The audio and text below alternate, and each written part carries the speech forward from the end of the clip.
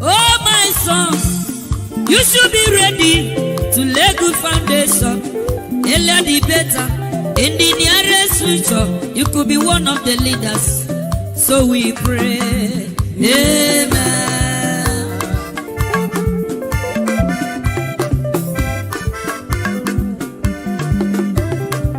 Oh, my daughter, you should be ready to lay good foundation. Earlier the better. In the nearest future, you could be one of the leaders. So we pray. Amen.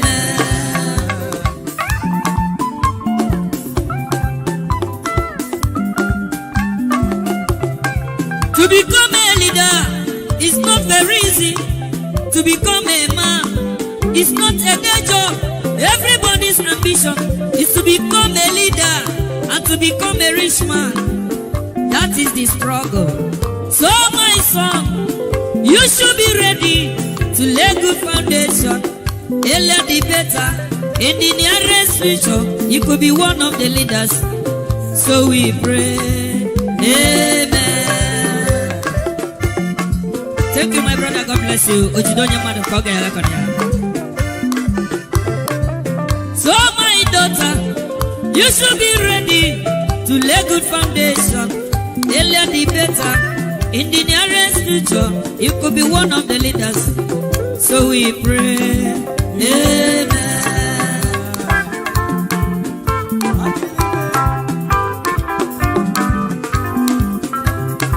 To become a man is not a day job. To become a leader is not very easy. Everybody's ambition is to become a leader and to become a rich man. That is the struggle. So my son, you should be ready to lay good foundation. Earlier the better. In the nearest future, you could be one of the leaders. So we pray. Amen. You are the pillar that holds my life. You are the pillar that holds my life. Master Jesus, you are the pillar that holds my life. Lily of the valley, you are the pillar that holds my life. You are the pillar that holds my life. You are the pillar that holds my life. Lion of Judah, you are the pillar. Chickadee, you are the pillar. Daddy, you are the pillar that holds my life. Lion of Judah, you are the pillar that holds my life. Go anywhere. You are the pillar that holds my life. Hey, yeah. Master Jesus, you are the pillar that holds You my are, life. you are the Master pillar. Jesus, you are the pillar that holds my life. I said, Jesus, unibu kalabati sinduwe. Ibu kalabati sinduwe. Ojo biete, ibu kalabao. Ibu kwa kalabano. Ibu kwa kalabati sinduwe. Ojo biobi ko ibu kwa kalaba. Chikadide ibu kwa kalabao. Ibu kwa kalabati sinduwe. All right, my people, good morning, good afternoon, good evening to every one of you. It's good to be back here again. How you guys doing today? Thank you very much for joining us today. Today is Thursday, 21st September 2023. It's good to be back here again. I thought I should quickly come out and acknowledge the people that's already here with me. We have a lot to talk about today, you know, as you can see right there. Thank you very much, my people. Good morning, good afternoon, good evening to every one of you. As you can hear me, we're going to be talking about what is currently going on in Chicago State University, the court in the US, you know, their judgment, what is happening, what is about to happen to Bola Ahmed Tinubu, you know, we're going to be discussing all that. Then David Ude, but I know the investigative journalists that have been revealing lots of things about Tinubu for since the day, you know, throughout this, since last year till now. You know, throughout the election period till now, you know, it cries out that Tinubu's government are trying to extradite him from Ghana. You know, they are trying to work with the Ghana government to move him all the way to Nigeria so that he can be jailed. So we're going to be listening to that as well. Then, in Edo State, Philip Chaibu don't come out, come beg. Obaseki make you forgive him, say he miss him, say he pledged his loyalty forever and all that. We are going to be talking about that. Then, in fact, CJN Justice Ariwoola don't come out, come out as well to talk. I don't know what it's what I mean. You know, in most cases, these people, if they want to deceive us, or rather, if they want to confuse us, they come out like this to say one or two things, you know, that is very, very deceitful. Although I'm not sure what he's talking about. He said political cases consuming our time. You know, Ariwoola went on by talking to other judges under him to do what is right and all that. Remember, I've been playing his videos, which I'm going to play very, very soon. But before that, because I can see the comment section is already piling up, let me quickly acknowledge the people that's already here with me so we can move on with our presentation. God bless you all, mother of all, mommy diaspora. Good evening to you, mommy. Thanks very much for joining us. Thank you, thank you, thank you. I can see CXL. Thanks for joining us. Good evening to you. Wisdom Lucky, I can see right there. Great Mind, I can see you as well. Maka E, Aquabata Ine, Nikki Oko Ogu, Chris Amenike, Kate Omorose, Efori. Thank you. God bless you all. Good evening. Good evening to you all, my people. Says more. Thank you very much. Good to hear from you, my brother. Thank you very much, Madam Tusabi, Joy Otaho, Mr. Joseph Oji, Mr. Shola David. Thank you very much. God bless you all, my people. Bryce Strasser, Epa Godwin, Madam Origin. I can see you all right there. Thank you for joining us this evening. Please press on the like button, help us to share. May God bless every one of you right there. I can see Osaga Daddy is right there with us. Tony Amaduke, Timmy, Idibe, thank you. Oroyomi, Abdul, thank you. Benis Peterson, thank you very much. I appreciate you. Oh, Mr. Joseph Oji, I already have a super chat from you. Thank you very much, sir.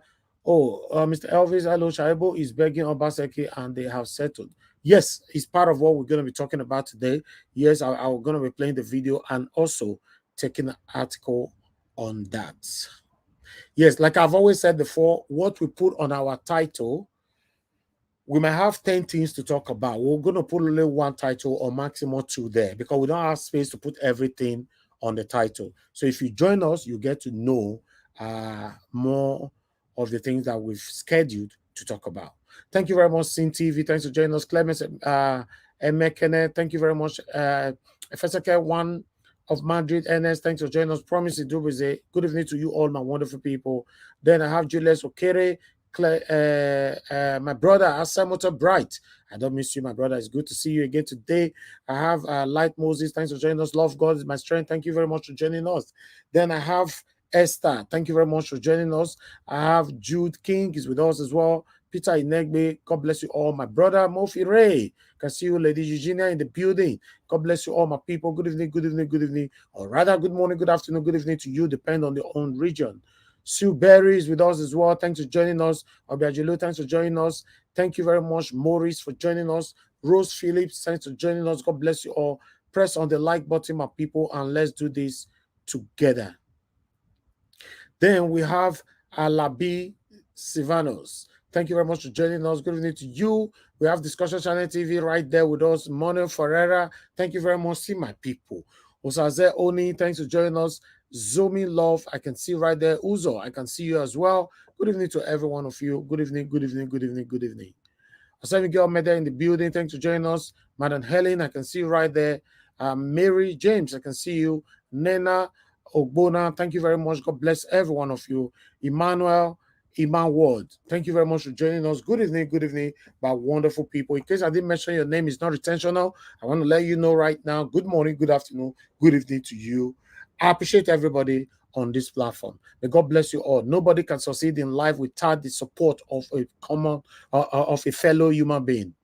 We should have that in mind. Everybody needs each other to grow. So you guys being here, it means a lot to me. Please do your part. Press on that like button. Help us to share so that our voices can go far. Rosie Ayosh is just coming in right now. Thanks for joining us. Miracle B, I can see you as well. God bless you all, my people. Let's move on with what we have for you today. We have a lot to talk about. I'm going to be posting out a link, maybe after 1 or 2 videos. Then we take it from there. But before that, let's start with Magnus Oraka. Now God bless you, my people.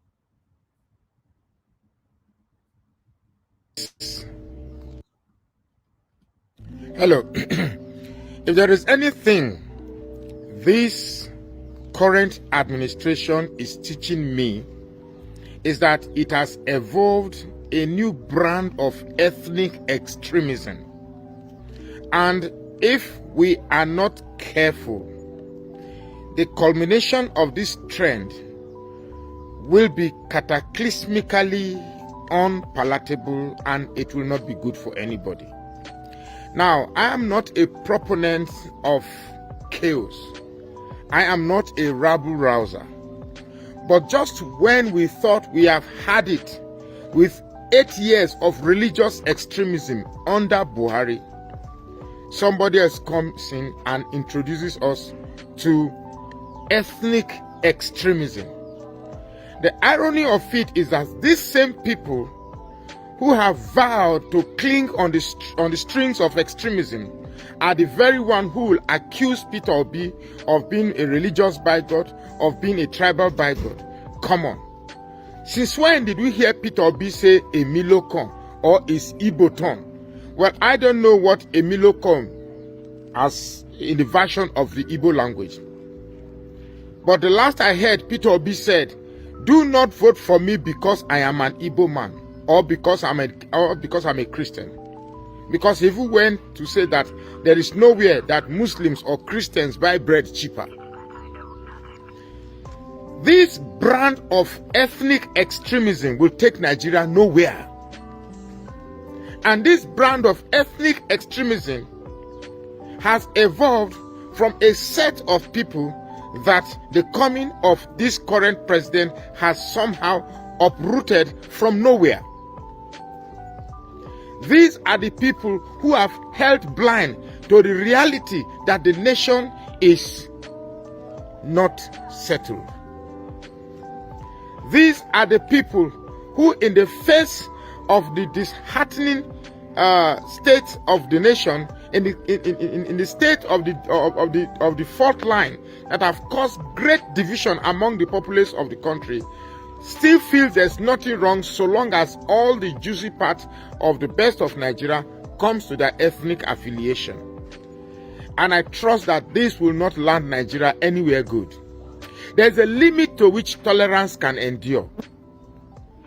Now we talk say when push come to shove, definitely people will react. This is a country we all contributed to make sure that it becomes where it is today. Therefore, nobody should have any single right to say that this country is its turn.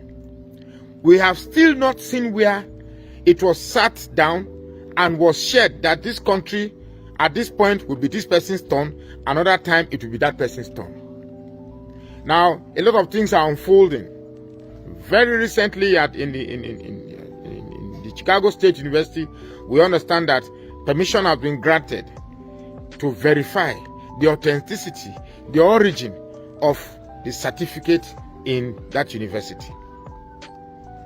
But with the display of the tribunal judges on the 6th of March, one fears that the Supreme Court might also toe the lines of the shenanigan that was displayed that day. Let us ask ourselves, is this a country that we've all shouted at the top of our voice that it is one Nigeria? The unity of Nigeria is sacrosanct. Nobody can divide Nigeria. Is this how we will stay as one Nigeria, where it has been established that one race cannot be president of this country? They even come to our threads on Facebook, on social media, to tell us that a certain race can never be the president of Nigeria. Is this how we want to live in this country, where this is more like a political battle, where it is exchanged by two ethnic nationalities who believe that they own Nigeria more than over 375 ethnic nationalities that compose all the ethnic nationalities in Nigeria? Is this how we are going to stay and live together? We are every day building charcoals in a fire that will cause a mighty conflagration that when it eventually occurs, no amount of wisdom can stop it. we can only stop it now by changing our ways. These sit-tight politicians who believe that they have made so much money, so much that they can buy every facet of our collective patrimony in this country, must be stopped. They've made so much money that they can buy the legislator, they can buy the judiciary, and they can buy the executive. Whereas those who have propensities for criminalities clap and applaud as if it's a brand new way of politics. Politics is not a space where thieves and criminals gather to, perfect their art of deceiving and cheating and snatching and grabbing and running away. Politics is a free and fair game where the best win. But we now have a politics orchestrated by this brand of politicians that believe that the best cheats, the best criminal, one who is better at criminality, one who is better at cheating, one who is better at grabbing, one who is better at snatching, who is better at running away ballots, and now those we applaud as better politicians. A country with this type of psyche will never move anywhere. We must stop it right now. Yes, some people are clapping that power now belongs to their ethnic group, and therefore that is all they desire. To me, that is by far the greatest stupidity that any sane Nigeria can exhibit now more than any time that Nigeria is crumbling to its ashes. If this is the Nigeria that you want, certainly it is not my Nigeria. If this is Nigeria that you think our heroes past labored for, definitely they must be weeping in their graves. We must do something now to get things right. And the best way to do it is to begin to take these leaders out. It doesn't matter whether it's a Yoruba man. It doesn't matter whether it's an Igbo man. It doesn't matter whether it's an Hausa man. It doesn't matter whether it's a Muslim or a Christian.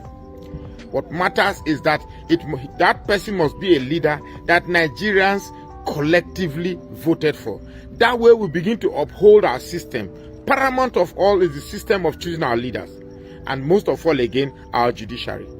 These two establishments have collapsed, our INEC and the judiciary. Well, the Supreme Court is still there, but nobody has any hope. You can see nobody saying all eyes on the judiciary, because clearly, from what we saw on the 6th, it was blatant that we had a biased judiciary. Well, in conclusion, I still strongly believe that Nigeria is indeed salvageable. It only takes people with conscience. Let's just hope that among these Supreme Court judges, God, just one, at least one of them have or has the fear of God.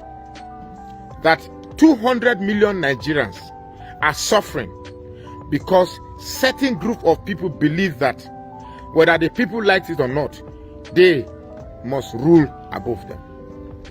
This is not a country we must call our own if it continues like this. Something has to be done, and it starts with the way you think. And the way you think must be geared towards picking a leader that is not based on these tribal and religious sentiments.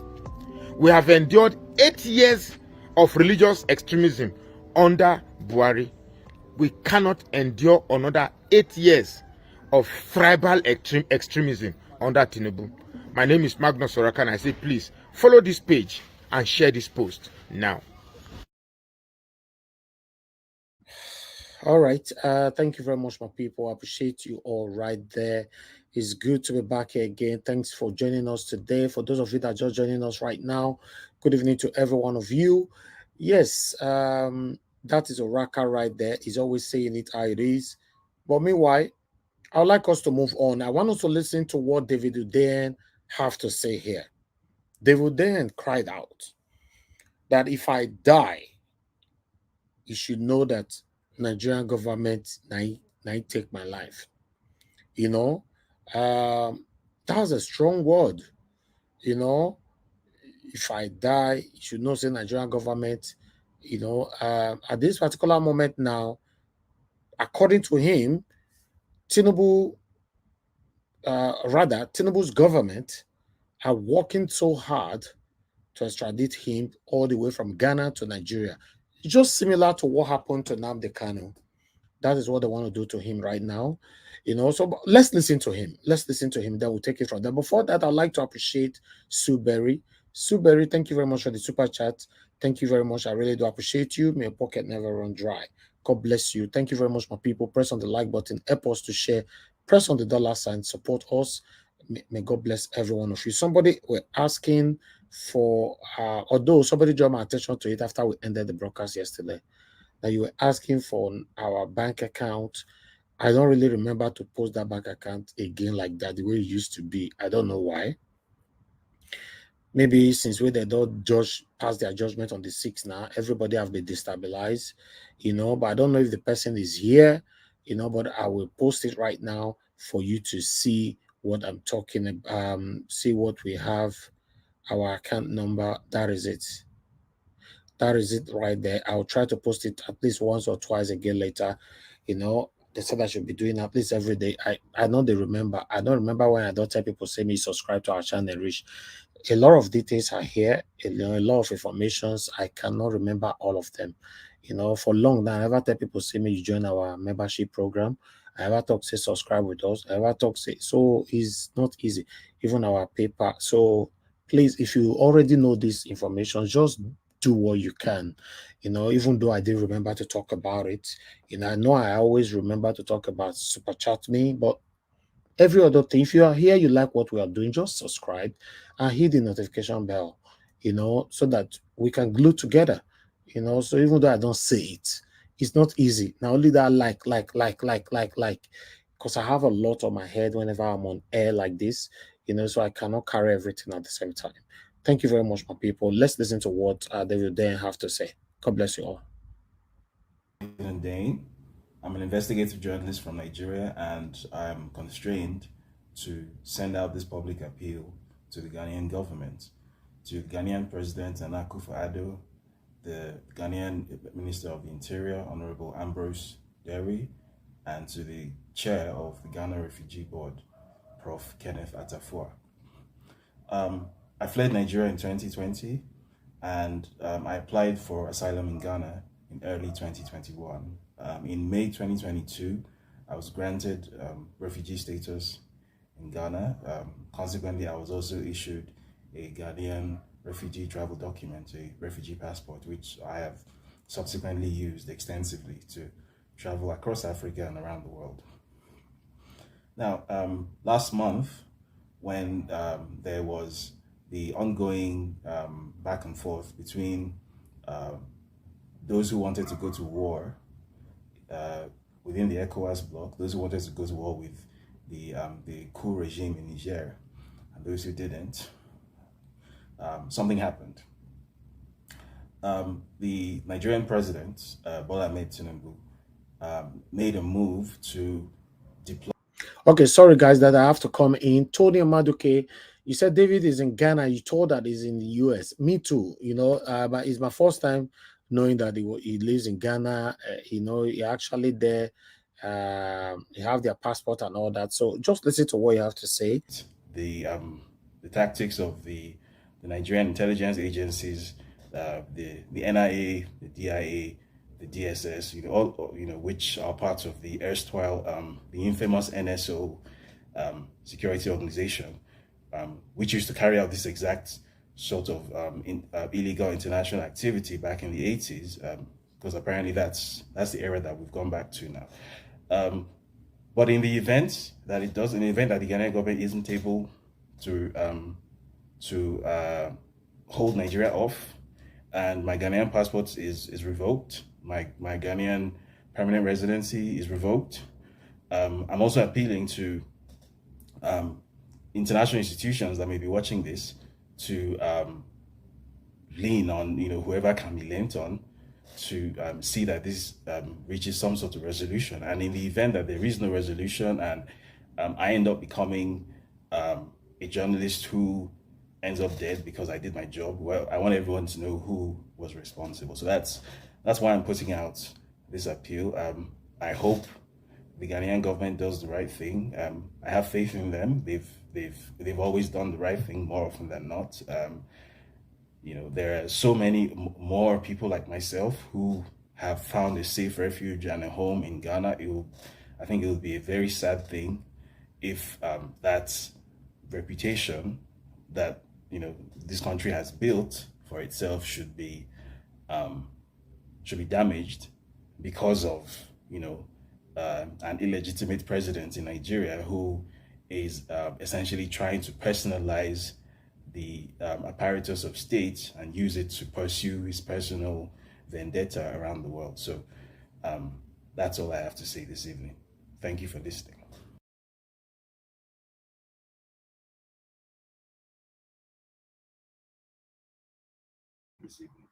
Thank you for listening. Now, wow, this is so sad. When you now, wow, I don't really know what to say, to be honest. I'm just speechless listening to this guy again, because I've watched the video earlier on today. Meanwhile, Mr. Joseph Oji, thank you very much, sir. May God bless you. Thanks for your support always. I appreciate you, sir. Thank you. Guys, press on the like button, help us to share. Let's continue to share more videos with you right now. I want you to please press on the like button. And for those of you that just joined us right now, thank you very much. Vitus Ekwebelem, I can see you. Good evening to you. I can see more people right there. I'm only targeting the people that is greeting, though. I can't read more messages. If I see good, then I'll not say that na good evening. I'll mention your name. But if now right up, you write, you can't go put greetings inside the middle. There's every reason I might not see it at all. Good evening, Onyeze Omodia. Thank you very much. Washington Omarege, thank you very much. Sagi Odia, say thank you. Appreciate you. Good evening to you. I appreciate every one of you right there. May God bless you all. Press on the like button. Austin Prince can see you as well. Please do your part by pressing on the like button. Let our voices go far. We are going to be discussing all this later on. We're going to be discussing all of them. I want you all to know that I appreciate you all. Olufemi, thank you very much. Good evening to you. I have Lucky Yamo. Thank you very much. Patricia Nofe. Thank you very much. Good evening to you. I have Des. Des is right there with us. Thanks for joining us. Good evening to you as well. I appreciate every one of you. Thank you. All right, let's listen to what Ojo may have to say here. Let's divert out of this quickly. 9 new judges of the appeal court, the latest addition to an ever-busy justice system that is clearly overwhelmed. Okay, no, this one is Justice Ariwoola. Okay, let's just move on with Justice Ariwoola. Sorry about that. Here are 9 new judges of the appeal court, the latest addition to an ever-busy justice system that is clearly overwhelmed.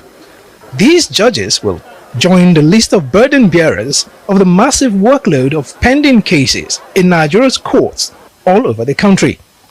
The sheer scale of the mounting numbers of cases have increasingly been a key concern to stakeholders in the justice system, who crave an urgent change in a very dire situation.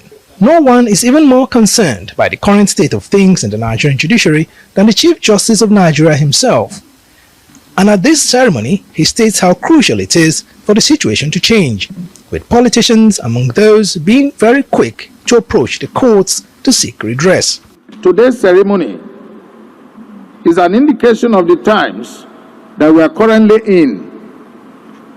Several novel crimes are being committed in the country that have now made litigations to go on a steady rise. Political cases, especially, are taking a monumental toll on our dockets. Indeed, the times we are in are not pleasant, to say the least. No court in the land is spared of this. We are constantly on our toes, and the dockets are ever rising in response to the challenges of the time. Justice Ariwoola says Nigerians need to begin to consider other means of resolving disputes other than the courts. It is high time we began to imbibe the culture of less litigation and more of alternative dispute resolution mechanisms, so that our courts can be freed of unnecessary burden and depletion of both human and material resources. However, the onus squarely rests on your lordships to fasten your belt and roll up your sleeves to face the challenges head on. State University to release the academic records of President Bola Ahmed Tinubu to the presidential candidate of the People's Democratic Party, Atiku Abubakar. A U.S. magistrate judge gave the ruling on Tuesday, ordering the university to produce all relevant and non-privileged documents to Atiku within 2 days. On August 2nd, Atiku filed an application requesting from the university the academic documents of President Bola Ahmed Tinubu. Atiku is challenging the authenticity of the Chicago State University diploma Tinubu presented to the INEC before the election.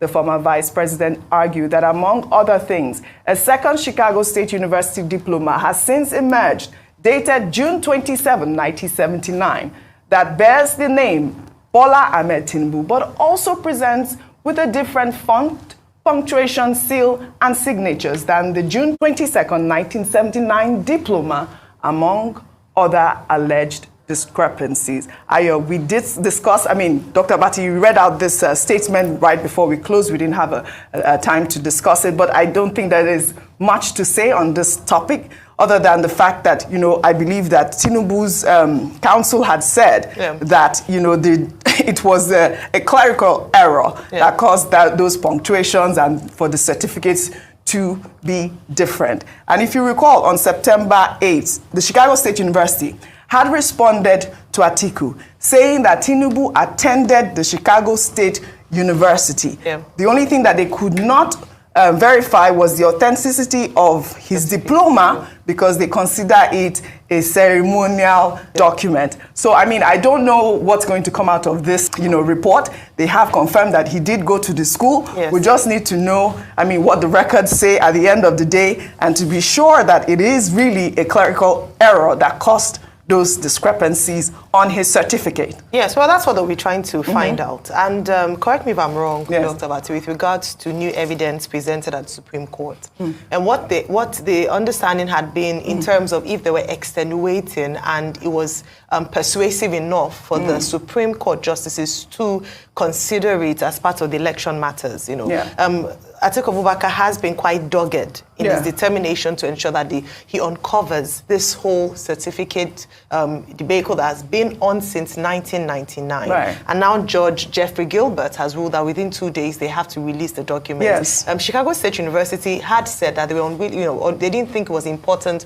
or instrumental or key to the petition or the evidence for the petition at the in the first leg of the petitions, and so they felt it wasn't necessary to disclose any further information. But now they've been compelled by the courts and they'll have to obey, and we'll see if indeed it was a clerical error, innocent, or there are two certificates presented and then we have a case of perjury. Did you want to answer that question? Yeah, about the admittance. Okay, look, I could spend 5 minutes on this. There is something in international civil litigation called forum. So will the forum apply here? Can the finding in a foreign court, can it apply within our own environment? So these are some of the issues that will come up. But what the Judge Gilbert was saying is that the discovery is for use. So that question is in relation to that. And that the person who has brought the matter is an interested person. But what is discovered in that foreign court, can it apply in a foreign jurisdiction? That's number one.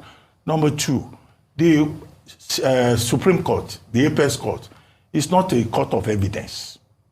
It's the Apex Court, it's a policy court.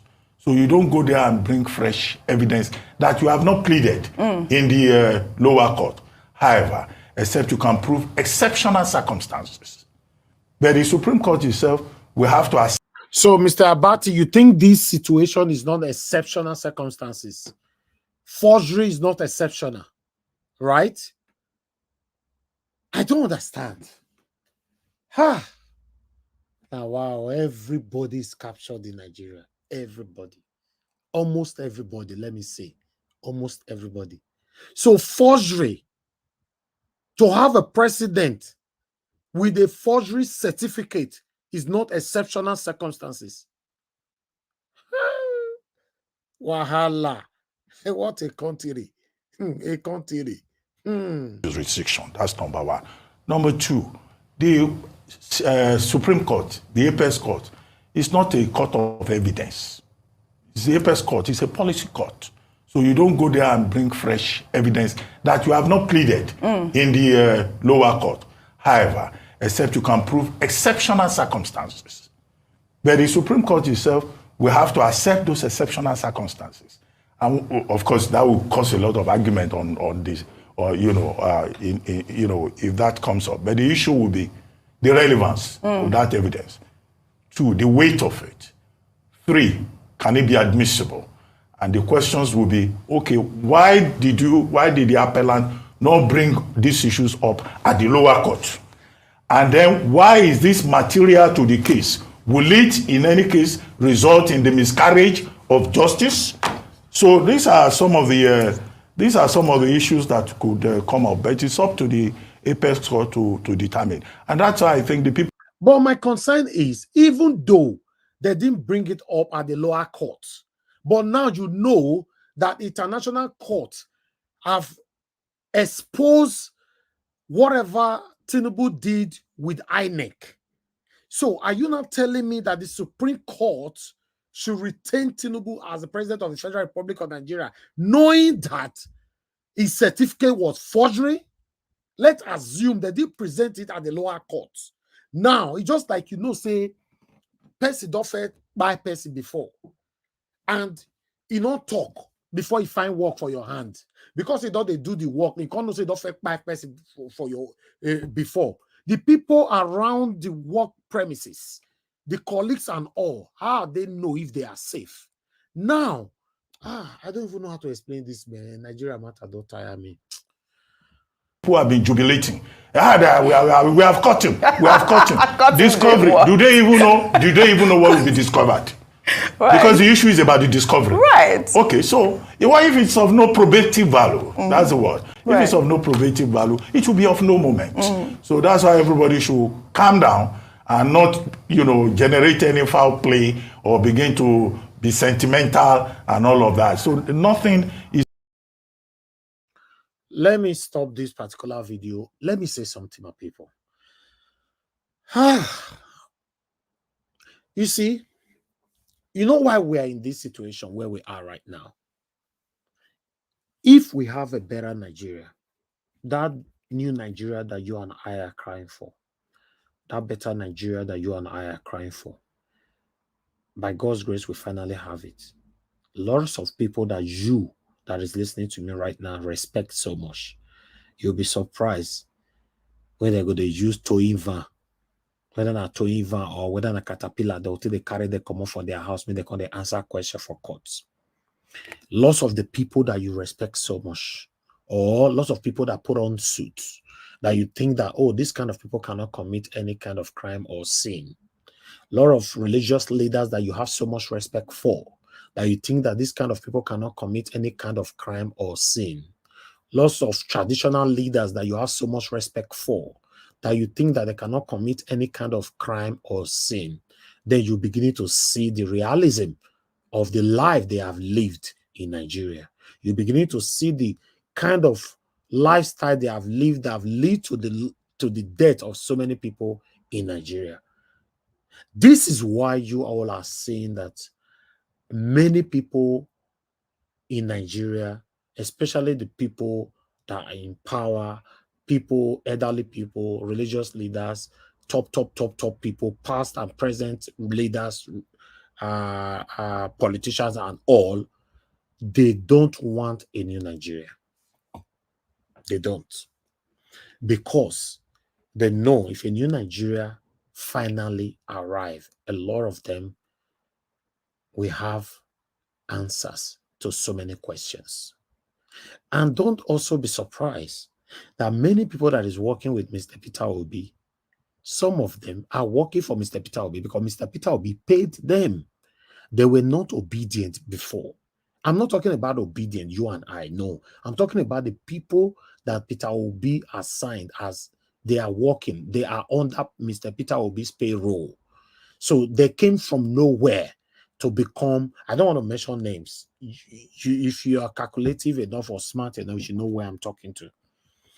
These people were hired and they came to negotiation of price. They seal it up and they were paid to do this job.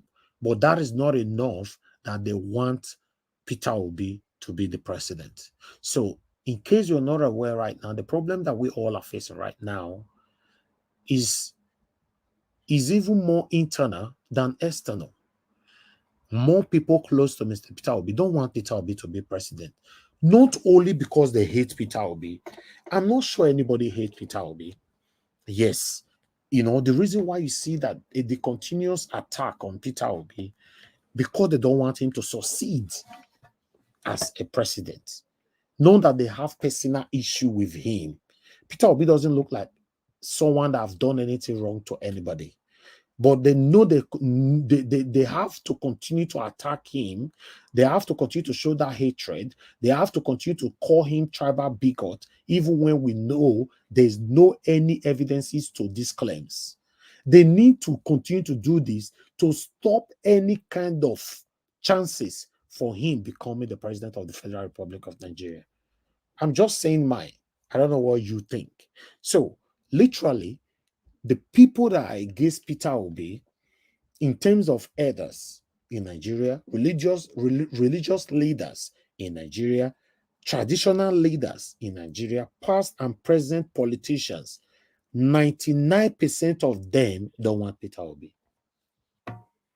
99. Then when it comes to the youth, 98% of Nigerian youth want Peter Obi as president. But unfortunately, the youth doesn't have that physical power, except they want to activate the natural power God have given to them to do whatever to rescue their country. But when it comes to the physical power, they don't have it. You understand what I mean? I don't want to continue with this. It looks like, because I don't have my people on the panel, it looks like I don't know if people are getting what I'm saying, because there's no communication, you know, but this is what I think. So the situation we have in Nigeria, my people, is huge. There are a lot of people that doesn't want Peter Obi to be president. 90% of them are into judiciary. They are there. They are part of the judiciary. And you are seeking redress from the judiciary. Look at our media. Okay, let's move on, my people. Thank you very much. I would like us to take on this right there on Arise.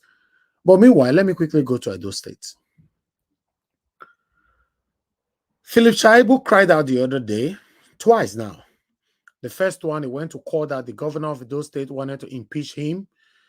Then the second one, it was right there at the government house gate that it was locked out. That's the picture right there on the screen. That was like 3 days ago, right? Then, with all the drama, because I remember that Black Panther said something that I'm beginning to believe right now. But today, Philip Shaibu is now apologizing to the Edo State governor. You know, Edo State governor succeeded in moving him out of the government house. You know, his office is now outskirts of the government house, somewhere in the secretariat building and all that. I don't want to go there. But meanwhile, I would like us to hear what Mr. Philip Shaibu, the deputy governor of Edo State, have to say here. Then we'll take it from here.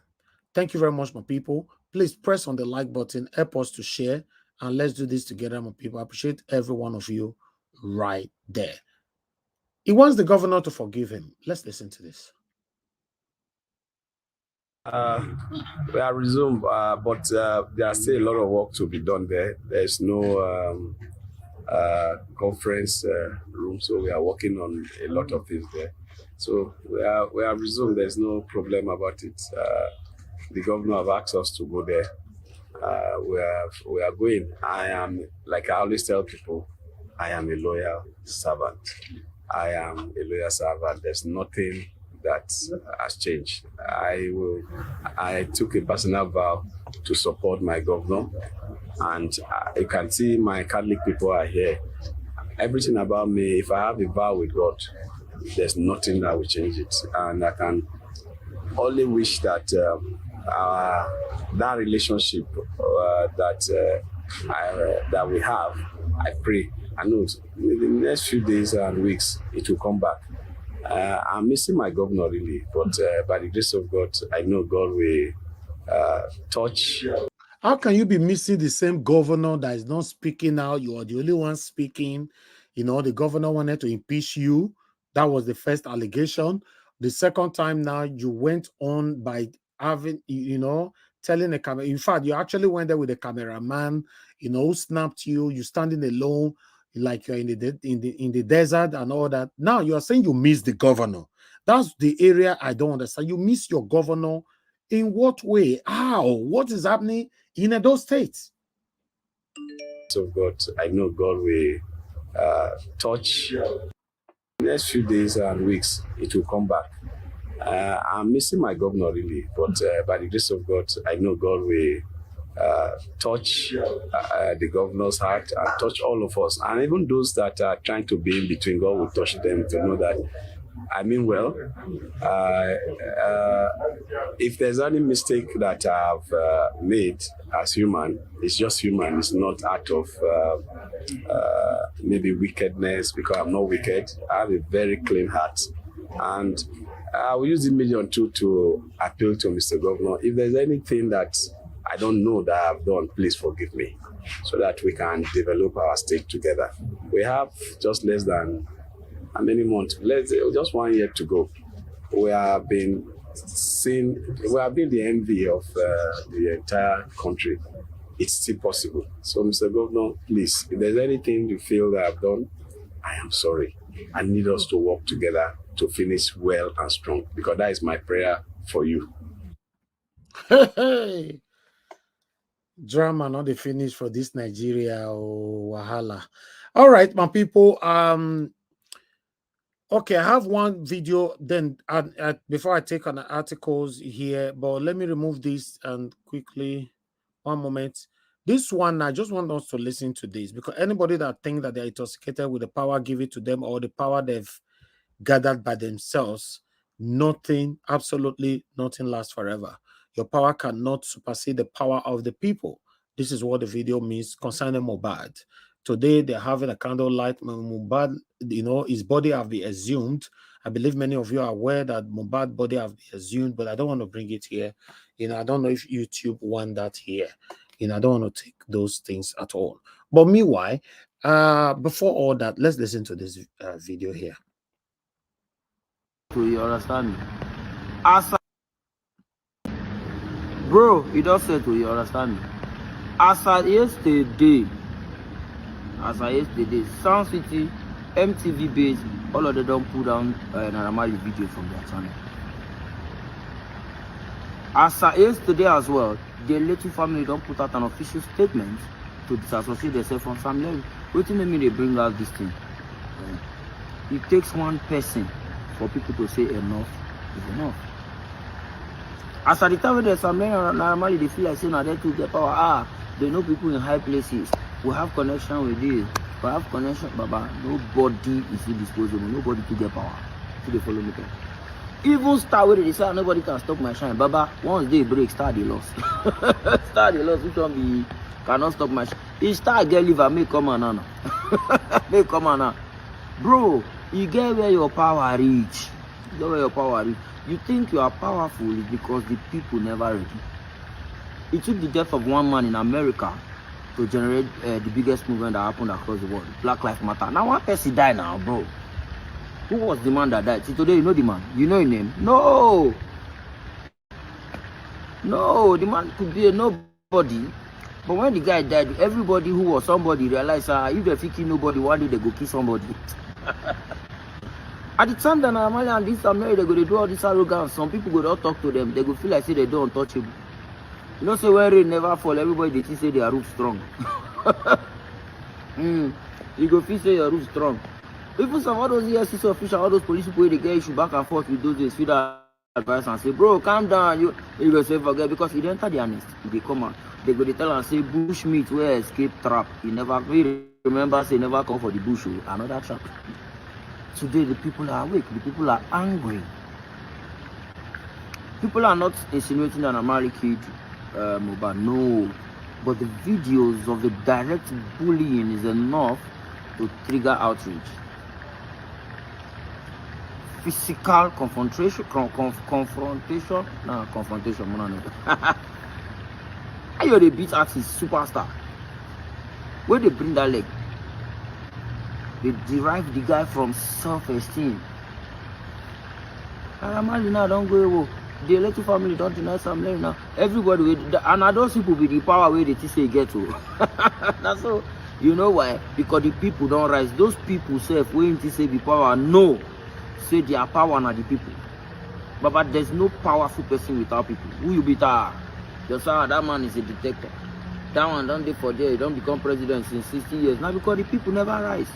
Abacha was a dictator. You ever see Abacha any day carry gun, enter street, shoot anybody? No. Abacha had people who were carrying out those orders.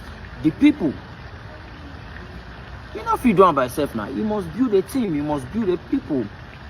And that team, how many on they safe if the people arise? How many soldiers you want build? How many loyal men you want build to carry out atrocity when the people don't arise? How many? I mean, they say, how many people soldier go kill?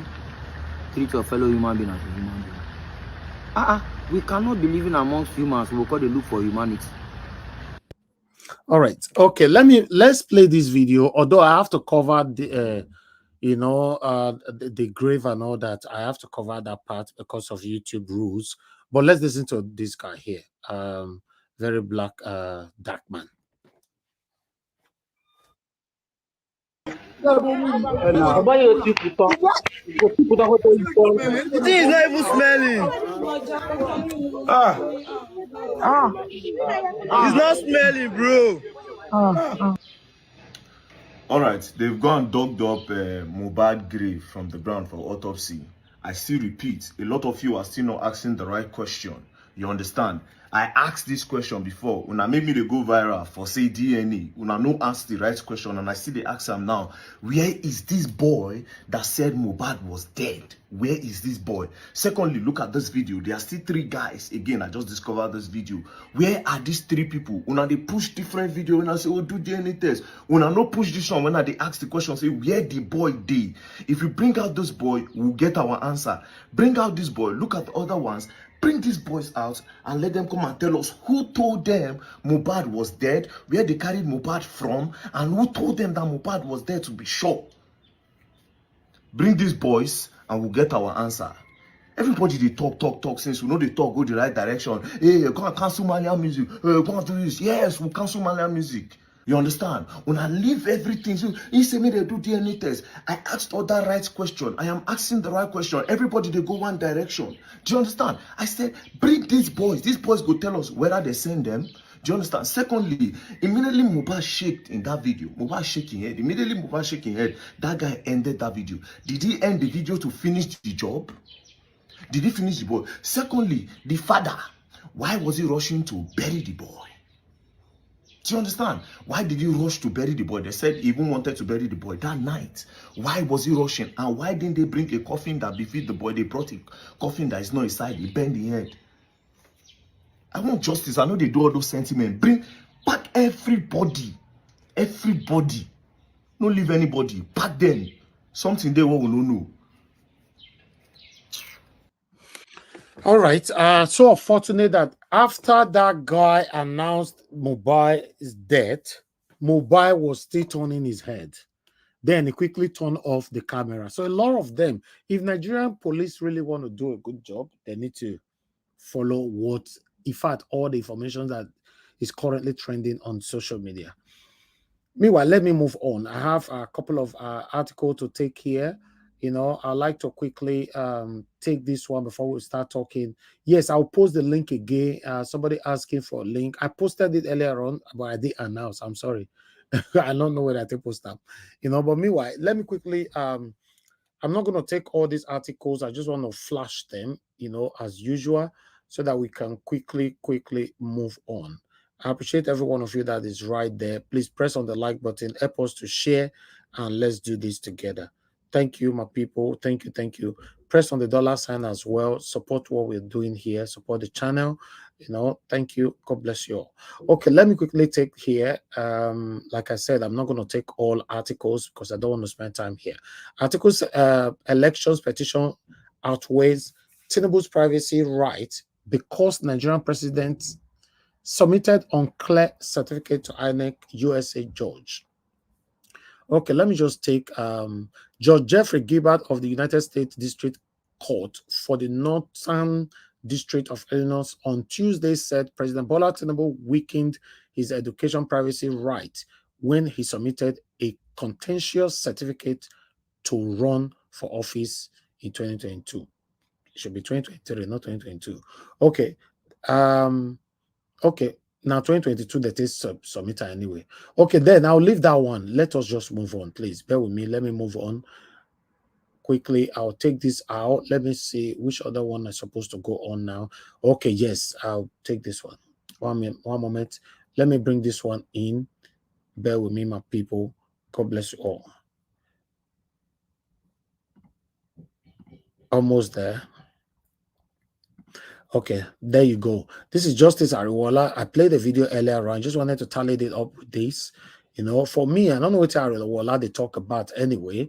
You know, saying that people should seek other avenue to sort out their situation rather than coming to the court. I don't know how any other way. Maybe, you know, maybe some of my panelists might make me understand because, you know, say for this platform, everybody they learn. You know, political cases consuming our time.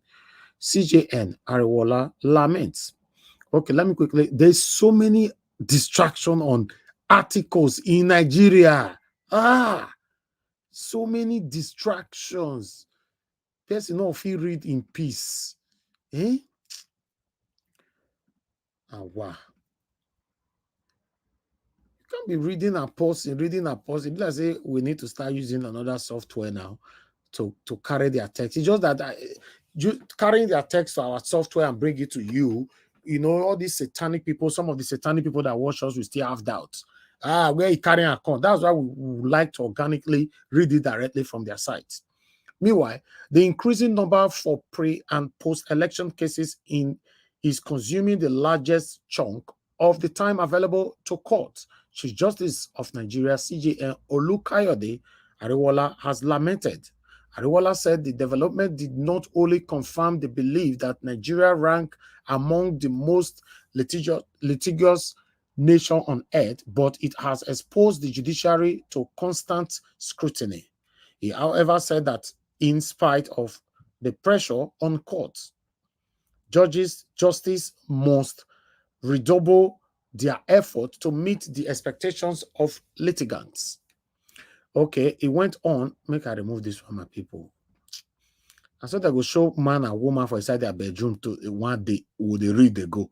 Then YouTube can ask me later, say, how far? You don't understand. Sorry, guys, for the distraction. Not be my fault. I got to do it, man. Because me, a person that I live by example. If I want a better thing, I have to live by example.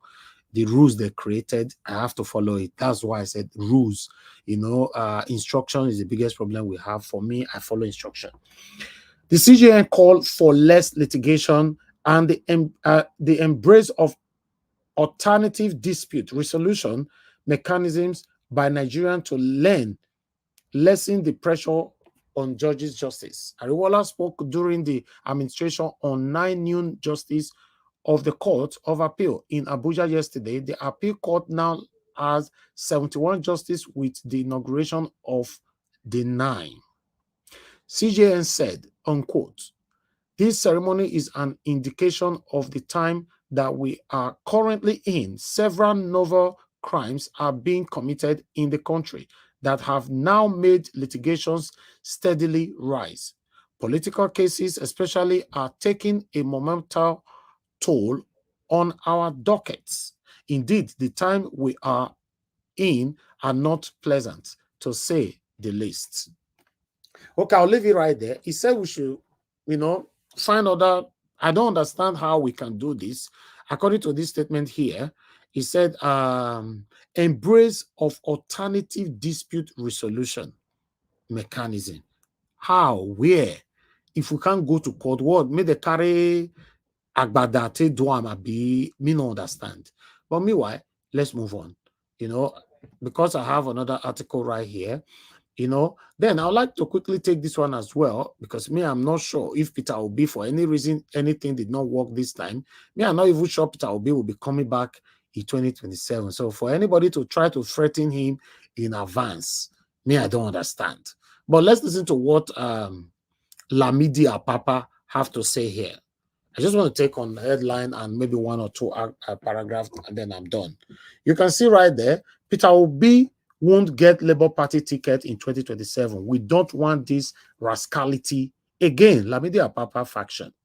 Now he talk this one. Say, you know, all of them. Oh God. Wow. Anyway, the Lamidi Apapa faction of the Labour Party has said that the party's 2023 presidential candidate, Mr. Peter Obi, should seek another political platform to pursue his presidential ambition ahead of the 2027 poll. I'll just leave it there. I don't want to continue with that, but I wanted to bring that to your attention for you guys to know. Then, I have another article here. Please, if you are part of the people here and or some of the people that are going to be joining the panel later on, I want you to be jotting them down, because, you know, I'll post out a link soon, but I don't want to be distracted. I'll do that shortly. Please bear with me, you know, because I'm presenting so many things now, depending on what you want to talk about. I know some moderator go talk, so, you know, they give us enough time to talk, you know. Okay, guys, this one, Yoruba Council asked Obasanjo to apologize on 10 television stations, 10. Mona de list 10. Then 20 national dailies for disrespecting Oyo King's threatens lawsuits. 10, you go 10, you go come, arise, you go get up, you go see a car, go channel, go come, get up, you go the other one, go 10. Maybe Nigeria will go there amongst the 10. Then 20 national dailies, mainstream newspapers. You go see, go follow all of them. Then you can't use the knee to beg a former president of Nigeria. Now they give all these conditions. The group, in a letter of pre-action notice written to former President Obasanjo through the palace of Oluwu of Owo Kingdom in Ogun State, Obasaka Matimilola, I beg now, Babi, this if I not pronounce that name, we're not vessel. Titled Pre-Action Notice, Final Warning, Demand for Apology, and dated September 18, 2023, by Jurima Associate Chambers, urged Obasanjo to henceforth stop further parading of himself as the Balogun of Owo Kingdom. Pan-Yoruba Organization, Yoruba Council Worldwide, YCW, is set to sue former President Olusegun Obasanjo for publicly disrespecting Yoruba monarchs at functions in Isheyi, Oyo State last Friday. The group, in letter of pre-action notice written to former President Obasanjo through the palace of Oluwa, will not first talk this one just now. I also repeat it if I'm more end and there. Thank you. I don't already pass the message. Let's say get one. We have one more to go. Aye, voila. The voila within Nigeria too much. Okay.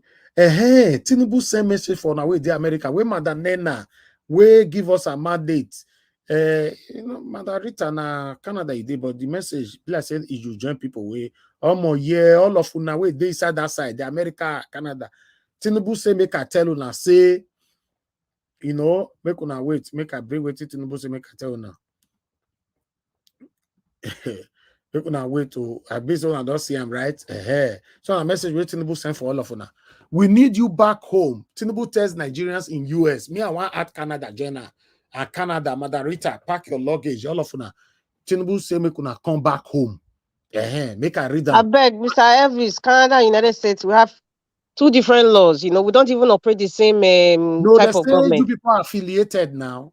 You Nigerians in US. What is Canada US? US means United States. I am in Canada.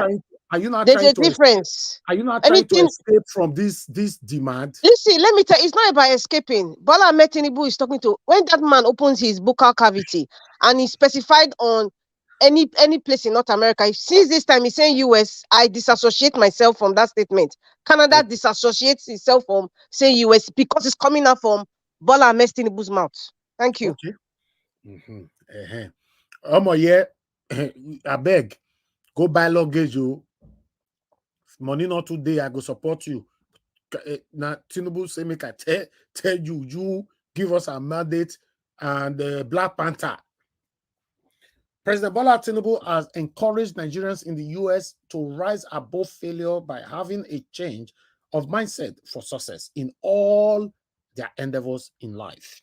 Tinubu gave the advice at the presidential town hall meeting with Nigerians in diaspora on Wednesday in New York.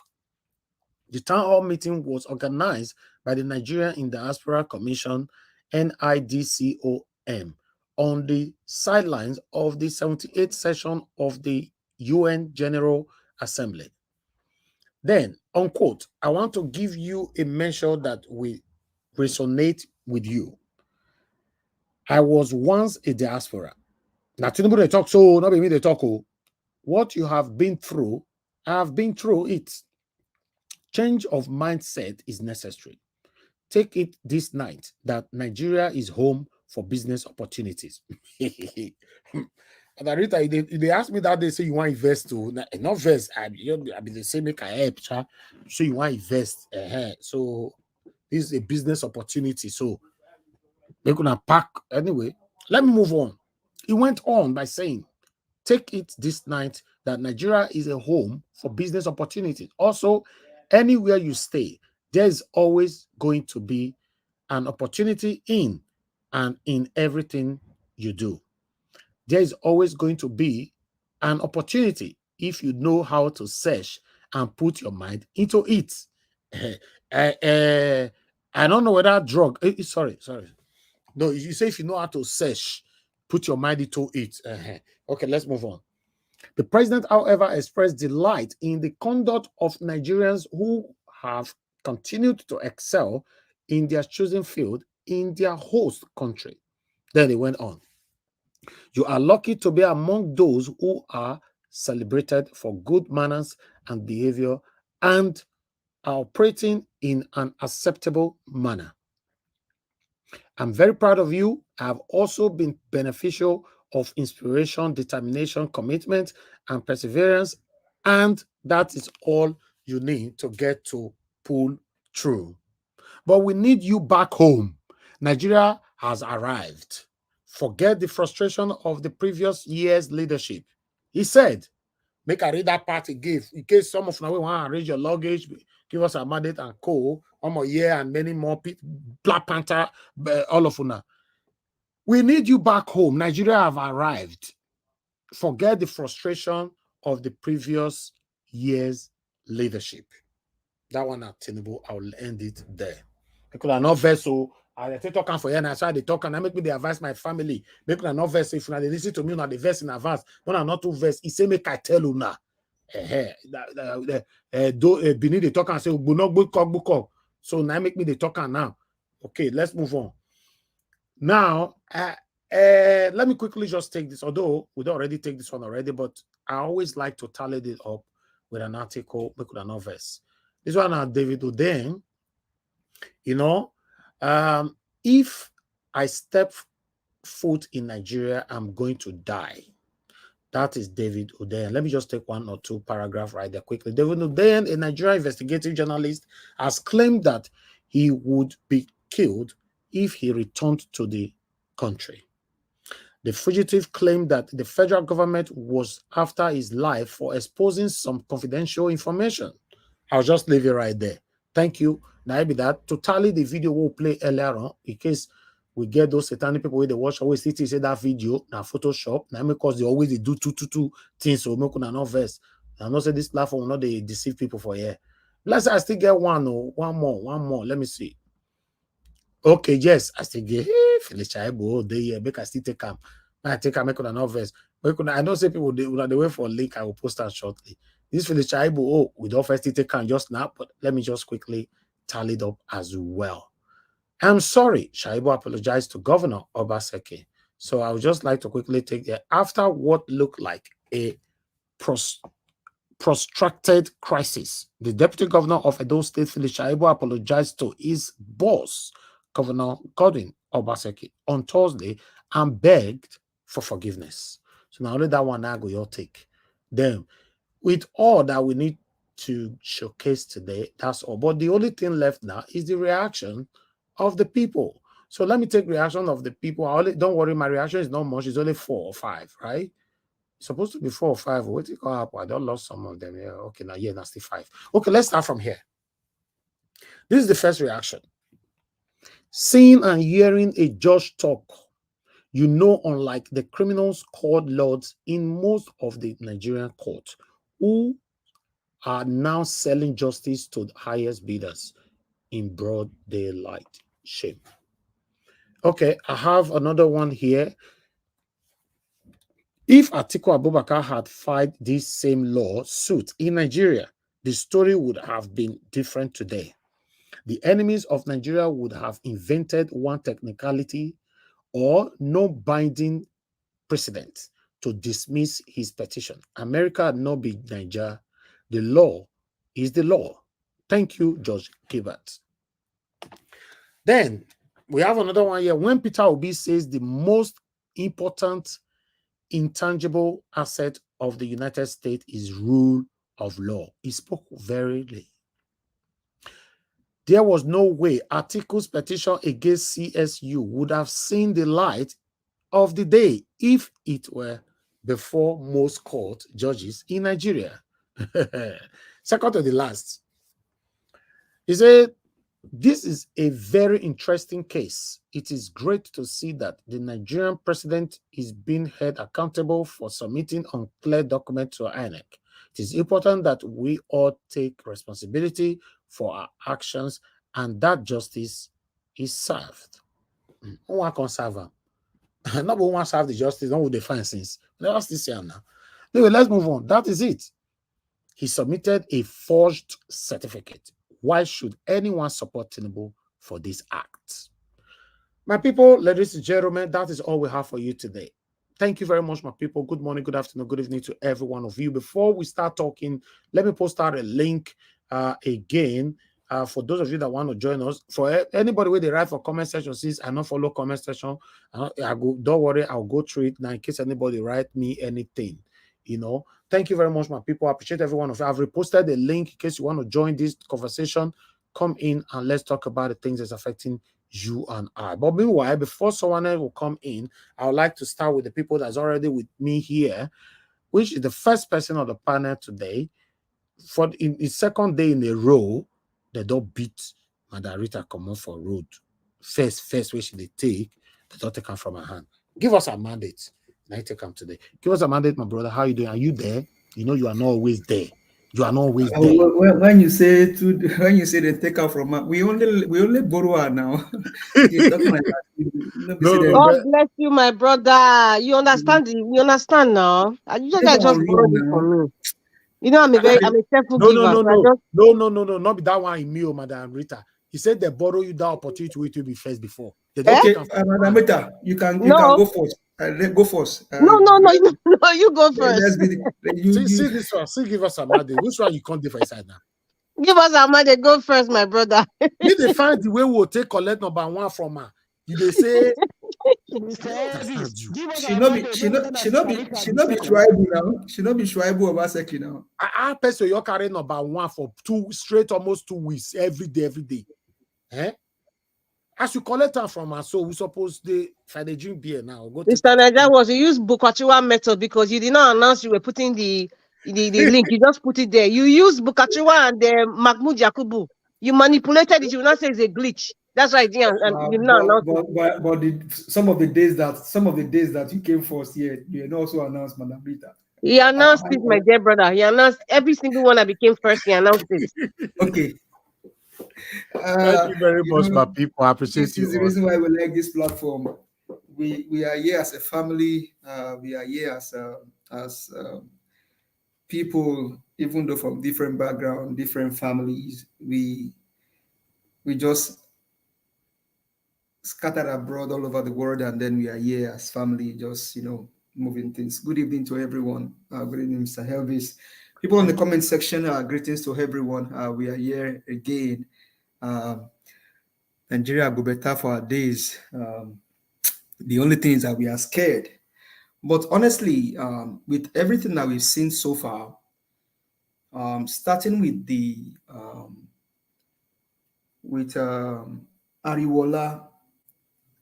Now, so basically, what they are trying to do now, because of this guy called Tinubu Amoda Aruda Weda, the husband of Remy and then the father of She, because of him now, that was why Ariwoola made that statement that people should now begin to seek other means of justice instead of overburdening the court. But the question is, I don't know, maybe as an elderly man, if he listened to himself while he was making that comment. Because from all that I know all over the world, including the United States of America, what they say is that the judiciary is the hope of the last bus stop for the common man. But now Ariwoola is saying that even though judiciary is the last hope of the common man can probably not come to the court, but they can go seek redress or seek justice somewhere else. But the question is, give us a mandate. Sorry, before the question is, I better read what I did here. So I've been at this one. Ariwoola is trying to suggest. Read them. I put them for screen from Zipporah.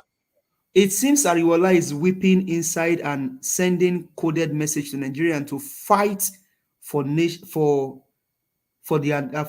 and deliver them from evil. Tinubu and co who have tied them. Well, I mean, we can say that. But you know, one thing is, these elderly men, you cannot trust them. You cannot. As good as this comment is from Zipporah, and this is just like trying to guess. When they said Fashola was writing the judgment for tribunal, everybody said, no, how can Fashola write the judgment? But it was clear to us that that judgment was written for them, because you can, if you go play that video again, you will hear them say, maybe it was Ugo that was asking, what is this? What is this? If they wrote that judgment by themselves, they'll be asking that question. The tone with which Bolaji spoke would have told you that somebody prepped them. They prepped them before they delivered that judgment. Like they went to rehearse. They rehearsed that judgment, and then they know the kind of courage, how they carry themselves if they are delivering that judgment. So there was a kind of dress rehearsal done for them. And so that's why all of them, they didn't waver out of that dress rehearsal.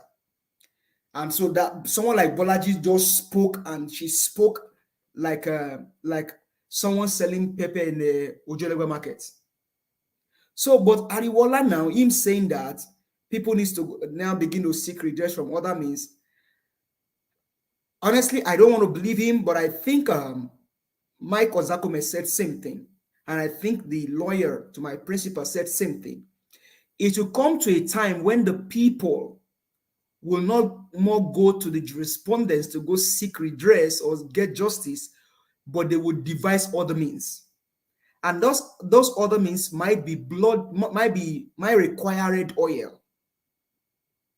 In Kano, I think there's something going on in Kano. I sent you a link. I think something is going on in Kano now. I think there's a mayhem going on in Kano right now. That is what you see when the judiciary decide to go with these evil operations. But to me, Ariwoola, I don't think he needs to come out and cry, Zipporah. I think Ariwoola should just stand tall and do the right thing. Because 25% of Abuja is there, the forgery is there, the double nomination is there, the forfeiture is there. All of those things are just evidence.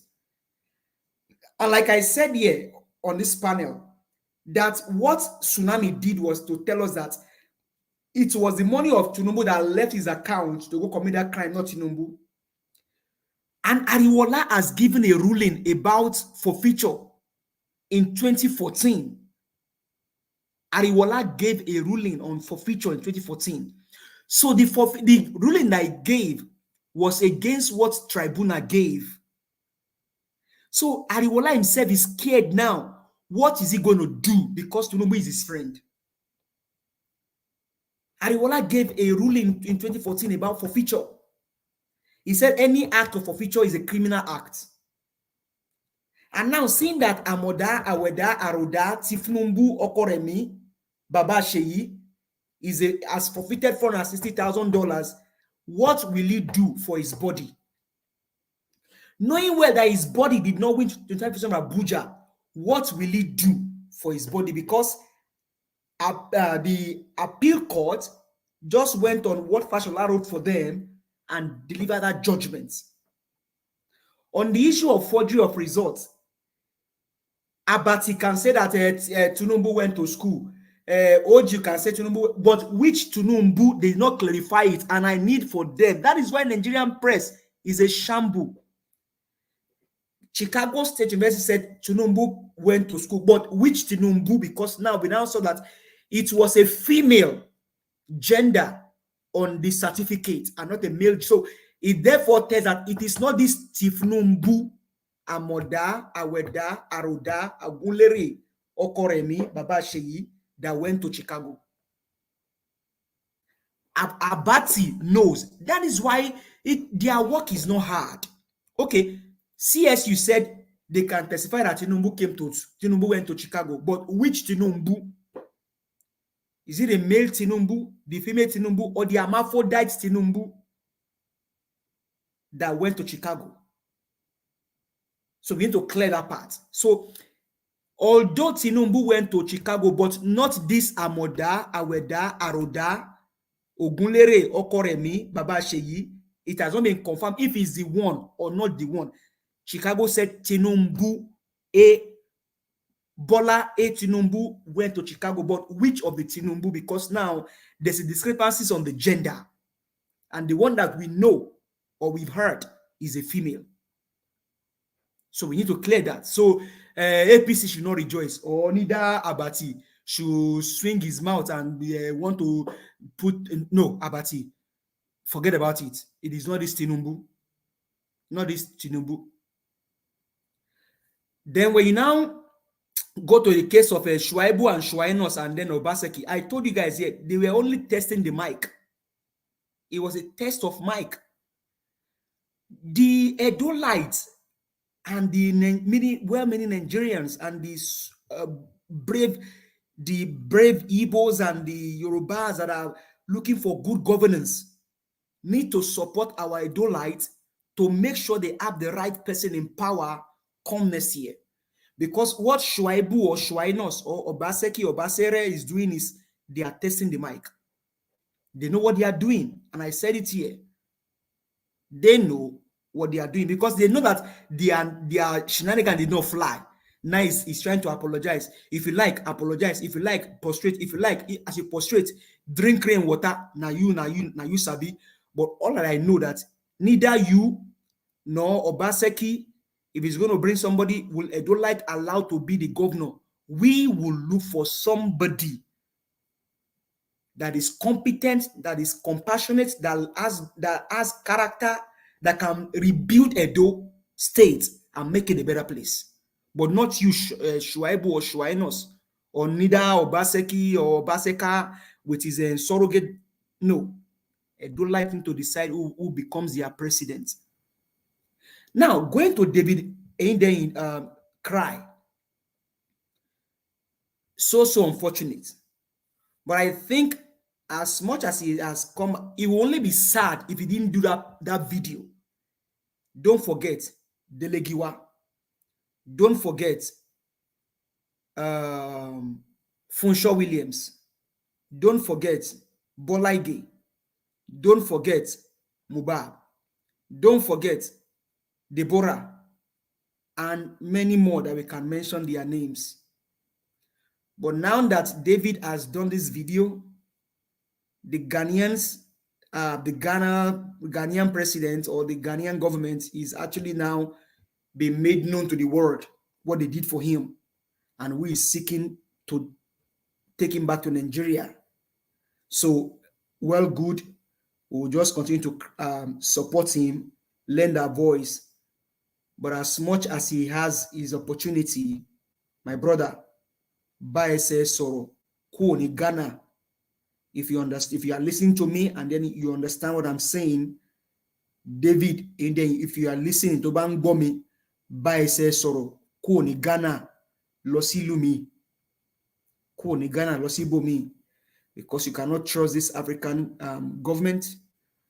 More so, this drug baron, Amoda Ogunlere Okoremi, Babasheyi, Montoleshe, eléyìí ẹ̀jẹ̀ èèyàn òjọ́ lójú, eléyìí ẹ̀mí èèyàn òjọ́ lójú, ó lè pọmọ tí ẹ̀gan kó fi rúbọ, kò kí ẹ̀, Ògúnlérè kò kí ẹ̀, ó lè pa ọmọ tí ẹ̀ kó fi rúbọ, bó ṣe wà yẹn ó lè pa Ṣèyí kó fi rúbọ, tó máa ní pé kó pa Ṣèyí kó fi jẹ president á pa.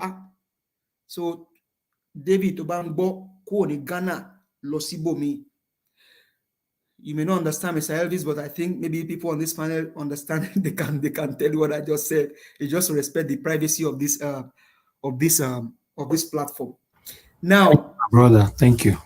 Kano State, I think for them, if they are if what I saw on X is real, maybe Revolution Part 2 or NSAS Part 5 may want to start from the north, which I am so happy to welcome. Very, very happy to welcome it. But all well and good, it just showed the sham in the election and everything, because these guys, they've infiltrated everywhere with their evil money and everything. It's only sad that this can be happening in our own country. Very, very, very sad. And to you saying that Ogunlere is asking for people to come back home, he's not asking people like me or Omoye or Madam Rita. He's asking people like Bajabia Mole, the one that was stealing the money of his clients. But that one already they asked. Now, say people on way they US. No, why they remove yourself for this matter? Listen to what I said. People that look like Bajabia Mole, people like Dapo Adebayo, the governor of Ogun State, if I got his name well. That guy also had a monk shot in Florida. Those are the ones that he's calling on. He cannot call on someone like me, or Moye, or Madam Rita, or Papa Luis Okonkwo, or Madam Nina. No. If anyone is to call us to come home, it is my president, Mr. Peter Gregory Obi. Is the only one that can call it, that can make a clarion call to people like me, and then we will return back home. You want me to go return back home to go carry white powder? My brother, I cannot soil my family name.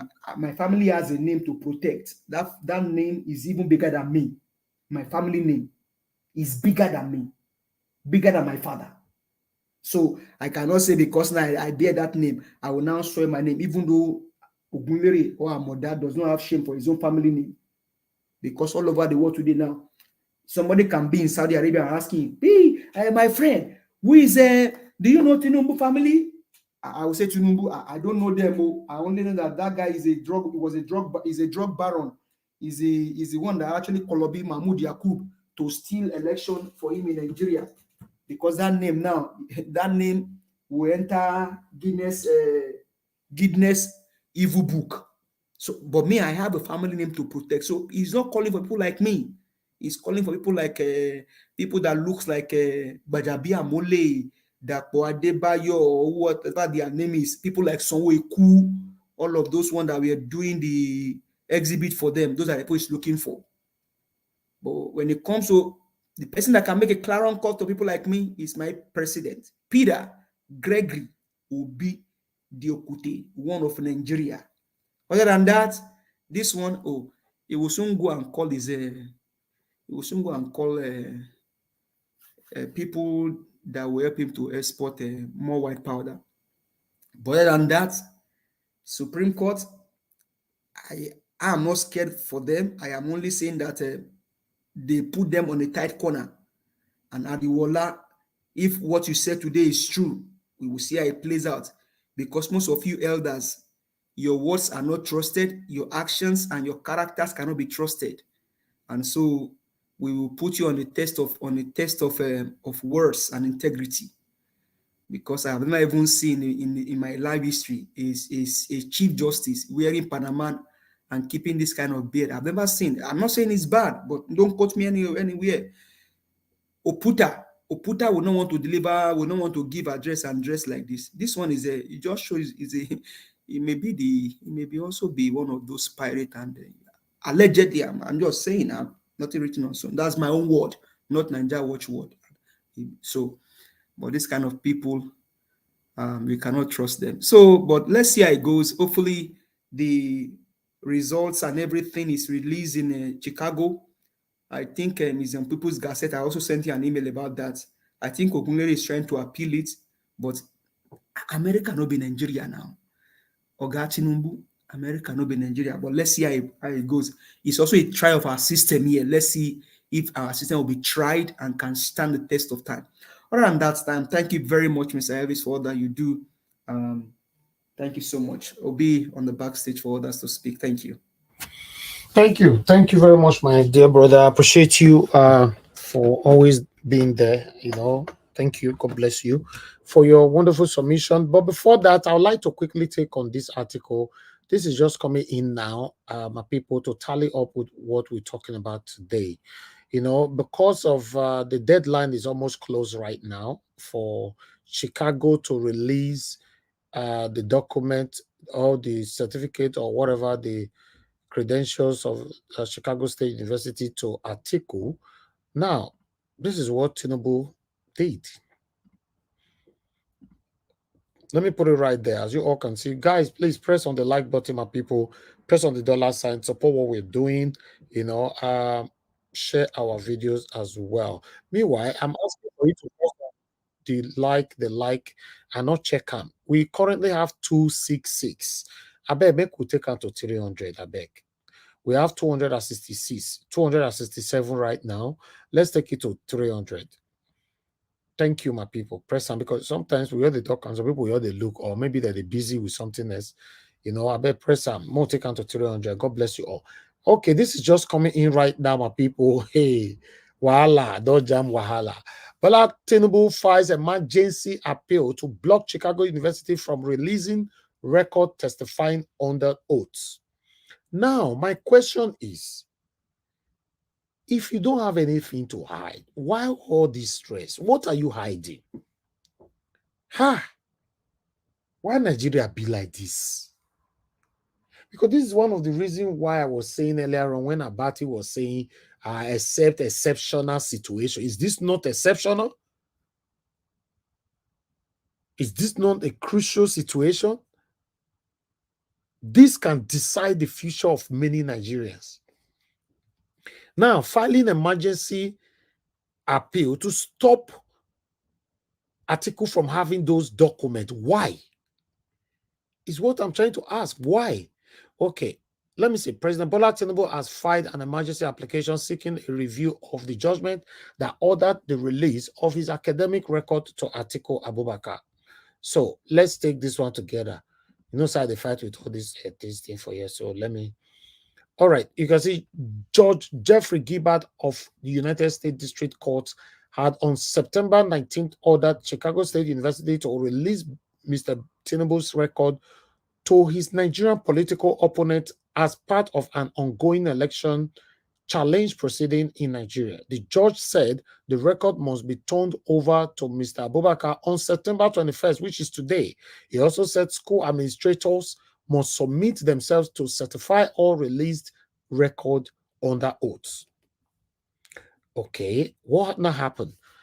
But as the school started preparing to release files, Mr. Tinubu entered an emergency application in district asking senior judge to review Mr. Gibbard's September 19 order and delay execution until at least September 25th. Due to the timing for compliance by Chicago State University later today, intervenor is filing this motion separately from its challenge to the magistrate court ruling on application. Mr. Tinubu's lawyer, led by Christopher Kamiko, said Intervenal intent to file by the end of the day a substantive brief addressing the errors in the magistrate decisions. Which error? Judge Nancy Maldonado of the district has scheduled an urgent hearing on matter for the 3 p.m. local time. Lawyer to all parties, CSU and Messrs. Tinubu and Atiku are expected to join the virtual conference. Details later. They don't stop everything. Hey, I never seen this guy thing before. Now, wow. All right. Anyway, let me call on the next person. Me myself, I'm speechless. I don't know what to say on this. Now, wow. Madam Rita, I beg, if you did there, talk to us. Yeah, good afternoon, Mr. Elvis. Good Thank you so afternoon, much. I appreciate you. Thank you. good afternoon, excuse me, everyone in the panel and Mommy Diaspora and those in the comment section. Happy Thursday. Nigeria's problem is just every day is just in amounting to, I don't know, headache. Okay, I'll start with David Uday. It's unfortunate, he mentioned about, we are kind of what Nigeria is wanting is practicing now. It's like we're going back to the 80s and the early 90s where there was disregard, total disregard for the rule of law, and um, the so-called powers that be in Nigeria using the security apparatus. I mean, in fact, every means of apparatus to just, practice this sort of Gestapo brutal way of governance where, no one can ask questions, no one can criticize. It's like the military junta in the form of when in disguise of democracy. And he was quite right when he said that most of these people you see now in the corridors of power in Nigeria, most of them found refuge in Ghana when they were going through political asylum or because of someone like, for example, Dele Momodu, resided in Ghana. I think he still lives in Ghana. It is as his primary residence. When he left, and the same thing with this man from Bodilon before he escaped to the United States. A lot of them like that, and now you see and now you now see the case is reversed. So between the so-called Abacha that you guys will say is a dictator, between him and them, who is worse off as being a dictator? Well, my advice to him, well, I'm happy that he was brave enough to. I must say he's a brave man, and I must say I'm proud of him, and I'm happy that thank God we're in the age of the social media, and we're in the age where information can be spread real time across the world. And unlike those days when it wasn't communication and information was not um, where people were not easily informed real time about what's really going on. And so my only advice to David Hudeyi is that unfortunately I'm going to say this, like, Africa is Africa, my people are my people, but he should start seeking he should start seeking a refugee status in outside Africa. That would just be my advice for him. Possibly, I would suggest Canada, because we take the charter rights very, very seriously. United States, yes, but I don't know. I have just this mistrust for United States, because of the obvious reasons that we see on a daily basis, even within and outside the US. But I would suggest Canada. I would not even say the UK, because look at what they did to Nnamdi Kanu. I won't even say France at all. So in the last bet, I would say maybe we should find one European country that's kind of affiliated to one of the BRICS countries, like Russia or somebody. I'm just suggesting Canada. He should just start finding his plan B. I know he's a very intelligent man. I know that he's probably thinking that because if he has a protected person status document, when he said he has a Ghanaian temporary stay, and once you apply for refugee status in a country and it has been approved, there's something they could give. They could give you a protected status document, and that could also make you apply for a protected status passport. So it will be under the the name of the country that's protecting you. So when he was saying he uses that passport, it's not literally a Ghanaian passport per se, because we haven't heard that he's a Ghanaian citizen, either by naturalization or whatever. I don't know how the immigration, and customs rules are in Ghana, but what he has is a protected status passport. Every country has it. Every country that's protecting you will have it. So it's just like a regular passport, but it's specified because it goes by the United Nations Agreement on Protected Persons and Refugee. So I think that's what he uses to travel. So he could also use that, apply for a Canadian passport, and he can put his case down, to say, okay, Ghana, is a 50-50 chance that they might protect him. His life is in danger. He can come to Canada. DJ Switch, I heard, is in Canada, and you are protected because the charter rights are taken very seriously here. That's just my advice for him. And then for the Kanu, the tribunal that sacked the Kanu governor, there's a question you asked Mr. Ninja Watch, Mr. Elvis. You said this APC is, you were asking if APC is using the judiciary to remove, every elected person outside the APC party. Oh, it's very obvious now. That's what's going on. That's what's going on. You see, every other day we see trials from the Federal House of Representatives, the Senate, even governor. So it's that's part of the plan too. When you are dealing with a drug baron, expect to have a combination of El Chapo Guzman, what's this popular man in New York, in the 60s, that was a drug baron. You combine that with the Gestapo like of what Hitler was doing, combine it together. That's what he's practicing. He's going to be he wants it to be a monotonous political system. One party, one rule, one drug baron, one don. That's what's going on. They will use the courts because they've bought the courts. I'm not going to say allegedly now, Mr. Ninja Watch. They've bought the judiciary system, the executive, the judiciary, and even the legislative arm. They've bought all of them. Why would they put someone like Akpabio as Senate president? Come on. To even think that, most of them, they all have records that are questionable. So this is what is playing out. We are seeing it. Thank God for social media. We're educating people and say this is what's really happening. It's like what you are seeing is like the more you look, the less you see. That's exactly what is going on. And I'm happy that the people of Kanu, the one with the man from the Red Cap Party, I don't want to mention the name, they're also fighting back, and maybe this is what they resorted to because of that young man who was saying from Kanu that said he was going to resort to some sort of violence, if the judgment is skewed. So the last is like, what? Let's just do a rerun. And of course, they're taking it to the appeal. Well, let's see how it goes because this Gestapo government that we have, there's nothing that they cannot do. And the CSU, as per the CSU documents, it's just self-explanatory. Mikano's camp from the PDP is just trying to give us proof of the illegitimacy of the alien in Aso Rock. That's what's going on. Thank God for judges like Judge Gilbert. I'm very happy the way it's just a very simple thing. The certificate was not clear, hence the legitimacy of Article's request, and that it will be granted. It's not rocket science. And I'm talking about Felicia, but I'm just wanting to be fast.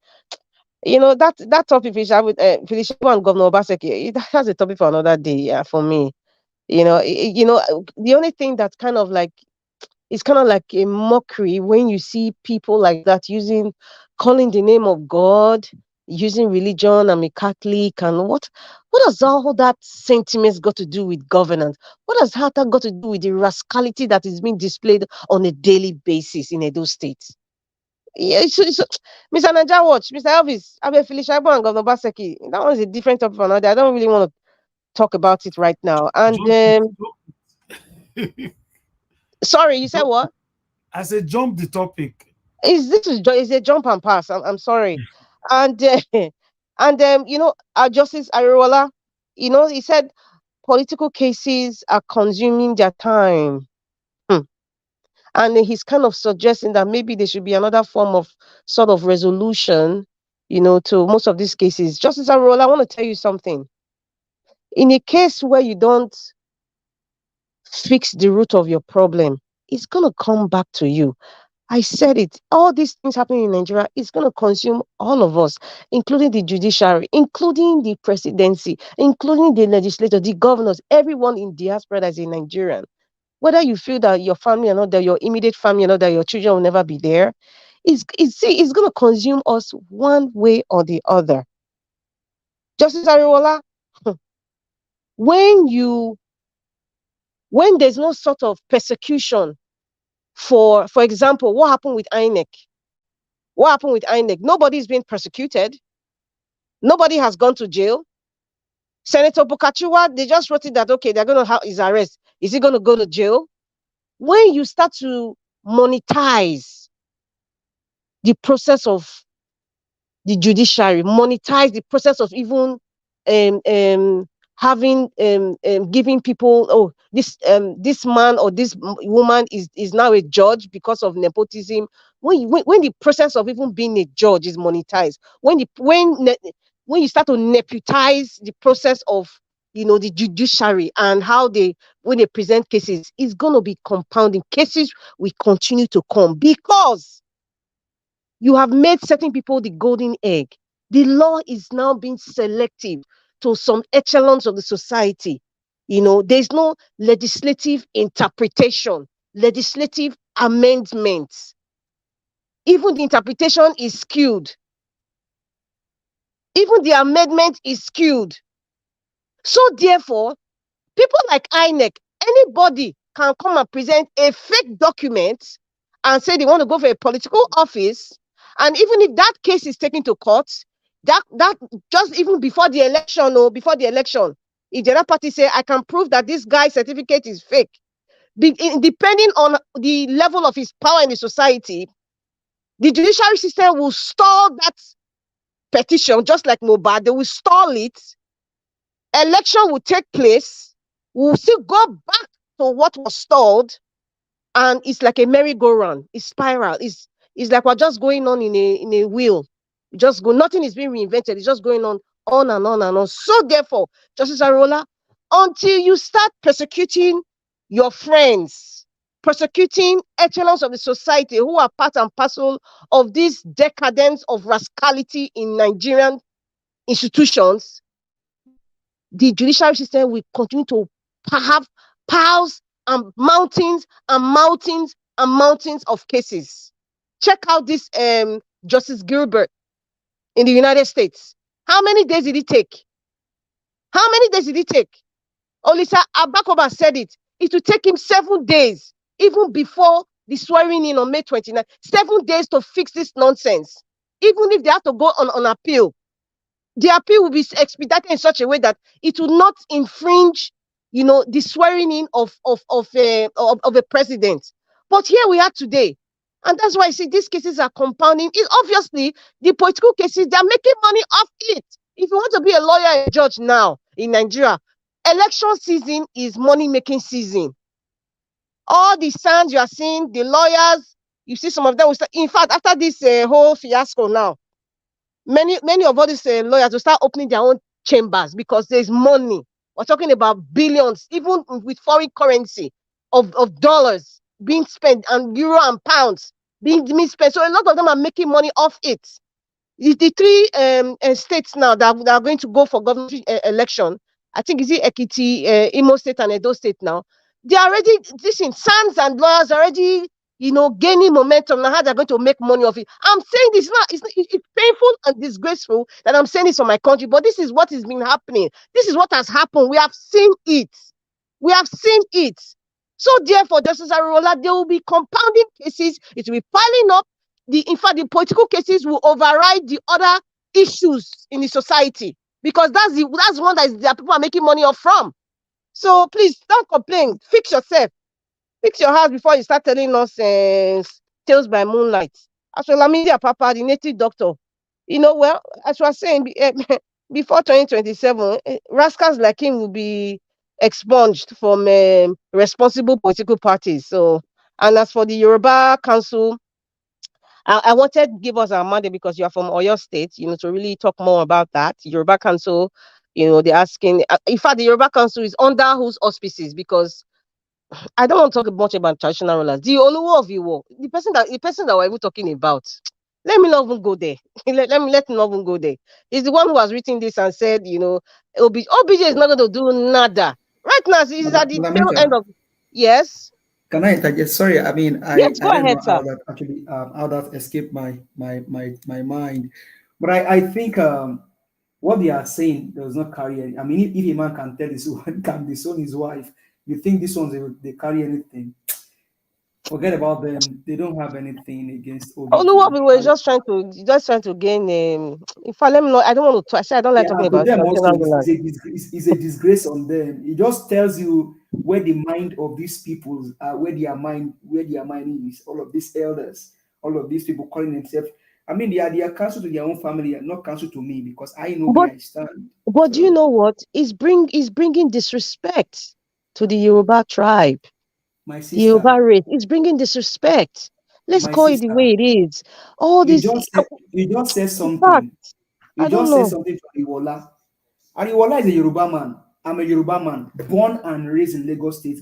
I'm an Oyo person. So whether you believe it or not, we are feeling the heat of this evil. And so whether you like it or not, we are in this. All of them that have and in this evil, like the Ariwola, the Badabia Milas, all of those evil people, their name will not be forgotten in history. And that's what Yorubas are good for. They will not forget. You think they will forget them? Dele Farochimo will not forget them.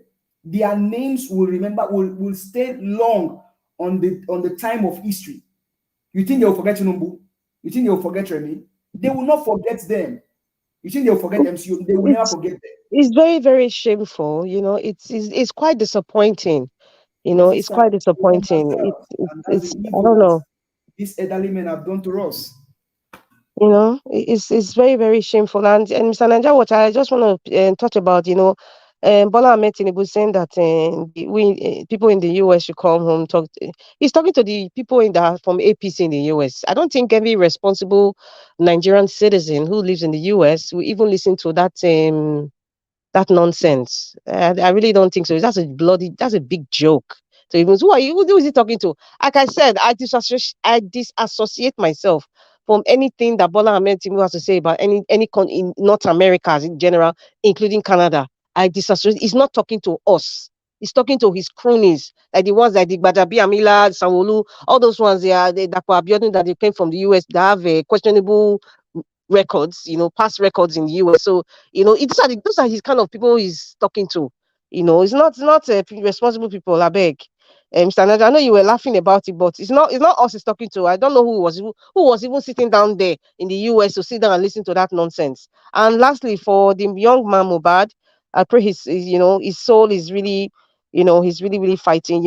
I just read earlier on, I cannot confirm it, that he said his three of his songs it's the first time somebody from Africa having three of his songs that are not even in an album to be three of the first top 10 songs in American music Billboard.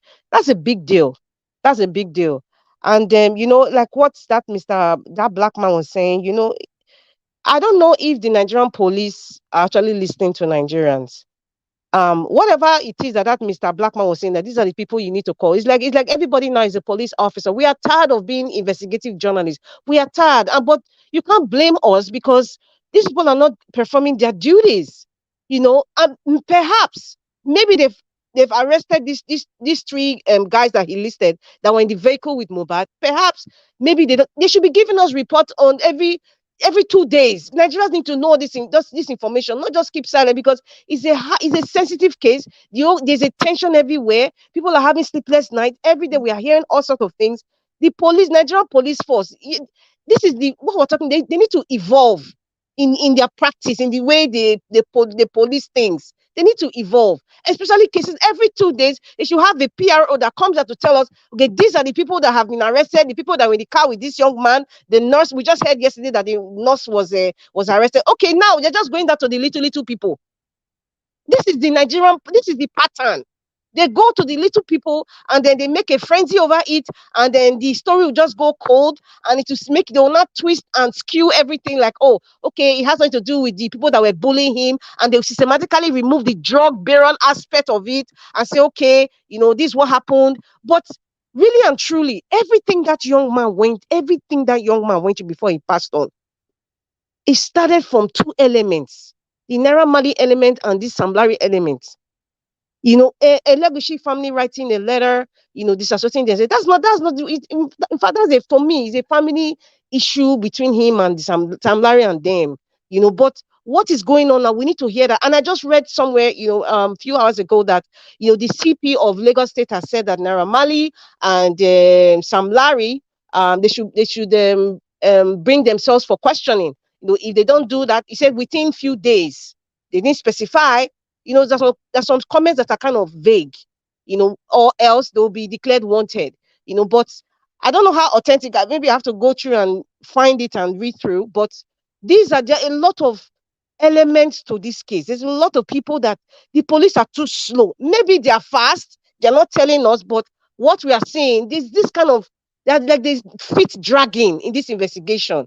It's just big. It's, to me, everything has shown to the entire world, that it is not just about Naira Marley and the rest. There are big men, echelons of the society in government that are part and parcel of what led to this passing of this young man. That's all I see in this case. Thank you very much, Mr. Elvis. Thank you, Mother Rita. God bless you for your submission. All right, we now have lots of people on the panel. So let's work with time. 88 minutes, please, everybody. 88 minutes. Okay, Mr. Jude, thanks for joining us. Mr. I. Jude, it's good to have you on the panel today. Good evening to you, sir. How are you doing today? Good afternoon, Niger Watch family.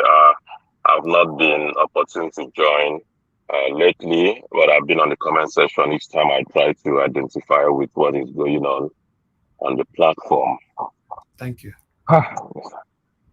Mr. Elvis, in fact, every day, yeah, I know they say, bring your mind up, don't be dispirited, you know, but the things that come out, you know, on the media every day, my brother, if I tell you that I don't wake up like this and get mad, do you know, I've been at a place, I've been in the car at a place thinking about my country.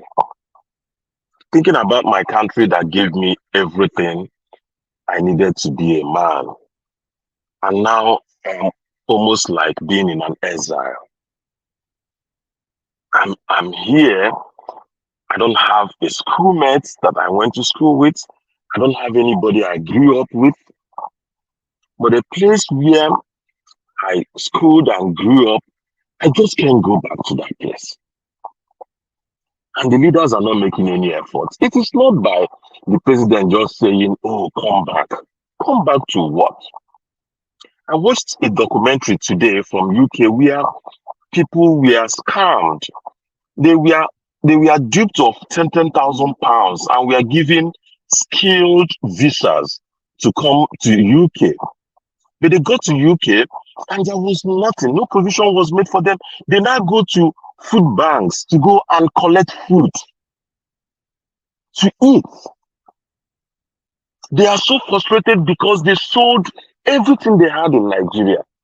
They sold land, sold cars, some sold their houses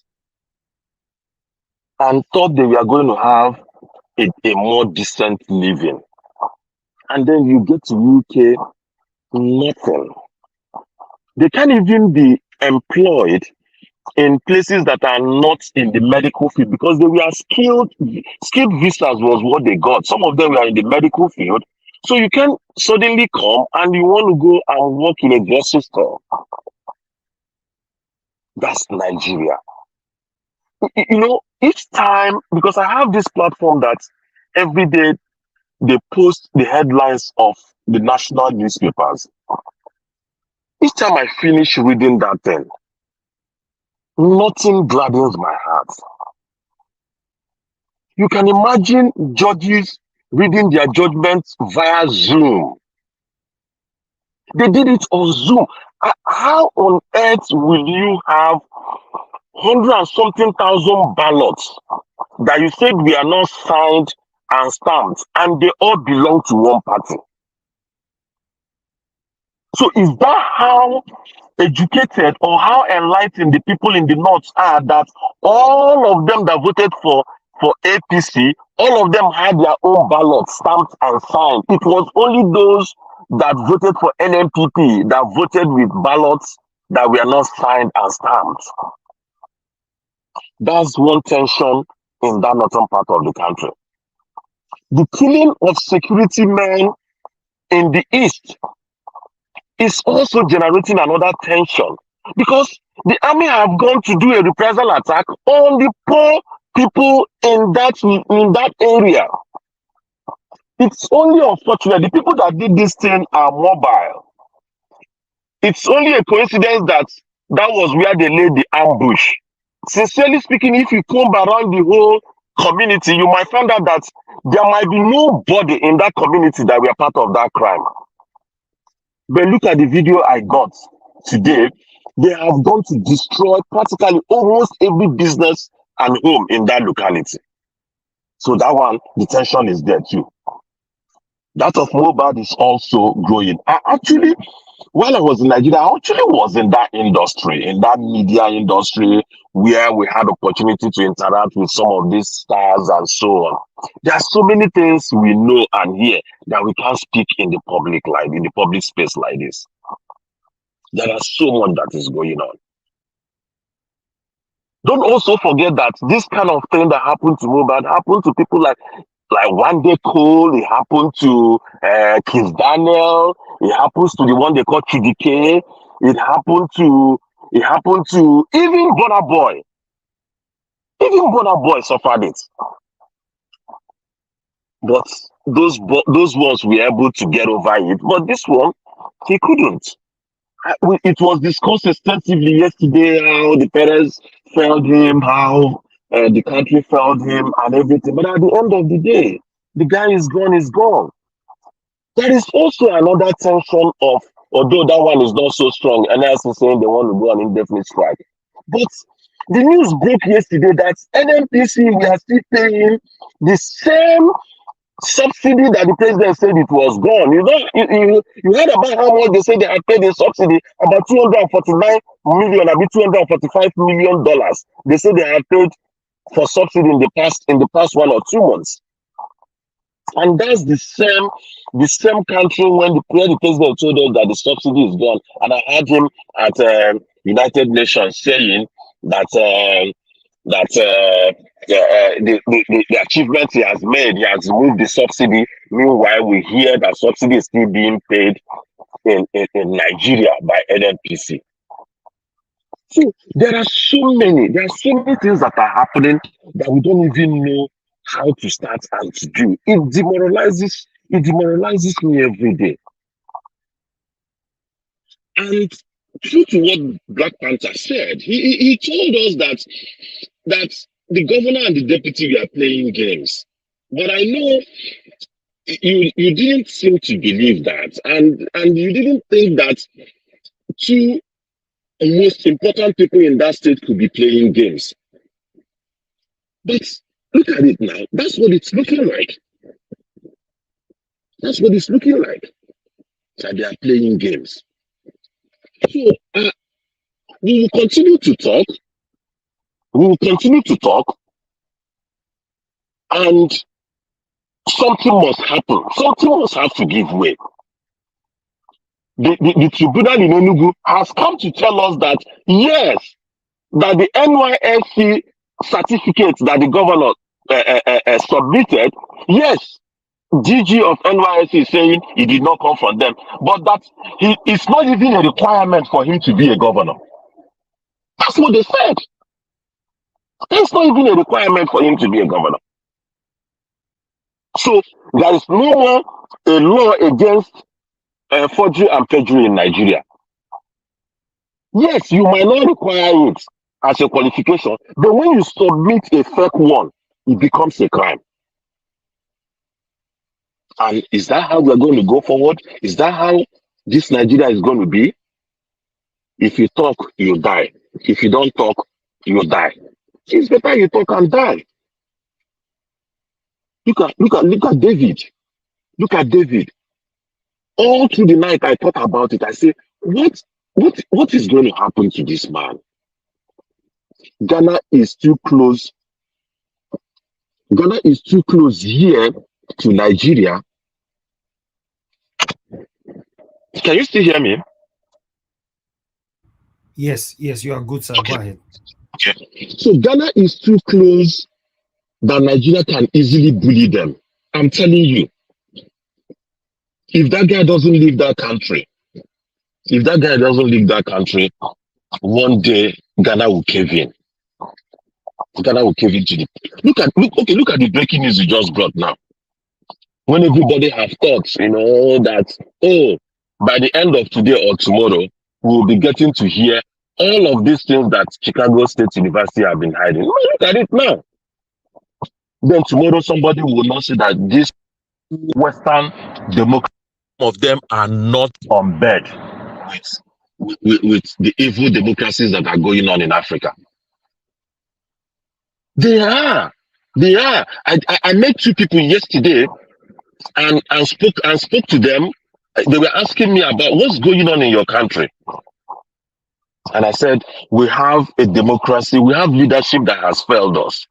He said, that it is not only in your country, that is everywhere. That when we thought that computerization was going to help improve elections and politics and democracies, rather, those things have now helped in killing democracy.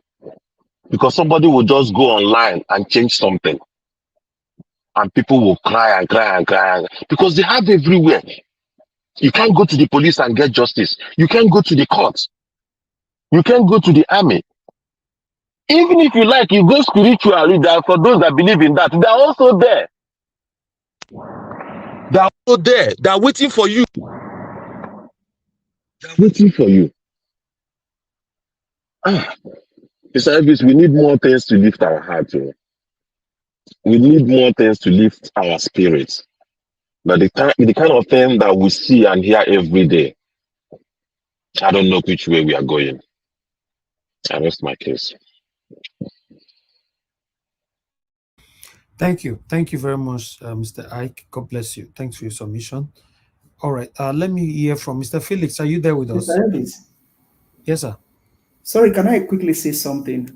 Yes, just came to mind now for David Eden. I think they are also and a place where they are also hosting a talk because of him.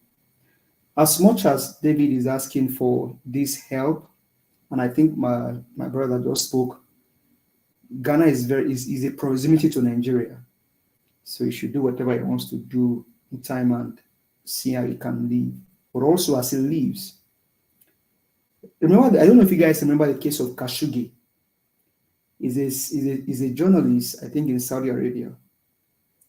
Yes, he was killed and chopped off. He was killed in the embassy, and that is the treating like meat. So now it takes the Apple wristwatch on Khashoggi to be able to detect what happened. And you know what other thing? It was a prince in Saudi Arabia.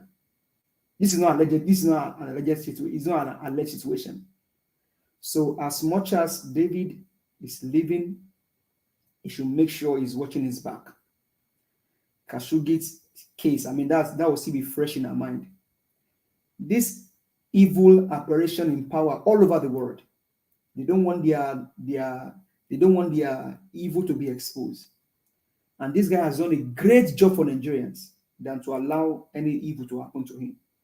So leaders of the world, if you are hearing us tonight, please see how you can help David Eden. Thank you. Okay, thank you. Mr. Felix, are you there? Mr. Felix, you are not there. In most cases, you just come here, then you leave, You cannot continue to do this all the time. It's wrong. And they, my beloved brother. You know, but it's not nice, sir. If you are here, you are here. Can you hear me? You cannot continue to do the same thing all the time. When they are I'm calling here. you, you don't answer. You know. Thank you. Please talk to us. Good evening to you.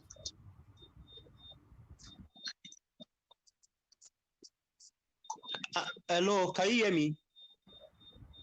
Mr. Phillips, we can hear you. Can you hear me? You can hear me, right? Yes. Okay.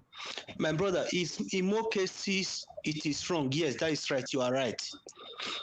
Then, I told you couples of weeks or couples of months ago, anytime you call me once, twice, I didn't respond, take me out so that other people can call me.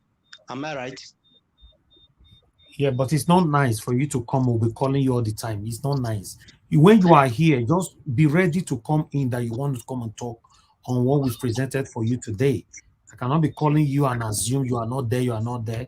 The mentality, the assumption before I call your name, I will be thinking this person will certainly not be going to be there. Then when we call you, did not answer, then it comes to reality. It's not nice. I know Please it go is ahead, not sir. Talk to nice. us. Okay, Thank I know it is not nice. That was why I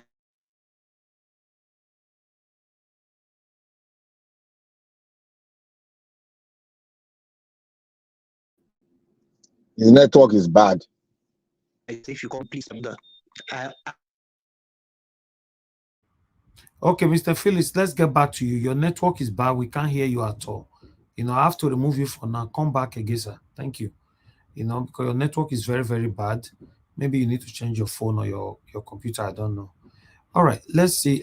Black Panther, are you there with us, sir? Good evening to you. Yeah, I'm there, sir. Good evening. It has turned to my turn. Oh, so fast. Yes, now. Thank you. Good evening to you, my brother. Thank you. Good Talk to evening, us. sir. I want to thank everybody, and then I listened to a couple of submission, and then most especially I listened to the last person's submission. I think you dealt with a lot of issues that we have, and it's not even there is more to it. There's more, and I want to especially thank everybody. Thank Mr. Nanjawa. Thank you for doing a great service to Africa as a whole, because you have not only dwelled on Nigeria issue, you have also, expanded your coast, and then we've talked about some African countries that are having some issues, and some African countries that are rising to the top through the people speaking and taking over their government through the military, which they say is the best that can do that, because they cannot go. If you try going, they take them down. So I just want to thank you for doing that service to the African race. I want to first of all say something in the Edo State election. Like I've said, the pills that they want to give to the people, it is not different from the pills they've given to the people before. These people are Nollywood actors. The two people involved, like I've said it here, they are playing games. One, the reason everybody should go, look, politicians love to protect themselves. They know that they've committed a lot of crime against the constitution, against the people. And they don't only commit that crime alone. They do it conniving together with other politicians. And when you know the substance behind what they have done, you will follow that trail down and see how they are maneuvering, because the Nigerian politicians, they don't change pattern. They don't change pattern. The pattern they are still, it's still the same pattern. They might come in different colors, but they are still the same pattern. When the Edo State, the deputy governor did the first one, I laughed. I said, this is a game. I said, there is going to be part 2. And thank God they brought the part 2. And there's going to be part 3. That one will hit hard into the fiber of every average Edolite. And you see some people, great people that you think that will not fall to that trap, they'll fall to that trap and they'll be saying, oh, you shouldn't have gone this far now. We are all Edolite. Let us see. This man is quiet now. Let us see. That is the baby they want to give birth to. For everyone to see. Look, we outside, we are in a stadium. They are playing the game. Those people closer, supporters, that mean supporters, they buy it and they are disciples. They spread their gospel around. And their gospel comes with financial gain, transaction. In that transaction, many does not know that they are transferring their sovereignty to them. They don't know. That is why they boldly do the wickedness without looking back. Because there has been a transaction. And that transaction, many people Nigerians don't know that it's a transaction. That is why they laugh. When they say the poor people, let the poor people breathe, they laugh. What is happening in those states? Everybody should just sit down in the stadium, be watching the football match. What they are driving, the baby they want to give birth to is the baby that everybody will say, oh, let's sorry for him. He will perform that. But one thing that binds them together, that is a string that I want you to take in today, that you look at it, that is a film that they are acting, is the Waterstone project. That was a colossal amount of money that they want to cover that you all don't know. It runs in the billions. For a state like Edo State, they called the civil servant state, the billions that was meant for the people to stop the erosional problem, environmental problem in Edo State, they carved it up all and pocket it. No one dime was not spent, one dime. They all transfer the money, different currency, and that is all. That's the whole game they are playing.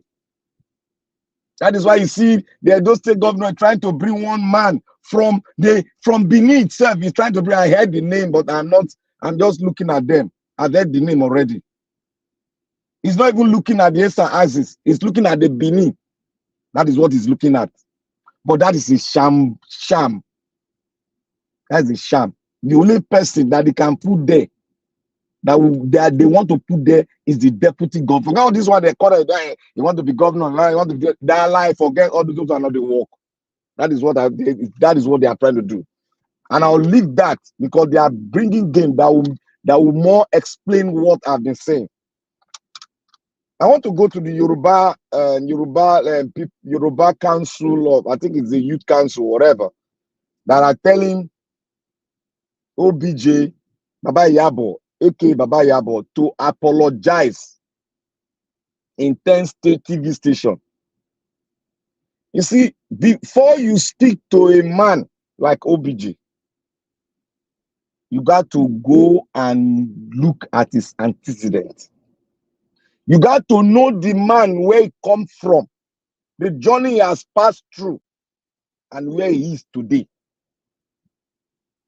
How they not promise him, and how they fulfill the promise.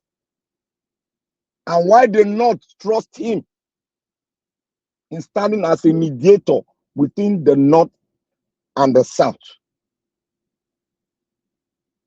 There is nobody in the Southwest that can confront Obasanjo eyeball to eyeball and tell him that, oh, Baba, go apologize. That Baba will look, the man will lock you up in his house there. That very big, mighty compound. He will lock you up there. Nobody go do nada. Like I said before, I said that man does not and will never apologize to no one. Let them bring all their A's. Let them bring all their A's. That man is not going to apologize. And come to think about it, let us analyze and see the role the traditional fathers have done. Let us analyze it and let us look at it, because you must look at it from two different points. What he has done might not be, but there's something that made him to do that, which we all know. And to conclude in that, I will say what made him to do that. That man knows them deeply, and that man told them that they deserve it. We all have been complaining over here. Oh, look at what our fathers are saying, blah, blah, blah, but we could not speak. But if we were in position like Obasanjo, who would have done the same thing? Because in governance, the more you know about, the more the revelation, in-depth secrets in it, the more your boldness to confront them. Because there is a transfer, monetary transaction between one man and another man. That is why that boldness will come up you to speak to them point blank. And for Obasanjo, like I said, he will never, nobody good. He can never, and he will never. On the election that they revert, I think they revert one, is it Kano or Kaduna? That is a welcome development. I don't want to speak anything about, because the election, all election in Nigeria is a shambles. And I want to speak on Chicago. What is happening in Chicago, there is just a matter of following the rule of law. It is not surprising to me.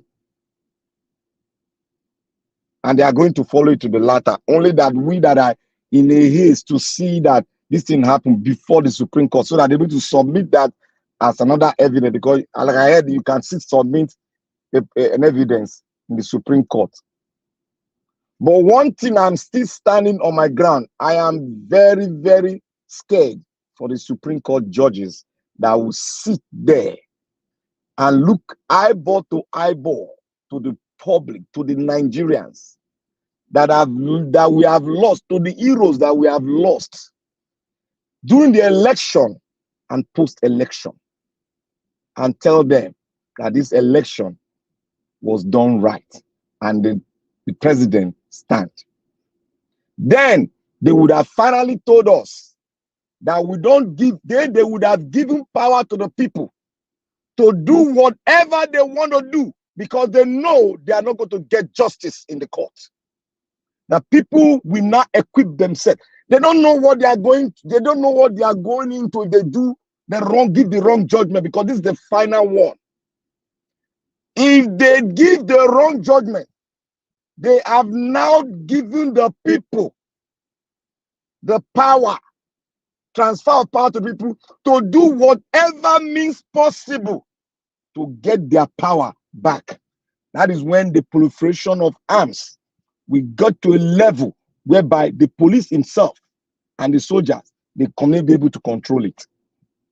I still remember what Dino Malai said in the chamber, the hallowed chamber of the Senate. And most of you should put it clear. That word is not ordinary. Many have said that word, but in a different version. So let us hold that word. And as they go further, they will enhance that word, and that word will surely come to pass. I want to go to the Enugu State, the election that the panel, the shamble, the judge, are they giving judgment? Because I heard when one of the submission was saying that they passed some judgment. That judgment will be turned at the Supreme Court. It will be turned. That election will be turned. If it gets further, it will be turned. I am very sure of that. It will be turned. Me, I'm sure. That is my own. That it will be turned, because what has happened, it's you know, the state, the way they handle the state is quite different the way they handle presidential election. So I am very sure that if they go further, it will be turned. And I want to also say one thing. David Indero. We might make a lot of suggestions. Some people were saying, oh, Nigeria how they buy one man in an embassy. Nigeria have not gotten to that stage yet. Nigeria have not gotten to that stage yet. You see, in our presidency, they don't get liver. Now only for our front, they do ya. They don't get liver to carry somebody that have been seeking for refugee and somebody that they know that everybody know is speaking the truth. Nigerian government no get liver. Look at what happened to the Yoruba man that ran to Togo. What did they do there? They went to court. They couldn't do him anything. They couldn't do him anything. They all talk. Have they not released him? Is he not in Togo there or Benin Republic? It is when you are in Nigeria, they can do you anything. But when outside, it's either they package you in, or if they cannot package you in, stay there. They cannot come and buy you there. They cannot. Nigeria cannot. Can we face sanction with all this nonsense they are doing? Can we face sanction the way Iran is facing sanction? Can we? No. We cannot feed ourselves. We cannot produce nothing. Then the sanction comes on us. It's hell on earth. So I want to say that David Indero should look elsewhere because it's very close. Yes, prevention. You should not try as much as possible to prevent things from happening. Despite we are talking, we are forecasting, but he should try as much as possible to make sure that he go far from Nigeria, far from the Western country, Nigeria, Western region of Africa. He can easily move. If he can move to Canada, if he can come to America, better. That's better for me, for him. So he should try as much as possible to pay, and he should not talk much about that. He should not raise alarm. He should just do it quietly and get himself intact so that they don't keep on. Because I don't see anything. He's just disseminating information. So there's nothing. He has not by anybody. He has not. But he's disseminating information that is very vital for democracy to sustain good governance in his own country. He's serving his own. He's doing his own part, and he's playing his part very well. So he has gone through the due process to get every information, which is right to me.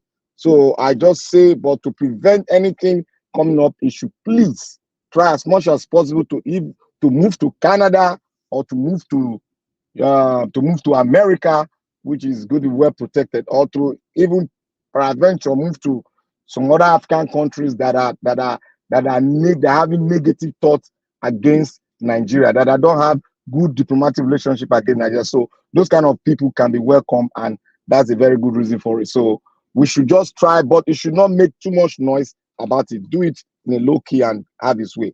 I want to also say something concerning what we said concerning the Nigerian lawyers. I must tell Nigerian lawyers waiting for politicians to make money. It's all over the world. Only that our process is too long, and our process gives them room to make too much money because our judicial system is still not being refined. It has to be reformed. That is what they know, that if it is reformed, they will have limited time to do their Sharia. And I also want to say the INEC law that was made, these politicians are very smart. The INEC law will be perfect in this beginning if they remove the clause that says the power is ultimately in the hand of INEC. That is preposterous to me. I have been saying this, that for you to change, that is why I said, Ariwoola, what is said, we should not read meaning to it, because to it the other negative way. He's saying what so many lawyers have been saying. We should stop this, reduce this method of letting the court determine who is going to be our president. We should make it more, not too long. We should make it more constrained, and we should create a sort of law that gives power to a particular group in the parliament to ascertain and correct before INEC can pronounce anybody. And INEC does not have the right. They should take that right out of their hand. It must be confirmed before a pronouncement is made. And the computerization should be full and not halfway. Like you can say, like what they said, they have a clause there, and they can do it manually if they want. They have the sole right to decide which way to do it. It's right there. They didn't say that they must do it through the beavers, but they will accredit through the beavers. But when it comes to collation, it must not be. They will decide which way to go. That is it. So I just want to stop from here because I have one very key thing to speak on, but later I will speak on that. Thank you, Mr. Najawad, but I want everybody to be set clear. If the Supreme Court does the wrong thing, the power has been totally given to the people to decide their destiny. Thank you. All right. Before you go, my brother, that means, according to the statement of Ariwoola, that's why you are saying that the power will be given to the people to do the right thing, right? Yes, Ariwoola talked on. No, not according to what Ariwoola said. I am speaking in terms of what is said concerning the judiciary and how elections should be done. He's trying to tell us, because we have been saying it before. That is what he's saying, but in a different. He doesn't want to go too loud on it so that they don't seem, be partisan. Exactly. But yeah. I think what I'm getting from you is that what Ariwoola is suggesting, that we should have something like the US, the Electoral College, that would end up, yes, that God would bless end you, up madam. saying this is the person that's actually the elected. So it shouldn't be about the number of votes. We should have a special body that would determine the final say before we even take it to court at all. Yes, the power should not be corrupt given to now. one person. Well, how are we going to gather them? Is it all those ones that have questioning character That one will in not National work. Assembly? Who are they That going to will pick? not Who are work. going to pick those people? See, we can start from somewhere by You're making right, sure though, that you're our right. computerization of electoral law is done. But the power should be taken from one person, INEC, to determine the fate of who is going to be the president. It's never, that's why I say democracy is not for Africa. You cannot give so power to one person. But if the Supreme Court deem it necessary to go the other way and give power to this Agbado, they have just given the supreme power to the people to go the other way and get justice the way they want to get it. That is all. Thank you. Anyway, thank you very much, my brother, for your submission. I appreciate every one of you right there. I can see more people coming in here. Please, admins, if you are there, I noticed that some satanic people commented like 30 minutes ago, and I have to come and handle them by myself now. No, please, if any admin you are there, please check what people are writing on the comment section, and so that we can take care of them. I appreciate you all, my people. May God bless every one of you that are just coming in right now. Stella, Ima Semendo, I can see you. Mr. Joseph OG, thank you. Wema, I can see you as well. Tony Africa, I can see you right there. Vitals, and many, many more. Madam Irene's Finance, I can see you earlier on. Namdi, thank you very much. God bless you all, my people. God's power is there with us as well. Thank you very much, my people. May God bless you all. All right, I'd like us to quickly move on right now. Madam Ellen were here before, but we missed her. Okay, let me call on Madam Victoria. Madam Victoria, it's good to have you once again with us. Good evening to you. How are you doing today?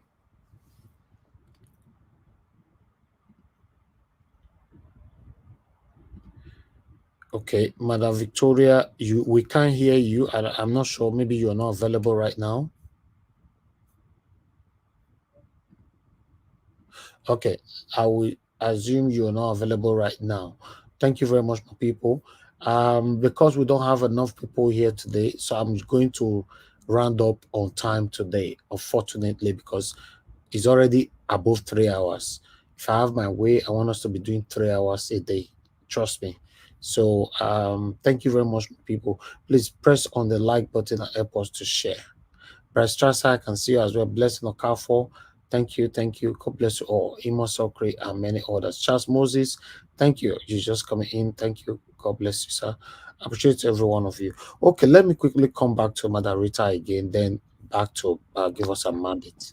Madam Rita, please talk to us. Thank you.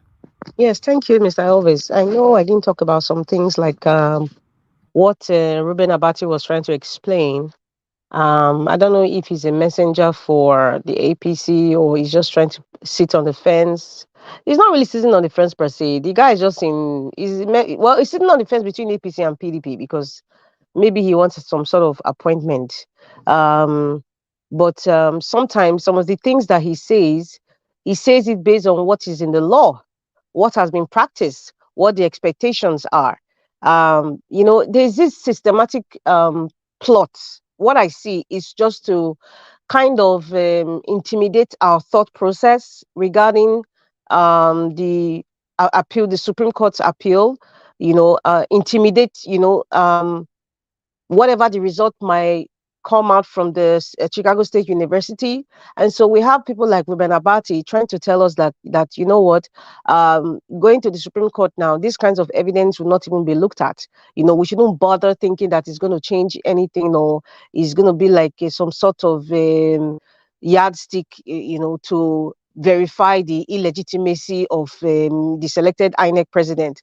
When you hear those kinds of rhetorics, those kinds of trains of thoughts, we should be very careful, and we should be very much aware. And that's why I want to thank you again, Mr. Elvis Edigan, for bringing these kinds of programs where we kind of educate people to be aware of the whims and caprices of these kinds of people and their agents.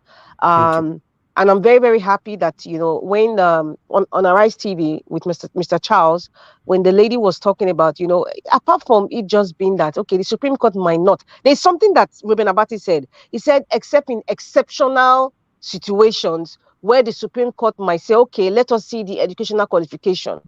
But looking at the design of how our judicial process have presented themselves to us, those special clauses that might bring the proposition of saying, okay, let us see what the CSU certificate, has provided for us. That would not happen. There will be no exceptional cases in this scheme of things, knowing how, the corrupt system we have in Nigeria. That's not going to happen, except by divine intervention of some sort. Because I still believe in faith. I'm not religious, but I still believe that anything that is man-made can be altered. Anything that man cannot make, God can make the way. God can change it. I know some people say, why is she calling God? Yes, I have to call God here because at the end of the day, karma is a bee.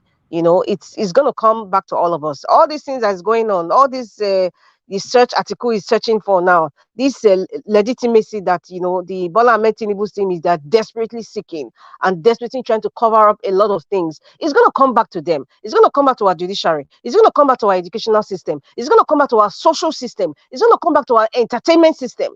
It's coming back to us. Mohbad's passing now. Everything that Mohbad went through up to the time of his passing and even after his passing, it's coming back to all of us at some way or the other. It's coming back to the system. So we should be very careful with the kinds of decisions that we make. And then this appeal, it will be to the Supreme Court judges.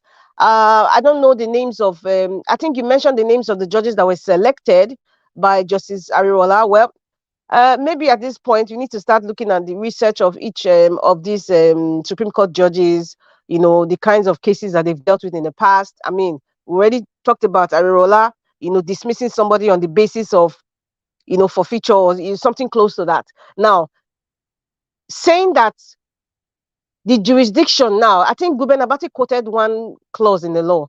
Whatever happened in the US now, perhaps the Supreme Court will say the forfeiture of $460,000, that's the jurisdiction. It wasn't specified in the Constitution, in the electoral law, that it must be, they said any courts, right? They said any courts. So it's not left for the Nigerian courts now to now make the decision to say, you know what, I don't want to be ambiguous. Let me just say, if it has to do with any courts within the jurisdiction of Nigeria, that's the only basis I would think they would dismiss the $460,000. They'll say that was not our jurisdiction because it wasn't specific in the electoral. It was not specific every court in the entire world. It just said any courts.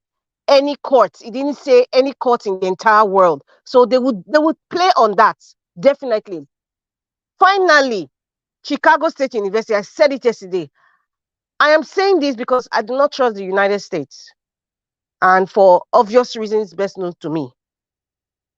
It is very, very possible, even if I know that they have a law, they are following the law. Judge Gilbert has made his pronouncement and said this is what they have to do under oath, and certified under oath. And But now we are Tinubu saying has challenged it now. Yeah, everything don't possible. it is within his rights to challenge it. It's just like the Supreme Court, the tribunal now. Our president, Peter Obi, it's within his right to say, I'm going to appeal the judgment. So, my concern is that if you don't have anything to hide, why are you challenging it? We have something to hide. That is why, and they're not missing their words, and they're not ashamed about it. And especially his followers. They are not ashamed about it. How and can his you be followers following somebody and he's hiding something from everybody? You are still following this person. Can I interject, sir? Go ahead. Okay, now, so you said they are not ashamed, right? When you see, when people lack dignity, they lack dignity. And so coming back to the Yoruba Council, Madam Rita, and the Yoruba heritage, that is what they've done to the Yoruba heritage. It is happening now because those elders, they don't have shame. They are now bigger than their family name. They cannot protect their family name. They don't have shame. They don't have dignity. So, but the sad thing is the fact that whether you believe it or not, there are still the good ones that have their family name to protect. That not minding, even the devil has a follower. So let's just argue that the devil himself has a follower. So in challenging this case in court does not mean that they're just going to treat it and say, oh, because no, he will still go and challenge it. But the appeal court here, it's not the appeal court in Nigeria. So let's see how this whole thing plays out. But yes, it just shows that he has something to hide. And so for Abati, and Oji saying that Tinubu, Chicago CSU said Tinubu went to Chicago. They've not clarified which Tinubu went to Chicago State University. Thank you. There are two things that I see here is, apart from the fact that they obviously have something to hide, another part is that they don't want to make it seem like any opposition had their way and won. So there are two different fights here, because he has put it out there. Anything, he has told his lawyers, and the money is not the problem. Anything that we are going for legally, and if there's a process where they have to appeal, they would appeal. Even if they found out that he was a light-skinned woman before, and now he's somebody, with protruding eyes and a dark-skinned person, they would appeal that. So anything by team. Let me use our Nigerian parlance.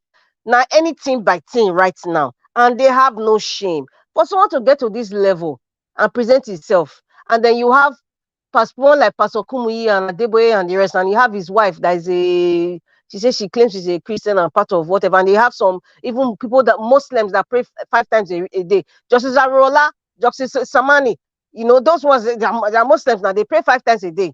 You understand? If they can do that in the face of the entire world, there's no shame. Why is it that it's easy for us to get justice from another country, but in Nigeria, never? Why? Because there is autonomy of the different institutions. Apart from that, they are a country. And because they understand what citizenship is. Nigeria is not a country. We do not have citizenship. We do not have citizenship. And you practice what we call central government, where the power, the source is from one person. Even that is what you practice. Power is from one source. It is not something that is vague. We are not going to mystify it. The power in one source is a conglomerate of human beings. It's a conglomerate of human beings, I repeat. So those human beings in the central source now are the ones manipulating. And the law and the fake fraudulent constitution is making it legal. Whatever actions that they're doing is legalizing every action that they're taking. So the United States, the only thing I want to say, I've said it before, anything that is man-made, any law that is man-made, no matter how upright you think that country is, when it comes to certain things about country first, it can be tweaked. So therefore, CSU, whatever documents that you may eventually bring out for the world to see, CSU and the United States government, don't trick it because of your own country, because of the favor you want to get from the man at Bodilon for your country. I know what I am saying. Can I interject? I know what I am saying. Of course, sir, you can. You see, let anyone don't try to read the government of United States wrongly when it comes to national security, something bothered about national security and national government, national interest. The United States structures are very strong. No matter how you keep it, it will come out. The structure will bring it out. What is going on now, it is out of the hand of the United States government. It is the structure that is handling it. And the judgment that was given, you will see how they're going to tally to wherever they want to take it to. Is going to tally because the judge did a very good job. One thing about the judges, they try as much as possible to leave a good legacy and follow the rule of law intact too. They don't like deviating. My brother, follow it. The justice system in the US is independent of what is happening in CSU. That is why I know why I said what I said.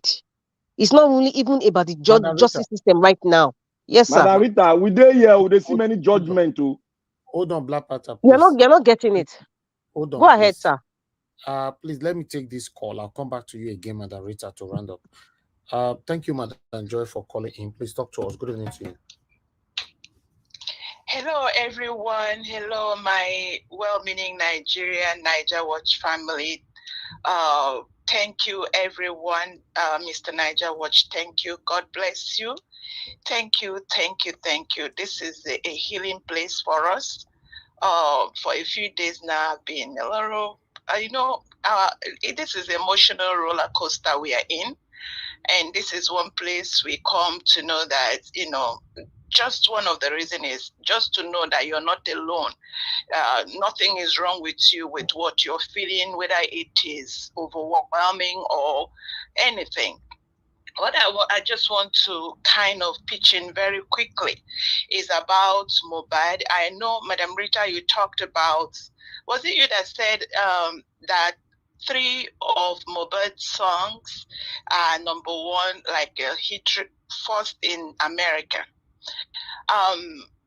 Yesterday, one of my kids came in, and I don't know, I think we were still on, and she said, "Oh, Mom, are they talking about Mohbad?" Okay, yes, I was kind of trying to review what I said, and he said, "Mohbad." I said, "What, you know Mohbad?" He said, "Mom, everyone all over." And I asked her, how many is that? It's like every, and why I'm saying this is to say, please, if you are in America, if you are a mother or a parent in America, please call your children. Don't pretend they don't know what is going on. They know what is going on. And any mistake that we make in not calling them in, finding out what they know, how they are processing this. Because when I asked my child for that, the way they are processing this Mohbad case is, it will shock you. So this is not just about us. It is about the whole world. It is about our children. So the children are aware.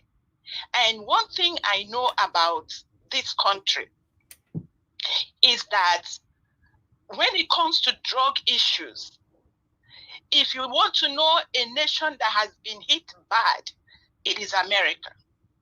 One of the reasons why I was a little down is one of my experiences. When this issue came up, I remember the case.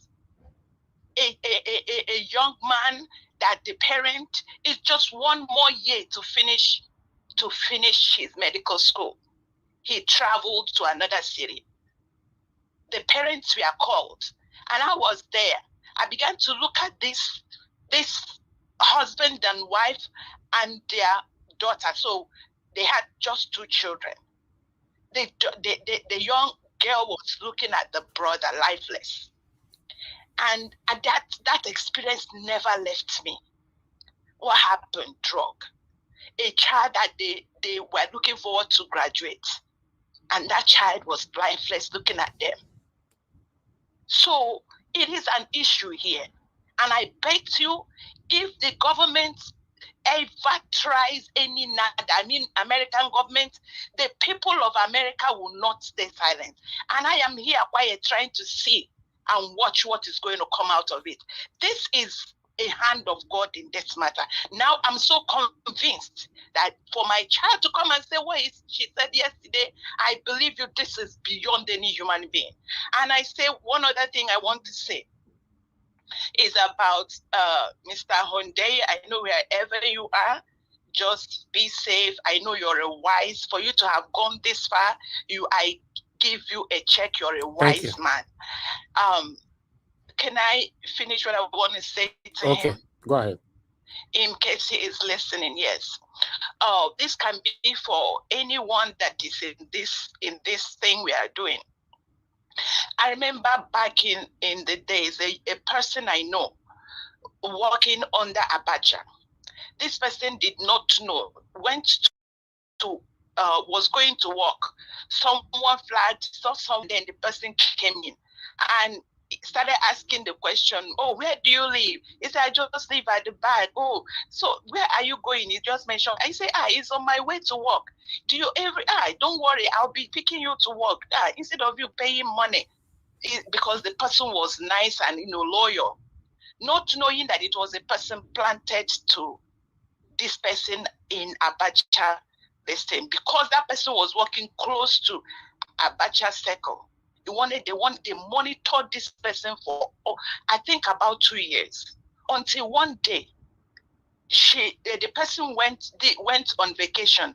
Now this young person didn't know that she was coming back. She came to take something at the office. Now saw this person in. She almost passed. I said, are you here? The person said no. Do you know that person disappeared? And she was in shock. So why am I saying this? Be careful. Make your inner circle tight, and be careful with new friends. That's all I want to say. Thank you so much. God bless everyone. Thank you, Mother Joy. God bless you too. Thank you. All right, that was Madam Joy right there. Yes, we have a lot to learn from that. Thank you very much, my people. I appreciate you all. I would like to go back to Mother Rita again. Mother Rita, sorry about that. Let's go ahead. Yeah, I think I am. Thank you, Mr. Elvis. I think I'm done. I just want, let the school not alter. CSU, do not alter any document. Do not alter it. Do not alter any document. It's got nothing to do with the justice system. CSU, do not alter any document that will favor Bola Ahmed Tinubu. Bring the documents that you have, the authentic documents that you have from 1979 or prior to 1979. Do not alter anything and present it to the court under oath, because things like this can be skewed. We know that. It can be. Thank you very much. Thank you. The court is currently going on live right now. I'm listening to them from another source on X. So it's going on right now. I'm listening to what the judges, everybody is saying live right now. So I will continue to give updates as we continue to talk. So that means certainly we are going to get the final decision this evening. Thank you very much. Somebody's calling in. Let me quickly pick this up. Prince Akwashi. Okay, I lost you there, Prince Akwashi. Okay, you're calling back. Okay.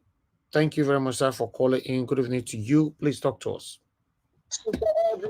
Mr. Elvis, I believe it should be afternoon or evening, wherever you guys are, because it's afternoon here. And I just wanted to ask a little question, okay? Now, my question is this, in regards to Enugu, oftentimes I've seen people, they talk about, there's a way we handle things communally, we'll take you to a shrine and all that kind of a thing. My question is this. Does it mean that this shrine of a thing only works for poor people? Can somebody actually take the governor now to the shrine and, as a case, go and present it to the shrine and then let the shrine take its course? I'm just asking. I'm just trying to be, play the devil's advocate in this one. Okay, is that possible? I don't know. Maybe they will answer that later. If Mr. Shem is there, let me ask him, because I really want to see, since the judiciary have proven to be corrupt, in a clear case, then the next thing is they should take them to the shrine and place his name in the shrine and let the shrine take his course. And whatever he does. But it shouldn't be only poor men that is being taken to those shrines. The rich people should go there now, and let's see what goes on. But other than that, I just want to thank every one of you. I just want to extend my greetings to you guys, and keep up the good work. God bless you, Prince Akwashi. God bless you, sir. Thank you. All right, Mr. Joseph Oji, you're talking about Supreme Court. I'm talking about the Chicago courts. We are following them live now. I don't know if you're referring to Nigeria court. I don't know. The Chicago court right now, yes, I'm listening to them live right here. So if there's any update, I'll pass it on while anybody is giving their submission, at least before we finish this broadcast for today. Guys, press on the like button now. I'm going to take this like, at least let's take it to, what's the current like? 335. Let's take it to 400, please. Let's take it to 400. Press on the like. God bless you all. Okay, let me call on, before I go back to orders, let me quickly call on Samuel Ibikwe. Thanks for joining us. Thank you very much. I'm very glad to be here. Unfortunately, I joined quite late, so I'm not really sure what topics you're discussing this evening. But I think it has to do with the emergency appeal. Yes, yes. He's right there on the screen. Yes. Yeah, by Tinubu's lawyer. He's trying to stop Chicago State University from releasing his credentials. Okay, yeah. So, well, I think that was expected because they tried to put up, this show that they were not concerned about, the efforts of Atiku to get Tinubu's credentials from Chicago State University. I know they have, all those, they are psychophans, so-called special advisor on these new media, Twitter, Facebook. They always try to put up this, face that they are not concerned, but we all know, that David Hundeyin, did a lot of work on that. I think last year or this year, between late last year and early this year, David Hundeyin has already done, comprehensive work on that, revealing, who Tinubu is or who he's not, really, but due to our judiciary, the Zoom judiciary, because now the judges are all hiding, they are afraid to deliver their so-called judgment, so they are now using Zoom to deliver judgment, so because of the kind of judiciary we have, where they would, want to dismiss obvious facts. So he wanted to have his own to subpoena Chicago State University, really, so that, he would be the one, that, or that presented the case, subpoena Chicago State University, really. I don't know how to put it, really, but he somehow wants to be the originator, so that to see if the judiciary will be moved to accept the facts of the case, at hand. And I don't know, concerning the appeal that PDP made to the Supreme Court, I don't know, the deadline was yesterday, right? To manage the appeal, I don't know, was yesterday. Yes, they submitted the appeal already. Peter Obi and PDP, they've done that yesterday. So the documents that they want to obtain from Chicago State University, I don't know how they will find those documents since the deadline was yesterday. The deadline for submission of the IP. I don't know how they will do that. There's nothing wrong to know the identity of your president. Yeah. So for David Hundeyin, some people have been saying that he should go to any of these African countries, Mali, Burkina Faso. I don't think that's a very wise, advice for him. I think if he's to leave Ghana, he should go to, any of the European Union countries that does not have, strong ties with Nigeria. Like Sweden, Holland, and the rest of them. Because if he goes to the UK or to the US, because of their ties with Nigeria, really, they may want to play ball, if it warrants. So I think the best place for him to go is to any of these European Union countries, that does not have strong ties with Nigeria. Yeah. All right. Thank you. Thank you, sir. Thank you very much for your submission. God bless you. Okay, let me come to Madam Nena, we lost you. Oh, okay. Madam Victoria, I'm not sure you're still available yet. Okay, that's fine. I would like to go Are you calling on me? Can I speak 1 minute? Yes, 1 minute after you, then I'll give us a mandate. I just want to speak concerning the last portion of what our brother just said. You see, there's something we need to know. It is very difficult, even if they stay in Canada or US, it is going to be very difficult for you to extradite someone that has not committed any crime and is on asylum in America or Canada. It is almost impossible. So when people say European countries, I don't see anything there. Thank you. Sorry to come in. Sorry. I think Black Panther still feels we are running a heavenly government. When you say some of these things and you say it's not possible, did people ever believe that there will be rendition of Nnamdi Kanu from Kenya, a British citizen? So don't say it's not possible. I'm telling you, don't say it's not possible. The best thing is to be one step ahead of them. Don't say it's not possible. See, what I'm saying, get me very clear. When you are on asylum in America or Canada, and you want to follow the due process, it is almost impossible for you to take him if he has not committed a criminal offense. To you now, you think he has not committed offense, but the people that are after him feels he has committed treason. You are the one that is saying that he has not committed offense. As far as they are concerned, this guy is an enemy of the state, and they see it as treasonable. How?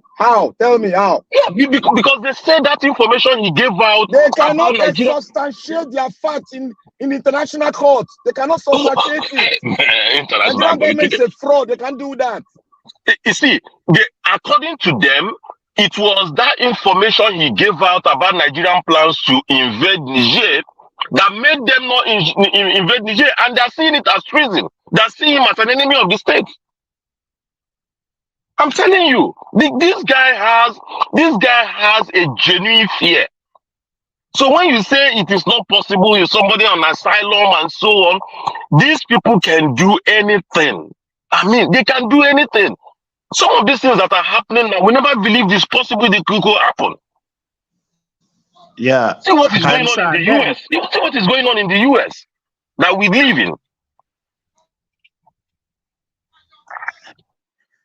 For David Hundeyin, really, the United States France and UK, I think they have interest in Niger.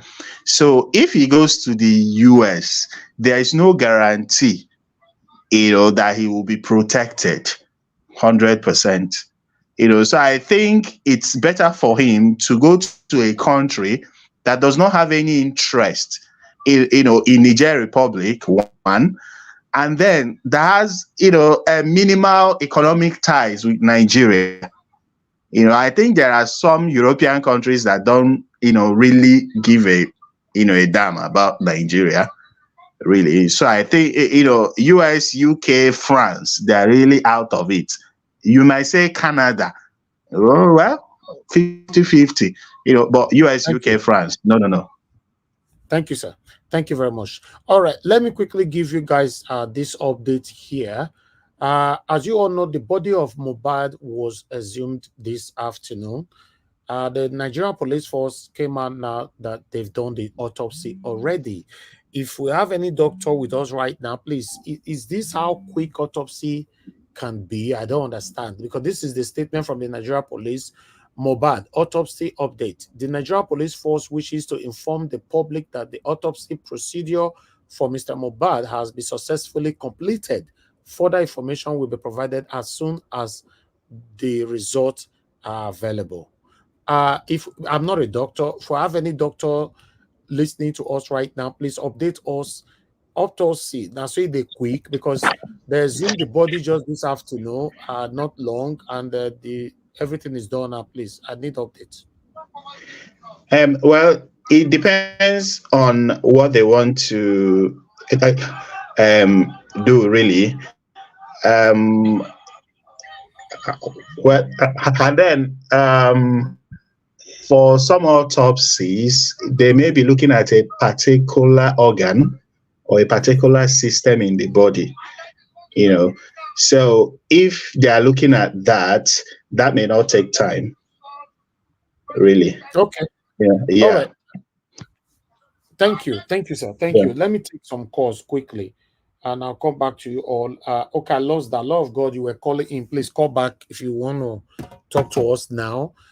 Please, guys, know the right time to call when nobody's talking. I think it's better. Some people watch this. You watch us, but you are 5 minutes behind or 10 minutes behind. That's why when you want to call in, you just press your phone, call it in. Make sure if a panelist is talking, I've said it before, I cannot stop them from talking because you are calling in. Thank you very much, Madam Deborah, for calling in. Please talk to us. Good evening to you.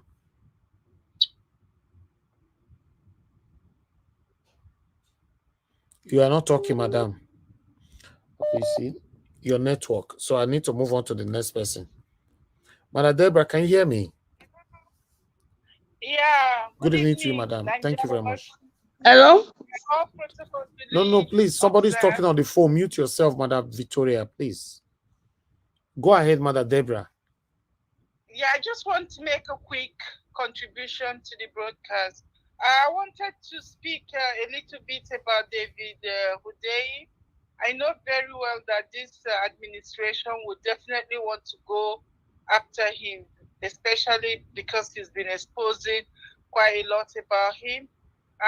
David, if you're listening, I think it would be a wise thing for you to seek asylum elsewhere, just like one of the callers said, that he should go to countries that do not have a strong tie with Nigeria, especially outside Africa. And anybody who has any kind of information that can be helpful to him, especially if you live outside Nigeria, I think this is a time we should all try and see how we can support him just to make sure that he's safe. So that's what I wanted to say. And regarding what is happening in Chicago, I just hope that they're going to release the information and they will not do any form of manipulation to the information that they're going to release. Because it's obvious that Chicago too are trying to be complicit in this whole issue from the onset. So I don't know if what they are going to release is going to be accurate, or they will try to do some manipulation on the information that they are going to release. Yeah, thank you so much for the good work you're doing. God bless you, madam. Thank you. Yeah. Okay, let me call on the next person. Madam Victoria, are you available to speak now? Yes, I am. Okay, hold on, please. Another call just came in. Thank you, please Lord of God is my pick it strength. up. Please talk to us. Good evening, everyone. Thank you, madam. Go ahead. Everyone on the comment section and on the panel. Let me quickly talk on this one that you just showcased now about what the police said about mobile. You see, for you to get all this thing is supposed to be around 2 to 3 working days. To get these things. Wait, to get what? You say for you to get these things. What's things? You say for you to get these things, it's going to be 2 to 3. What's the things? For you to get the specific. What's it? I don't know. Let me see what you just said. The mobile examination for the autopsy is supposed to be about 2 to 3 days. To get the result, right? Yeah, 2 to 3 days. Okay, but how long does it? How long does it take to do the autopsy? 2 to 3 days. No. 2 to 3 days. Madam, hold on, please. How long does it take for results to come out? It's supposed. I said the results supposed to take 2 to 3 days. That's okay. Then how long does it take to carry out the autopsy? That's what I'm telling you. No, it's not possible. No, it's not possible. You are not a doctor. You can. Sorry, service. Let me interject. Let me come in here. No. Please hold on. You cannot use 2 to 3 days to do the autopsy and use 2 to 3 days to wait for a result. That's the two different things now.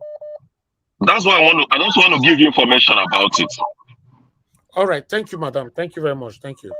Go ahead. Okay. Okay. The information I want to give is to get the specimen will not take you so long because this is a body that is already decomposing. You don't want to keep it. I am not, but at least I have a little bit of knowledge about it. The question we are asking is that is a straightforward question. How long does it take to carry out autopsy?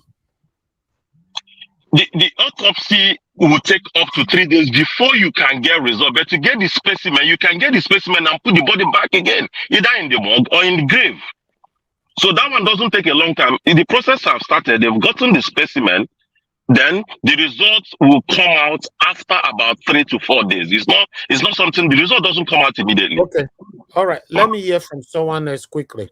Thank you very much. Okay, I lost the call. Please, anybody that is calling in, just keep calling in. I'm not really in the mood to call anybody back this evening. I'm so sorry about that. Thank you very much. To be honest, I don't know, because Nigerians films they are not very happy about the time it took the Nigerian police to carry out this autopsy, because the body was exhumed just a couple of minutes ago. Couple of hours ago. Now information is already coming out to the public now that the autopsy have been done, that they are waiting for. So what the question Nigerians are asking right now is, why was it that fast? That is what we are asking. Can I say something? Yes, hold on. I have somebody on the phone. Let me deal with the people on the phone first. Thank you, Mr. Chris, for calling in. Please talk to us. Good evening to you. Hello. Okay, good evening, sir. Thank you, sir. Good evening to you. Go ahead, sir. Talk to us. Good evening, sir. Good evening, Mr. Nanjawas. Good evening, everybody on the panel. My name is Chris, and I'm calling from Dublin. I just really want to comment on this autopsy. I think from what I'm reading here now, the police people, they are not serious in any way. Come on, this time is too short to get an autopsy. When was the body exhumed? Only today, or yesterday? Today, this afternoon. What is yesterday? Yeah, it's not possible now. Even for a fresh body, it's difficult to just exhume the body like that. Before you take slides, you take preparation, and you have to store them. You have to treat them with chemicals and stuff like that. This particular guy is not just a gross examination they are going to do.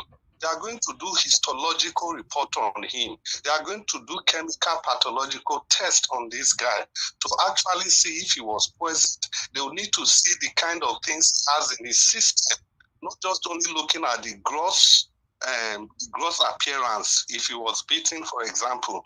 But they have to look at the tissues, the specimen, and taking the fact that this body has been treated with formalin before it was buried. You know, all these things, they will all come into play. For these people to just write this, it just makes all of us jokers in this nation. This should not be coming from the police. I've tried to read this statement over and over again. Are they trying to say that that's why I brought it here, because Nigerians are already very angry with this now because it's too quick.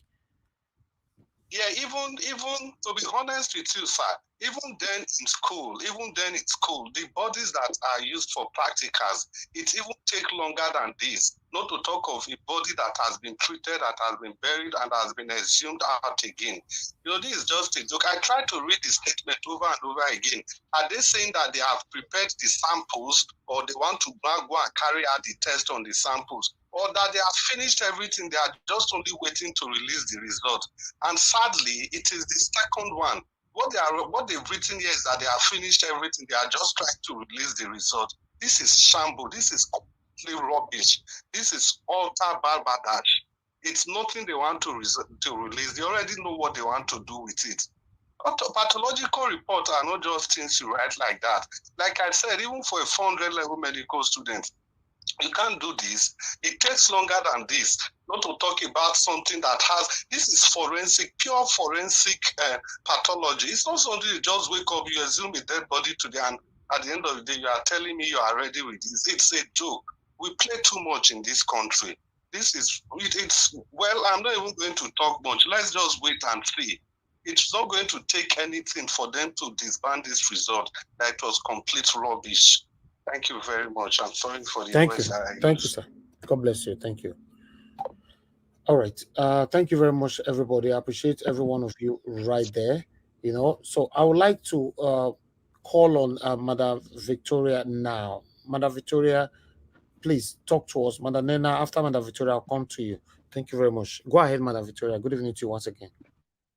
Good evening, everybody. The gentleman that just spoke kind of spoke my mind, spoke about everything I want to talk about on that one anyway. But maybe they just wanted to, I'm trying to be the,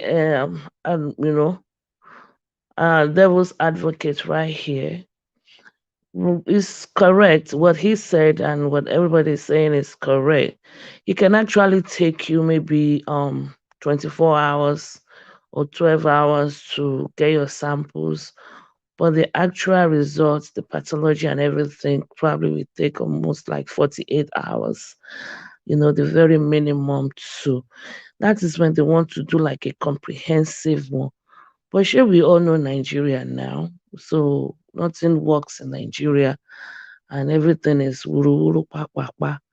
Probably though, as it's been indicated that this boy was buried alive, and I think, like I said yesterday, and I actually read somewhere today, that he was only given Versed, which was supposed to be like, depending on the milligrams they gave him, probably lasts maybe between 2 to 4 hours, 6 hours maximum. That was why they had to, hurriedly buried him before the medication wears out. And from what I saw today from the people that were at the graveyard, they were like fresh bloods and stuff like that. I think when the medication weared off, this boy actually struggled. So he had a lot of bruises and his damage and all of it before he actually finally gave up the ghost. So Nigeria, or the Nigerians, or the whoever is doing the autopsy might just want to, because from I don't know, from the YouTube, people screaming that there was still fresh blood, blah blah, all these things. I'm just talking from what we gathered So we have to wait from what they are going to give us, because I know they can give us some cookable story, because they did give us one during the Whitney and this, the boy was his, still I've forgotten his name. When they died, Nigeria, they kind of covered up. But this one, I don't know. We have to just wait for the results, and we see. They might just want to go from what, the bruises and stuff. Because I really don't know if Nigeria has the capacity to do a real deep autopsy. They have not proved that. Ever since me, I've been following all these murder cases, from some of them that I have actually followed. I have not been impressed, but they might just want to go from the peripheral and his body, his body and stuff like that. So we just have to um, wait and see. But they cannot come back and tell us that, oh, he died of air infection or he died of hypertension or something like that, because the poor boy, they said, was hypertensive from constant bullying. So I guess that's just what I'm going to add to what the last gentleman said. So that's just my little addition to that. You just have to all calm down and see. And to Ariwoola, Dajiwa, let's respect our elders, okay? They said, Baba Dajiwa, I do have a message for him from another Dajiwa, Daddy Adeboye, and Dajiwa Kumuyi. Because all these babas that refuse to go, they want to fi gbogbo the youth láti fi ra ilé ayé gbé.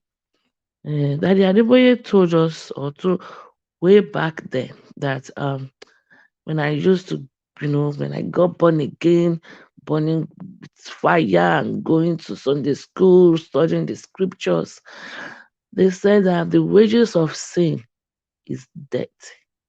It was Daddy Adeboye that told me, that told us that is in the scripture, that the wages of sin is death, and every form of unrighteousness is a sin. Okay, I'm going somewhere.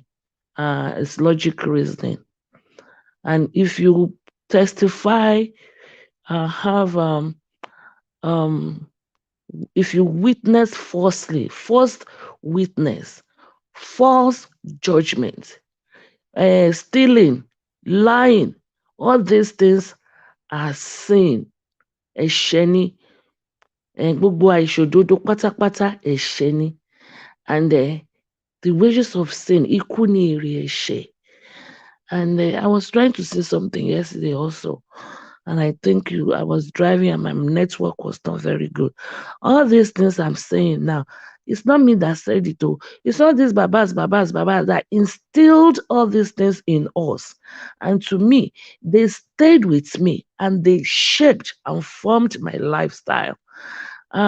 Sonny Ade said that another Dajiwa, they are all in the same age group, but they are the ones that were teaching us all of these things.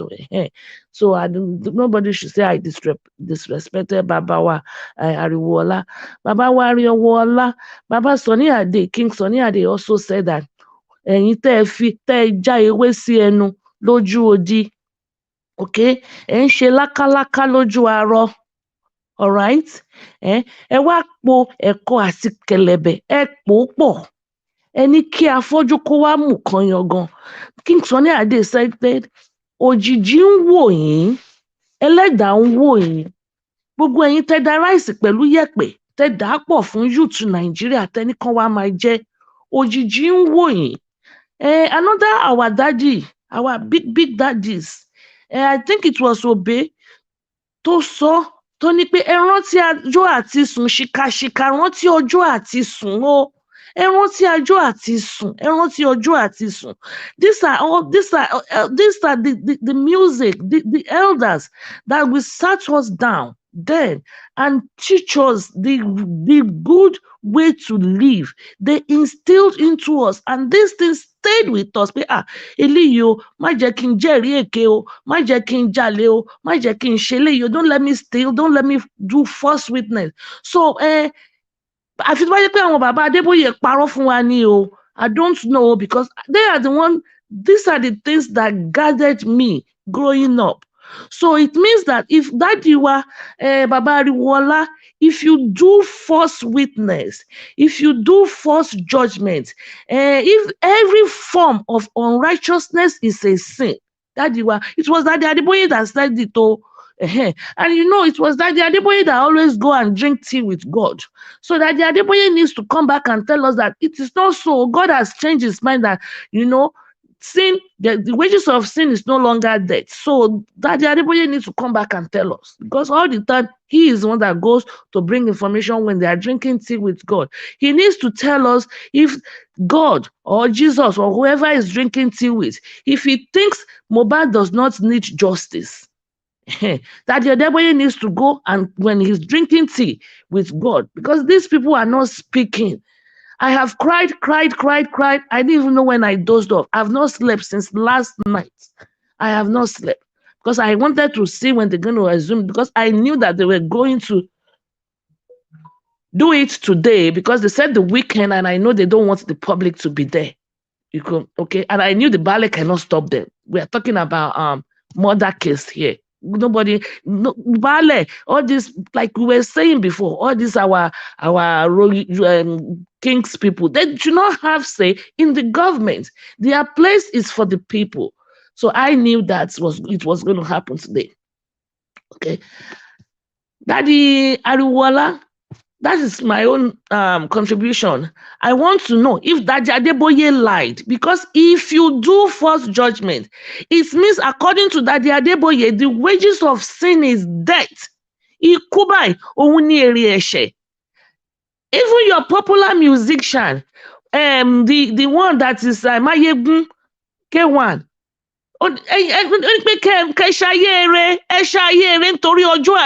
Everybody is saying it.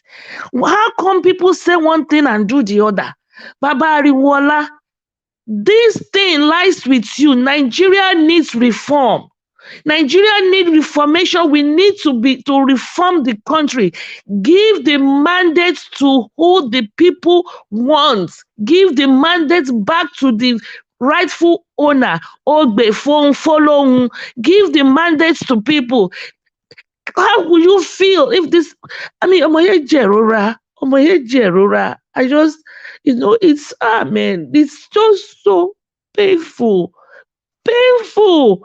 I don't know why I'm so attached to this case. It's just so painful. It touches me to the bone marrow. Okay, it's okay. All right, I'll let you go. Please, you need to stop now. Thank you. This is, I understand. It's so emotional. This particular case have affected everybody. Everybody. Anyway, let me say one thing. Let me just say one last thing. Baba Ariwoola, ẹ̀yin náà lẹ máa ń sọ ẹ̀yin àgbà ni o, tó ṣe bí òwe lójú ẹ̀yin àgbà o. Ẹni kò sáṣegbé o. Kò sí àṣegbé. Àṣepamọ́ ló wà. Iyán ogún ọdún a máa jóni lọ́wọ́ fẹlifẹli. Think before you act. Thank you. Thank you, Madam Victoria. Thank you. All right, Madam Bella Naomi also called me. Okay. Mr. Solomon, you called me as well. Prince Akwashi, okay. Let me return one. Madam, please hold on. Madam Nena, you are going to be the next to speak on the panel. I'm just trying to return one or two calls and see who is available quickly. This is thank you, Madam Bella Naomi. Thank you very much. Good evening to you, ma. I didn't know you called. Good evening, sir. Thank you, ma. Thank you very much. Please talk to us. How are they? We are not fine, no. My comments share people. I know. We are not fine at all. we are not fine, really. I want to talk about what Tinubu say. We could not very so speak English. No, If I with want the to year. start to talk in a better English, it will take me time to explain what I want to say. No, you are good, Mama. Go ahead. Unado, thank you, sir, for calling. He said we will the UK or abroad. I don't know. I talk him. Yeah, Maybe we come invest. Exactly. Now that one talk put. Many of us the UK, many of us the US, many of us the Canada. Okay, now still is here abroad with it. Person like me when they Europe, I get to Summit for Nigeria, Edo State of reside. Every day I dey buy diesel to take off of the summit. And I get people where they work for me. Is it fair? My question is going to exactly Tinubu. Because I'm not vessel. I'm not the vessel. Me, I'm not the vessel. To Tinubu, if somebody buy 48,000, let me say at the end, 100,000 to move all the summit and work not day, because work not day. The wood is not day there. If you still go the work, the people don't go chop your money. How can we move forward? If we have light, we can say, okay, we manage them. You are telling people to come into the country to invest. Those are already invested. What did they get? Nothing. Now to be at the talk to number now Tinubu at the talk to. What did they get? Nothing. You pay your workers, you pay your diesel, you pay this one, you pay the other one of the wood. At the end, you not earn 20,000. After more than 200,000 when you spend, is that a work? Sir Tinubu, my lovely president, my lovely president. If you come up for there, I go love you, mother. If somebody is more better than what we have, because people are doing nonsense, not nonsense. You people are picking us like babies. You are picking us like tomorrow is another day. Tomorrow will be another day. Oh, no, get another day. Oh, Thank you. I don't spend for that country, but I never see good money. You never see. You never see your money back. I understand. You know. I never see good money. Very sad. Now, somebody I want to talk to, Sir Tinubu. I get to me. I get many workers, and they pay them every time, every month. Now me they spend now. My body they hurt me. If they pay me, but then they save, they get their family. And they buy diesel. Yeah. Waiting now, Sir Tinubu. How you want to make this country go forward? Thank you, sir. If we not get light to move it on. Thank you, madam. Thank you. Round up. Thank you. I'm okay. I've already said it all. Thank you so much. Thank you, Madam Bella Naomi. God bless you. It's good to have you on the phone today. Thank you for coming on. Thank you. You see, what this woman is saying is simple. This is somebody that have invested so much in Nigeria. What she's saying there is that she's spending with all that she have invested. She's not getting anything back. There's every probability she's even sending money from abroad, you know, to pay salaries in Nigeria. That is what we are saying now. You know, do you know how many people that find themselves in this same situation that have businesses back home? The country is messed up. Now the court door closed and the door adjourned. They could not pass judgment anymore today because Tinubu stopped them. Everybody is angry right now. Are you not telling me now that American court now wants to do wuru? Hey, power of money. Now so it be. Hey, this one, hey, Carlo. Now wow. All right. Nigeria watch. Yes, sir. That in document will come out. You will see that the court appeal will go in line with the judgment because there was no compromise. It was strict by the law, and the judgment was made. That is why I said they should make sure that they swore under oath to release it, so that there will be no compromise. But okay. Anyway, make una give us hope, shall come back, Nigeria. Madam Nena, please talk to us. It's good to have you on the panel. Please call us. Hold on. Just hold on. People are calling in. Madam Nena, if you're there, talk to us. Yeah, good evening. I'm here. Good evening, Mr. Thanks for your patience. Yeah, no problem. Good evening, Mr. Good evening, everybody. Service, you see, yesterday, I was here yesterday or 2 days ago.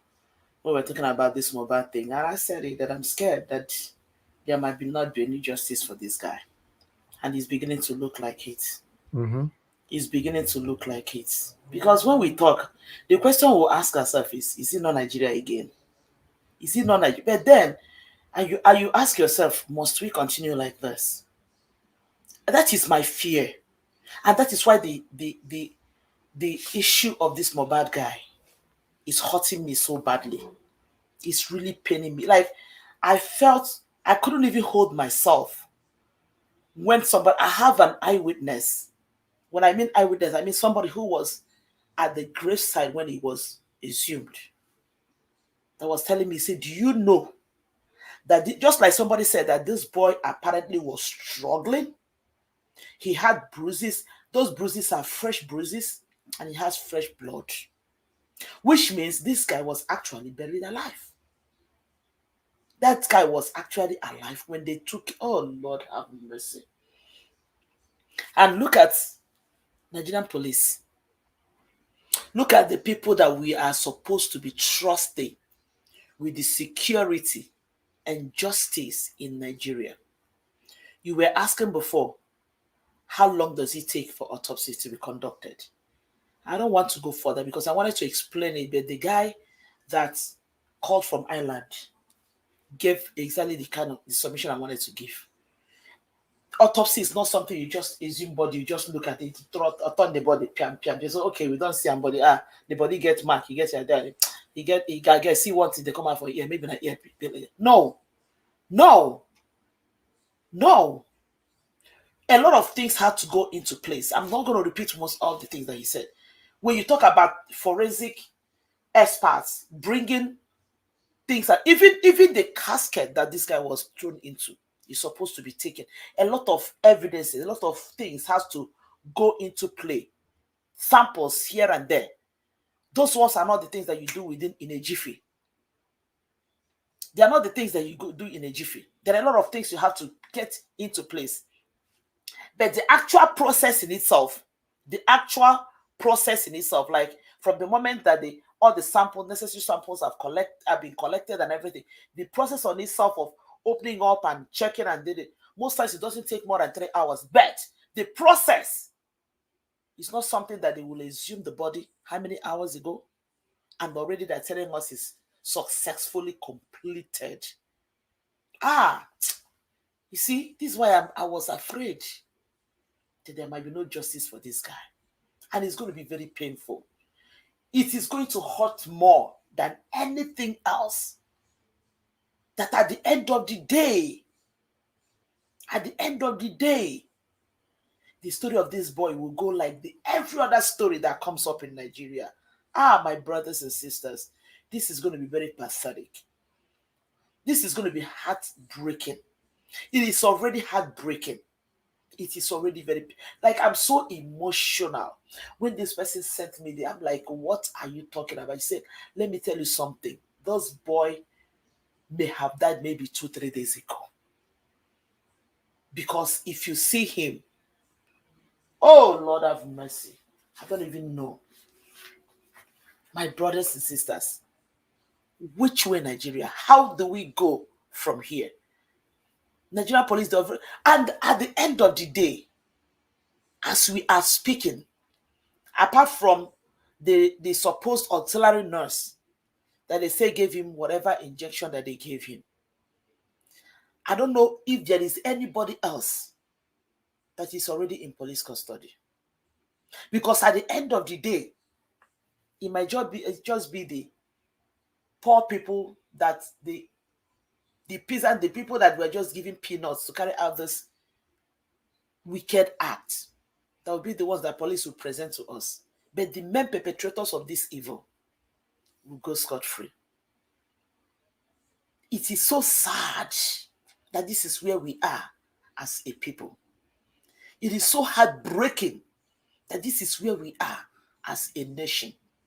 Who is safe? Who is protected? I said it before. Every Nigerian now is a potential Mohbad. This is terrible. This is bad. This is horrible. This is evil. This is satanic. Nigerian police, they are gradually coming up with their lies. They are gradually coming up with their lies. This is the first stage of the lie. By tomorrow, they will bombard Nigerians with another one. And here we have eventually completed it. And then we find out that actually they tell one senseless story. Who will see the body to verify what he said? I listened to the voice of a young man.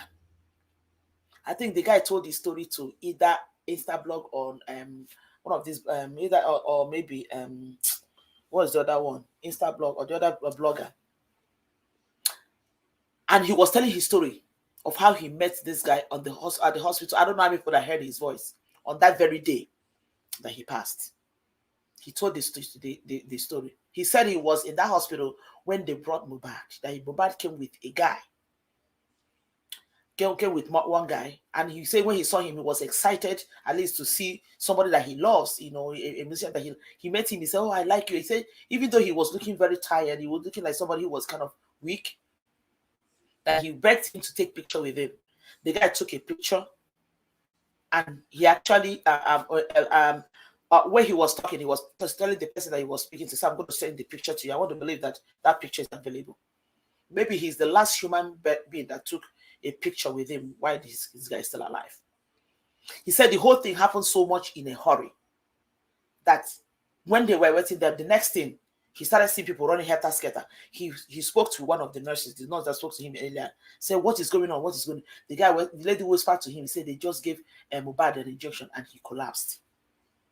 The next thing, within minutes, the person who brought Mohbad to the hospital took Mohbad, came out and with the nurses, they took him. Meanwhile, he said while they were waiting, that one of the reasons why he waited for so long, they said the doctor is not in the hospital yet.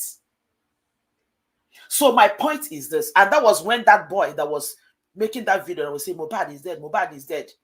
And if people watch that video very well, when the guy was saying Mohbad is dead, Mohbad shook his hand and the boy stopped the video right away. That person that was carrying him in the car, Mohbad moved and the guy stopped the video. It was there that they took. The guy said he was still in that hospital, and the news broke. That was when they finished the job.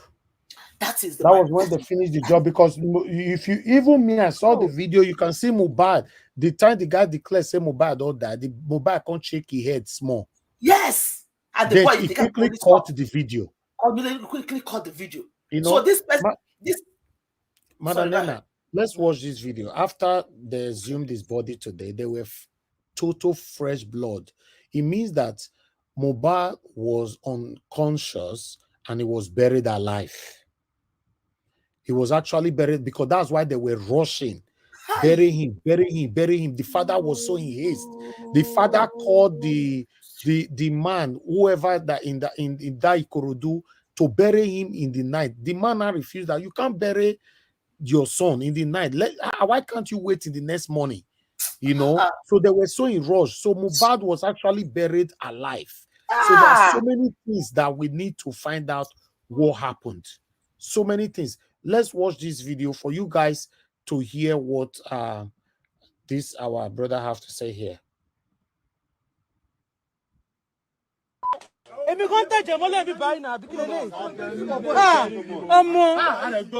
Which doctor certified Mohbad dead before? See fresh blood, see fresh blood, see fresh.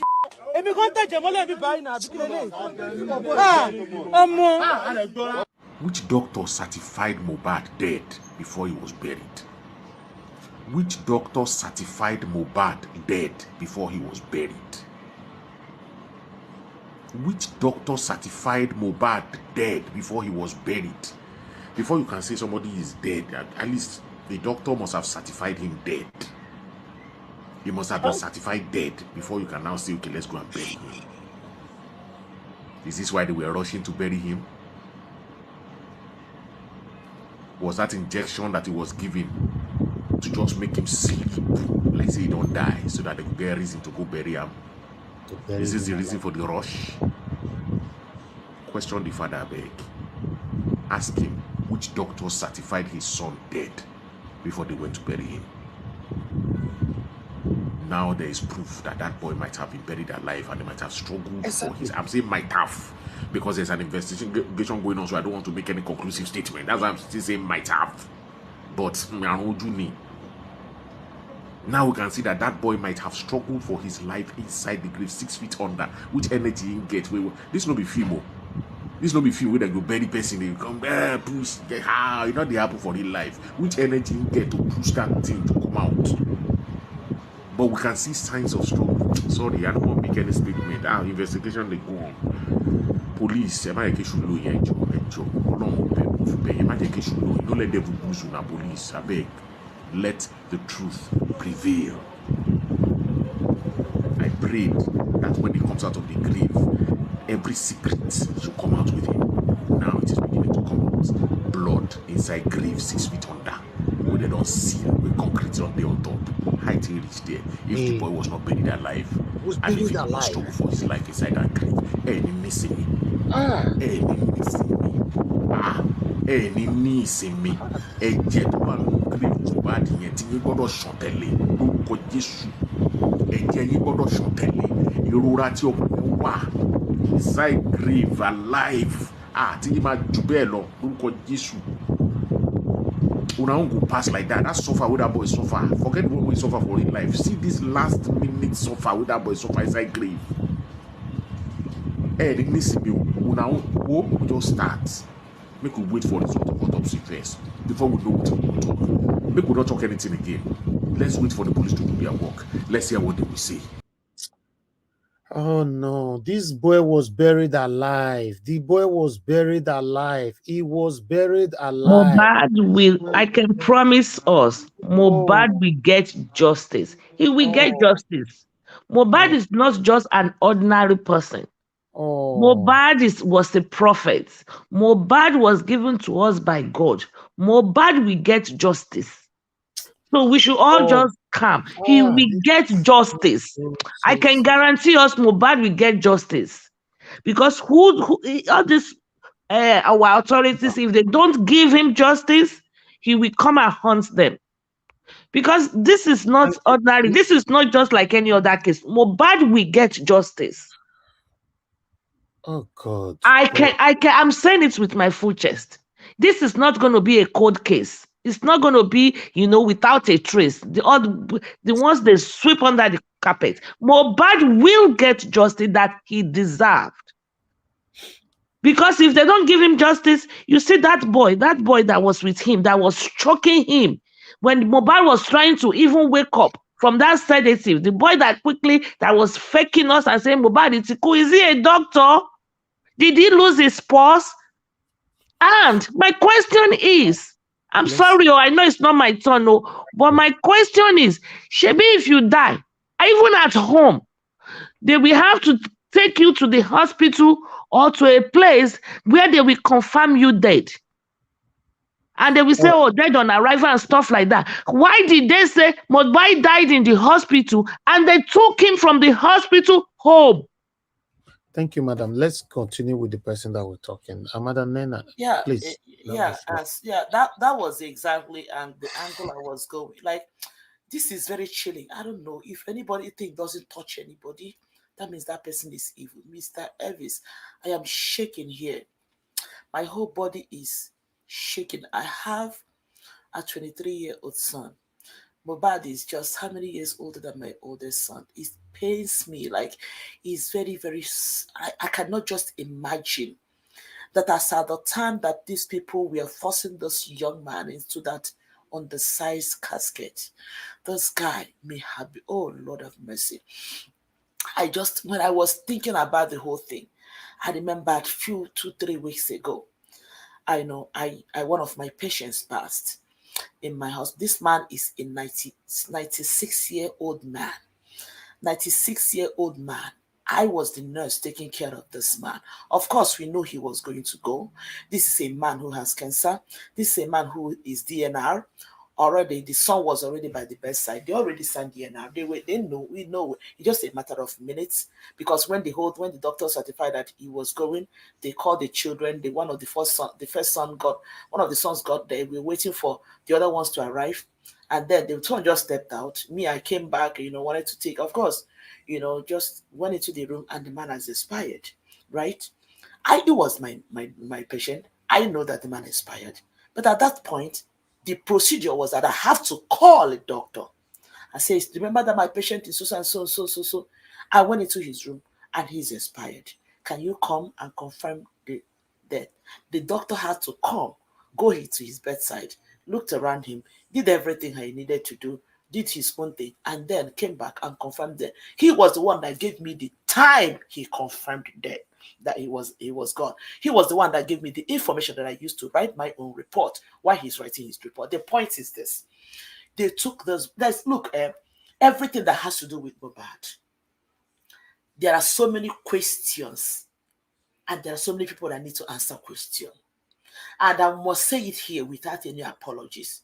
If they are making any arrests concerning this boy, and if his father is not part of the people that were arrested, something is wrong. Mohbad's father should be among the people that should answer questions. If he was being terrorized, if he was being bullied, if he was doing what he was doing with, I don't know what was it, but he should be one of them, because I do not understand the whole thing. The whole thing does not make sense to me.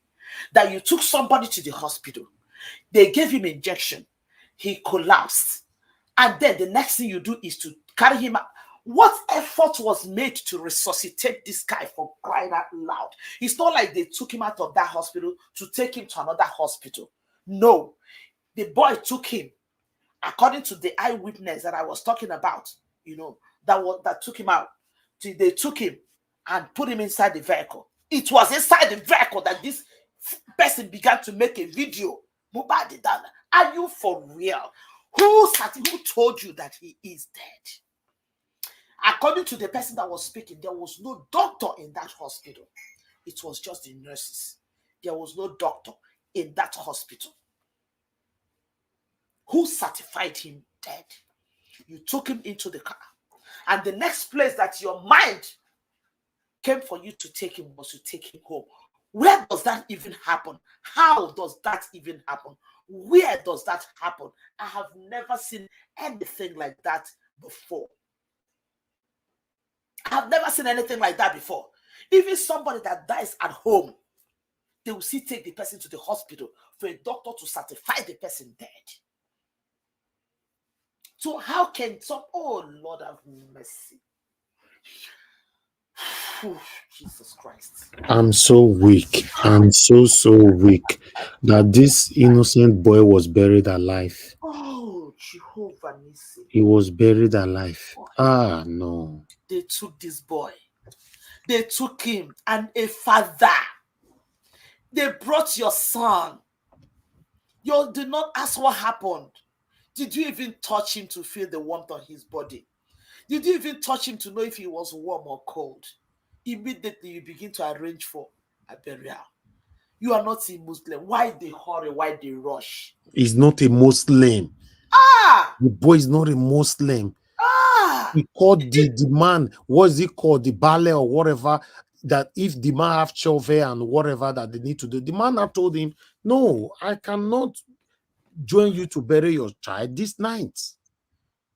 What is the rush about? What is the rush? So that means Mohbad actually slept in his father's house when they brought him. They took him to his father's house. So he slept there overnight. Yes, because according to the man, that man, he has a hand in it. This is a big cartel. And I thought he's poor. Where did he get money to? Because in the first interview he granted, he said from the 2 million Davido gave him, that was where they didn't give me 2 million. No, I have it given to somebody so that they can buy caskets. What did Davido give to that 2 million in the middle of the night? Where did they buy the casket? Who saw the? There's a lot of people. Everybody. Naija Wash. Yes, sir. You see, what I'm seeing here, there's something I'm picturing. There is a connectivity of a crime, a erroneous crime committed that Mohbad knew about the crime and they wanted him out before he speaks. It is a very big crime because they cannot just say because, oh, I'm jealous of this guy, just take him out. Is this star? You want to stay my no. There is a big crime that was committed by those people there. Yeah. Sorry that I caught you right there. For the benefit of doubt, let's listen to that ballet again. Let's listen to this. Our community because of the side effects. And I'm saying it in English again. The father of this guy, Mohbad, called me. I don't know the time. I don't know that this is what is going to happen. Called me at night, telling me that Mohbad is dead. I felt so bad. I felt so sorry because I didn't know that boy. It's only the father that I knew. I've never met him before. I know that he's very, very charitable. He's giving money. When he gave his father card, the father celebrated it. I don't know him. I think he's praying for him. Now, suddenly, the father said that they are bringing him to bury. They are bringing him. They want to bury him at that night. That I should assemble as to get. They are bringing him to bury. They are bringing him. They want to bury him at that night. They are bringing him. They want to bury him at that night. That I should assemble as to get shovels, diggers, in order to bury him. And I said that this is not possible, man. It's not possible. Don't do that. I'm a community leader. How can you come and say that you want to bury your son at that time? I called him about 2 times and he said, you are bringing him. Immediately I saw some community members. One brought shovel, one brought digger. Hi. A woman and a man. I said, what? Oh no, the father have a lot to say. This ballet is a very good man. Mr. Eriks, yes, he is a very good man. Let me quickly say another thing. All these things are now speculations and stuff like that. From one of the stuff that I saw today, okay, the Baba, the Mohbad's dad, actually, from his own mouth, when they interviewed, one of the interviews, someone asked him, why did you hurriedly bury your son? And where did you get the land from where you bury your son? He said Mohbad bought that place for him to build a church. So maybe he also wants to use his son to do a woro. Because this people, well, no one needs a Can I say something about that property? That property that the boy was buried, it's not the father's property, it's Mohbad's property, but the father forcefully took the document of that property from Mohbad's wife. But he said in the interview that Mohbad bought that place for him to build a church. No, I want to talk about the church part. Because almost of these churches, they bury people on their foundation. But your son, your old son, Hey, God. Did you not hear where the scripture said that the heart of man is desperately wicked? Who can search it? The same child that bought you a car. Ah, no. Oh, no. Mr. Najawash. Yeah, go ahead. I wanted to call See, you now. Mr. Najawash, a lot of things have happened. That is even more erroneous that we've not heard. That is more than what we are hearing today. But this guy, this boy that was taken down, his spirit is very, very strong. Because there was, you see, I can't even say, there's so many things that have happened. If you picture Nigeria, it's a scene of crime, a den of crime. No law, no holds barred. That is Nigeria. No holds barred. Do what you like and go score free. I pray justice for this boy comes alive. And anyone that want to hide it, according to the prayer of that Nollywood actor, they will see hell. And they will ask for mercy. They will not find mercy. For you to take down a boy, innocent boy, and cover him alive, it is hell. They will see hell because they've sown hell, and they will reap hell. All of them, with his father, all of them will reap hell. All of them. None will be spared. All of them, including the one that participate, that want to give wrong judgment. All of them. All of them. Thank you, Mr. Najawood. I'm just speechless, my brother. I'm speechless. I cannot believe that Mohbad was actually buried alive. As we speak right now, with all that we all are seeing, with all the evidences that is circulating on social media, Nigerian police have not arrested anybody. Yes, most especially Naira Marley and many others. What is happening? I don't understand. Naira Marley cannot come to Nigeria again and sing music. And that is the end for him. You know, he's still the ambassador. They have to make public announcement that he is no longer the ambassador for the NDLA. They have not even said that one. No. He cannot even come to Nigeria again. They will not be him. Watch now. Let's listen to this video, my people. This man just did this video right now. A lot of people currently talking, but I believe it's better we follow up. This is the first time the Nigerian police are not acting the usual way they act. I have seen police cases where if somebody buy here, for instance, where I'm staying, everybody in this compound, they will be arrested and they'll be taken in for questioning. Police don't waste time to back people that are in a crime environment. And also, if they mention your name, Nigerian police don't waste time. I have seen a lot of crimes in this country. I am still surprised that Naira Marley and Sam Larry are not in the police custody alongside every other person. When I mean every other person, I mean Bella Shmoda, I mean Shubomi, I mean Zlatan Ibile, I mean those boys that recorded those videos, Mohbad father, Mohbad wife mother.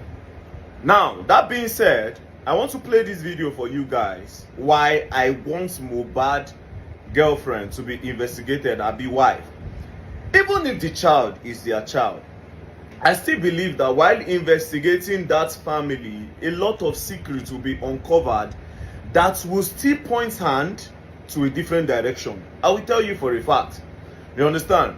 Like I said, and I will repeat over and over again, that boy was driven crazy. First of all, Sam Larry have driven that boy to depression alongside Naira Marley. At a point, they said the boy was a danger to himself. Secondly, apart from them, apart from the one that we have seen, Mohbad wife, Mohbad father. I wish I am a policeman that is rant. If I sit down with those people, they go tell me what they know. But that aside, this video, let me play it. One change the best house, the best house. Is that the next thing? And when big ìyàwó dẹ̀ ń rí inú wọn dùn. Torí pé wọ́n ń gbà ìyàwó dẹ̀ mú owó ẹ̀ ó transfer sáwọn ẹbí ìyá ẹ̀. Ẹ lọ wọ àkáǹtì ìyá ẹ̀. BVN máa tó àṣírí yẹn. Ti ìyá ìyàwó ẹ̀ kẹ́ wá wo orúkọ ọmọ mi owó tó ti transfer sí wọn. Gbogbo orúkọ ọmọ ẹ̀ ló wà ń bẹ̀ wọ́n jọ ń ṣí àkáǹtì. Mọ́tò tó rà síta yẹn ìyàwó ẹ̀ ló wà lálẹ́ lẹ́pẹ̀ fún mi. Okay, pick up here. Ìyàwó ẹ̀ ló wà rà fún. Ló wà rà fún mi kò transfer 500 fún mi rí.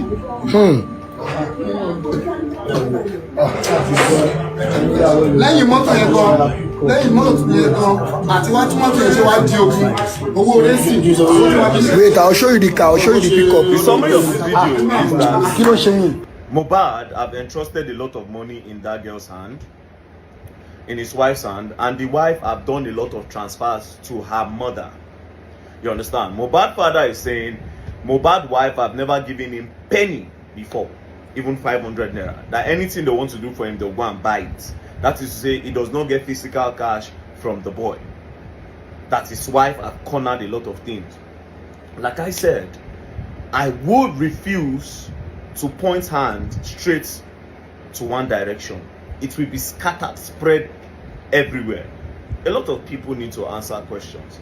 Nigerians, I don't know why you people are doing this, and I don't know why the agenda, people are trying to push an agenda, but God knows that I'm trying to get justice and nothing else. And don't play, we will get justice. Now, wow. Black Panther, go ahead, sir. You were saying something earlier on before. Okay, hold on, Black Panther, please hold on. I have somebody here with us, Mr. Kingsley Obo. Thanks for joining us. Please talk to us. Yeah, my people are great now. Thank you, sir. This news story will come up now. Is something that person is supposed to key himself to focus on all these things, because all this is a distraction. Now one change dollar now. The $60 now almost $9.90 per dollar, and government is trying to bring these things for distraction and all these things. All this is not distraction. Although the guy don't die and they have to look for justice to make sure they get justice, but still yet everybody is focusing on a particular story. How about what is happening now? How about our mandate? How about things how about Nigeria?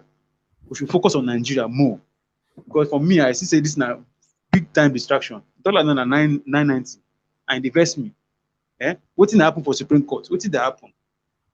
We talk about young boy now. We just have you been following us on this platform? At the front now, yes. Once in a while. So if you are be following us, you should know that we are not distracted on this platform. If you can look at your screen right now, please look at the titles right there. Did you see Mohbad there? We've already no. Just that there's no distraction on this platform, my brother. We don't have I know. There's no distraction. We've already discussed everything to do with Tribuna, Tinubu, everything since. So, and every day we are doing that. But we are humans. We are talking about somebody died here. You are talking about distraction. You I don't know where you talking from. Are you talking from Nigeria? No, I'm talking from Nigeria. And if you're talking from Nigeria, Hold on. If you're talking from Nigeria and the dollar is now almost 1,000 naira, what have you done about it? You are in Nigeria there. You want me to travel from UK to come and fight for you in Nigeria? Baba, I'll tell you something. The problem of Nigeria now will be the problem of Nigeria. Especially the youth. Especially the youth. Especially the youth. Because we need to think. We need to look things. The reason, think of what to do to get what you want. What have you always done? You're always Remove we. What did you not do? For me,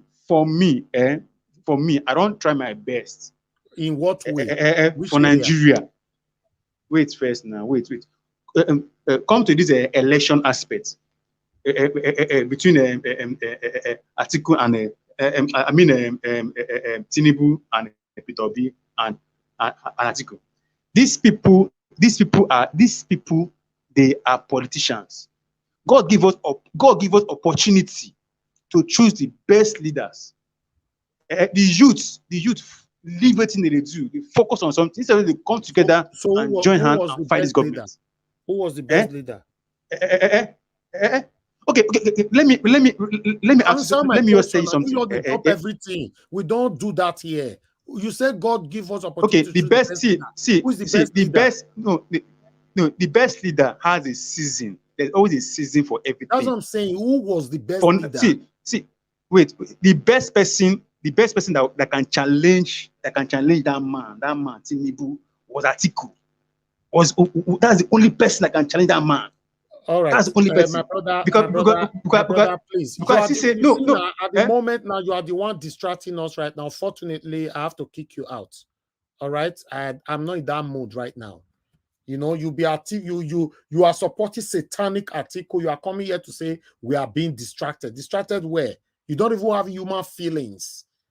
Somebody died. You don't care. Everybody came out today for a candlelight. You don't care. What have you let me unmute and laugh well. Sorry. Mr. Naija Watch. Please go ahead. You know, we have been saying all this a long time ago, that the level of information in a man determines the man himself. You see, this young man that came to speak, he doesn't know any damn thing about Atiku. He doesn't know any damn thing about PO. All he knows, the man with the biggest money, he has been a vice president before. He wants him there. He doesn't know anything about Atiku. If you give him the lowdown about Atiku now, he will go and fight Atiku wherever he is. No, he will not fight. No, I disagree. He will regret voting. He will not regret. He will regret. You were right with everything we're saying. That last statement is extremely wrong. Regret what? Are you telling me the people that supported Tinubu did not know Tinubu's story? Why did they regret it? No, I mean, he's talking about Atiku. He's the one using his hand to finish himself now. He knows. Let's say it, he knows. He knows what he's doing. Somebody is a heartless person. He doesn't have human feeling. Anybody that shows to you that they don't have human feeling, don't associate with them. I've said it before on this platform in case you guys are not getting me. Anybody that is listening to me right now, if I come on air and I have one person with me and that one person is genuine, stay with me. When you and I will talk, maybe maximum 2 hours, we end the show and go to bed. I don't like to associate myself with fake and synthetic lunatics. Can you come here and say we are distracted? The full title is there. Even today, Mohbad issue don't even supposed to be here, but the spirit is strong. You cannot even give any kind of submission right now without Mohbad is not coming in. And moreover, Mr. Elvis, the issue of Mohbad is an example of the bad governance we have. Look at what we are doing with the police. So you cannot talk about bad governance and the evil of the government without bringing up a case like Mohbad's case. How can you say that we are distracted and you are not even following us like that? They say you come. Now Tinubu send her come. Tinubu people, now send her come. Hello, good evening to you, sir. Talk to us. Hello, sir. Thank you. Good evening, sir. Thank you, sir. Go ahead. Talk to us. Good evening, sir. This young man that just came now and make this comment, he doesn't supposed to be any living fellow, a neighbor to any living being, let alone a family member of any. He should find his place in the worst forest of the world and live with the other wild animals. Yesterday I was awake at almost 3 o'clock listening to you people talking about Mohbad. This evening I just decided to play a few of his songs, more especially the one you talked about landlord the Hala, my brothers the hungry. If you listen to that track and you did not break that, who is it? Who is it to talk about saying Mohbad is not just it's an influencer? This is the people that we are looking for in Nigeria that will command the youth to comfort. Are you getting it? This guy stands and he has 1 million fans. He can tell 20 out of that 1 million fans, he can command 700 of them to this is bad. Let us fight this. And they will come out to fight because Mohbad is in the war front. Do you know the reason why they end SARS the way it works? It's because of people like Mohbad. And this guy came, he was talking about Atiku. Shameless, and people that are not useful to themselves, let alone the country. He has fought for Nigeria. When you don't know how to spell his name. Thank you. For me, that guy is a very heartless human being. One thing in life, regardless of what you are pursuing in life, the first thing you must show is empathy in anybody's situation, as long as you encounter yourself with that situation. There was no empathy. There's nothing like, oh, this mobile issue is a very big or whatever big thing. May so rest in peace. Okay, let's move on. The system is what that failed him. Then you cannot start talking about judiciary. I will understand you. You jump that. This is a distraction. Can you imagine that then you now ended it by saying that Atiku is the only person? Young man like you are between 28 and 34 with your voice. Till now, at your age, you cannot see or know that your problem is PDP and APC. What a shame. How did we get here? How did you get here? Maybe he's a Malian. How did we get here? Maybe he's a Malian. Please hold on, guys. I have somebody on the phone. God bless you all. Thank you, Mr. Austin, for calling in.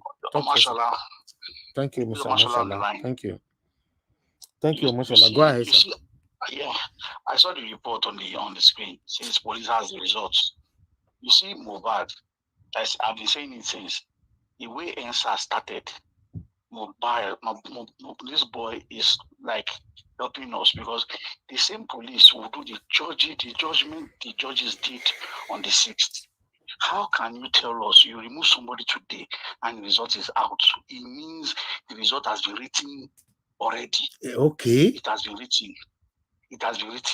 So don't be surprised tomorrow. Okay, because the same will go assume it body. We don't do one for them now.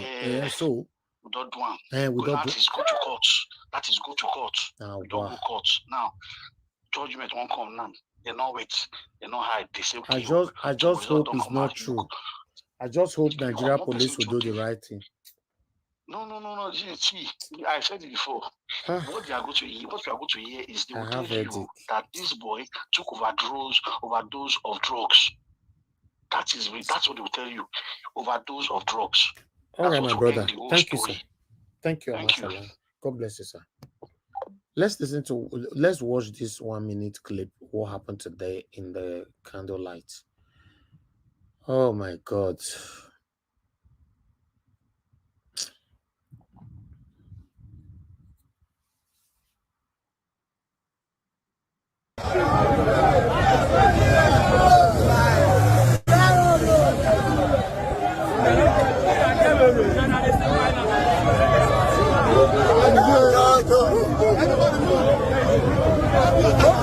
That's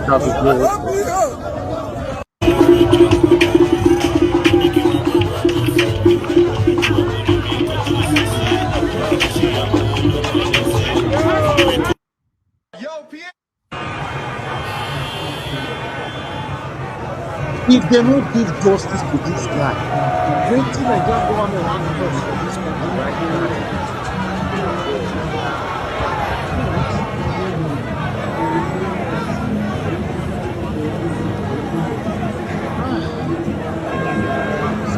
This popular identity.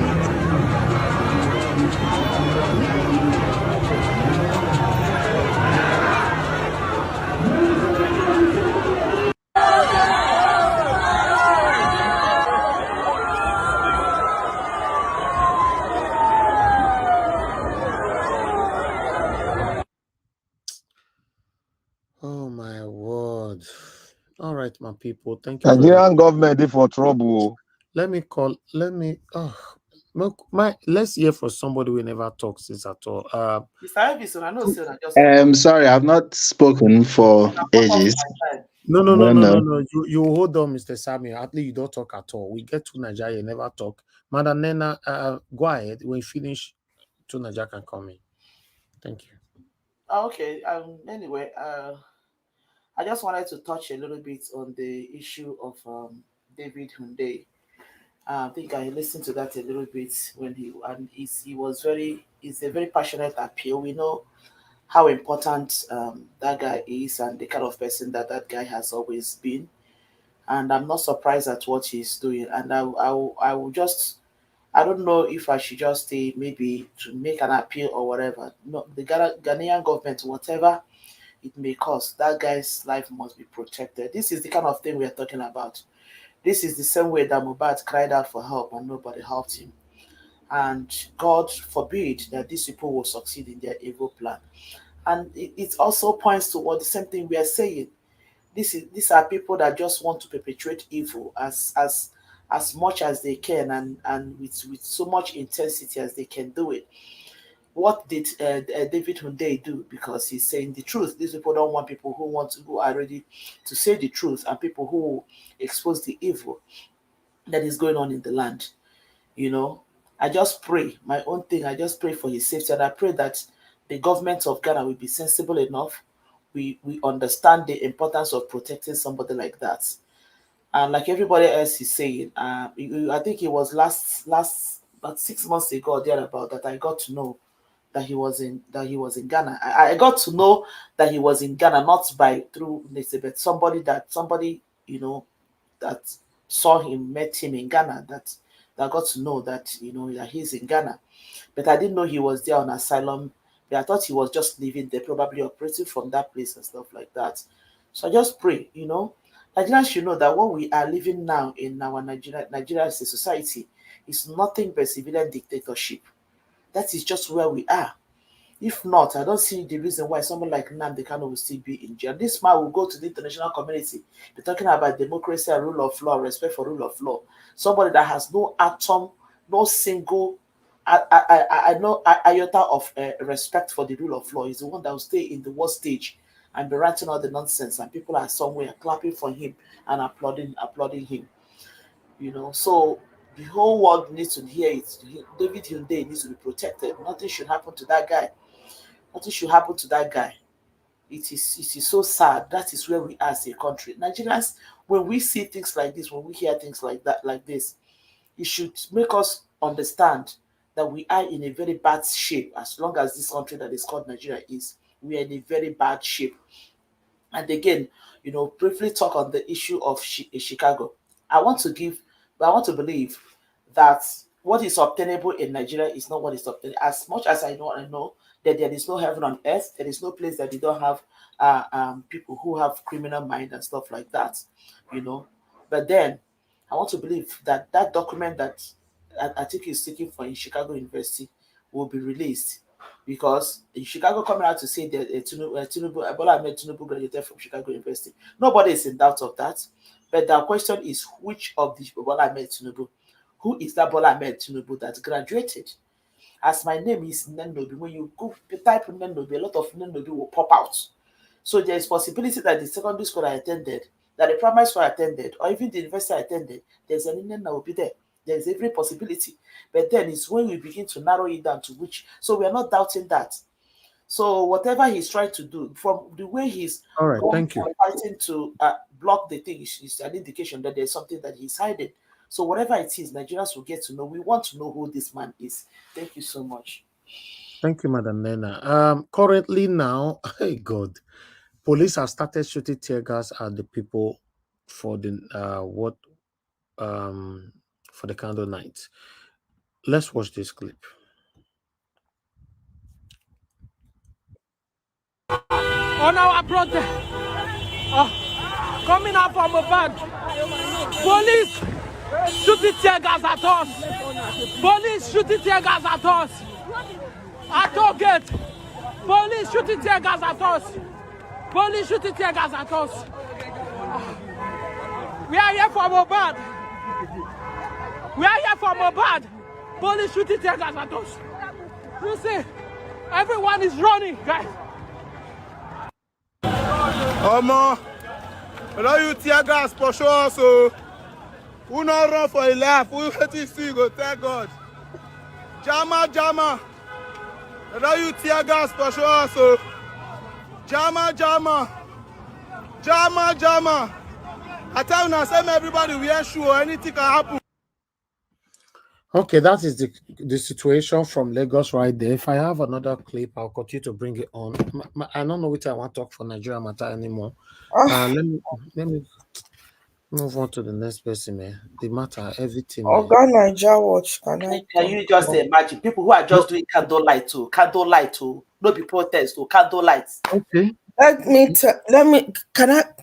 Not your turn yet, Madam Busy Brain. Just hold on. You are gonna be the next after To Naija. Thank you very much. To Naija, thank you very much for joining us. Good evening to you. Please talk to us. Yeah, greetings, Naija Watch. Sorry, Mr. Elvis, did you forget me here? No, we are still doing it one by one. You don't have talk since now. Since 2 million years ago, right? I'm calling on the new people. You know, I'll come to you, sir. Okay, if you're not allowed to just speak before me now, I'm just kidding. So welcome back. Welcome. You are supposed to go America. Shut up! I didn't go anywhere. Don't be silly. You see how this man disrespecting Mr. Elvis. What kind of rubbish is that? So yeah, greetings, Naija Watch. Greetings to everyone on the panel, the chat, and to the viewers. Yeah, there's a lot that has happened since I've been here last. I guess I want to start with giving my condolence to the loved ones of this musician, young musician. I don't know how to pronounce his name properly, so I don't want to murder his name. That has passed, and clearly there has been a lot of weird and acts around him, and the way he was buried doesn't seem normal. And I don't know whether his dad was Muslim. Even if that was the case, you don't just not at all. So he's not Muslim, and you want to. That's very, very dodgy, and exactly. that he's going to have to answer for that. That is some crazy stuff, really. But we have to be careful about jumping to conclusion, because people have different ways of reacting to trauma like that. We don't know what's happened to him. Maybe he's lost his mind somehow for losing his child. So the police will get to the bottom of the matter. Regarding events that has been occurring and Tinubu trying to block people from getting the results from, I don't know why he would try to block it. It doesn't make sense if he thought the stuff was what we already know. Why would you want to block it? And that is going to make it even more suspicious. And from what I gather, that if that information comes out and it turns out that he lied to the public one way or the other, it may not be sufficient to remove him from office, but it will be heavily damaged. And that is exactly a good place to be, to an extent, because if he's damaged, he's not going to be able to run for the next election, if I'm not mistaken, because he's committed perjury and probably maybe even forged some documents on top of it. Because if the two results don't correlate, means something is off, and that will disqualify him from being able to run again, except maybe he uses another. I'm not sure whether if you've told lie before you're allowed to come back and run again later on. I'm not sure. I don't think you should be allowed to. He cannot be allowed to run again. Yeah, so that will rule him out for the next election. There will be a one-term president. And, this is why I tell people sometimes that people should be careful about, writing the future. When some people say he's going to get a 2-term, there's nothing that's going to stop him. Like, then you've not watched political cycles enough to understand that things can be quite unpredictable in politics. And it's weird because in Nigeria, we have had 5 presidents. 2 of them didn't even, they are technically not even full-term presidents. They didn't last up to 8 years in office out of the 5 of them. And some people just think that he's coronated for the next 8 years. That's not necessarily the case. And this is why I don't take this for granted. I always say that while you have the chance, you keep fighting. And people have different ways of fighting. Like Naija Watch fight through the court. Personally, I prefer to focus on the people. I've always said it from the first day I came here. It's always the people. It's always about the people. You have to focus on the service to you're offering to the people. And I fear that Labour Party has itself is not making themselves very known. They are not making a lot of noise about what they represent. And if they are to go forward to perform well in the next election, and in short, the next election might even be 2 years. Some of the elections may be 2 years, and others are coming up in 4 years' time. They want to start eating up the ground and winning up the ground so that there could be a president in waiting. What if Tinubu is damaged and he's not going to be able to run for the next election? Then all bets are off. Anybody is for anybody. You see what I mean? And most Southerners will be crying that it has to be a Southern leader. So it's all hell could just, the whole thing could just be upended. So politics is a very, very strange. Nigerians think they know it all in politics. It's not necessarily the case. You know, you have to study different circles in different countries and see the patterns that emerge. It's not that straightforward. We just had 5, and some people think they are experts at Nigerian politics already. So let's see what happens. And I believe that if the Labour MPs that are in, or the Labour senators and House of Assembly members, National House of Assembly members are doing their job, they should be sending good signals to people about good governance now. And they should be holding the government accountable, causing trouble as much as they can. Whether they actually make any change in terms of what the government wants to do, it doesn't matter. It's just to cause trouble. I've seen the Tea Party in America. There are not that many. They are a party within a party. They form the party within the Republican Party and cause so much trouble. And the same thing you see in the UK too. They band together in the Conservative Party and they cause so much problems in the party. So in the same thing in the Senate. The Senate, I think Labour Party makes up about 8% of the senators. They can cause a lot of problems. And they should. And so far, we are not been paying enough attention to that, and I hope that that starts happening, because in the end, we want those people in the center to be holding the people in office accountable, so that there's only as much as Elvis can shout from here. You can shout from here, but they are doing their stuff. They are still collecting their envelopes in the House of Assembly.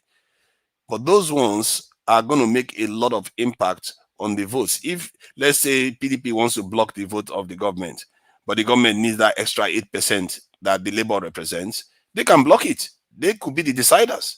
I've seen parties that have very few, about 3% of MPs, cause a lot of problems, or House of Assembly members.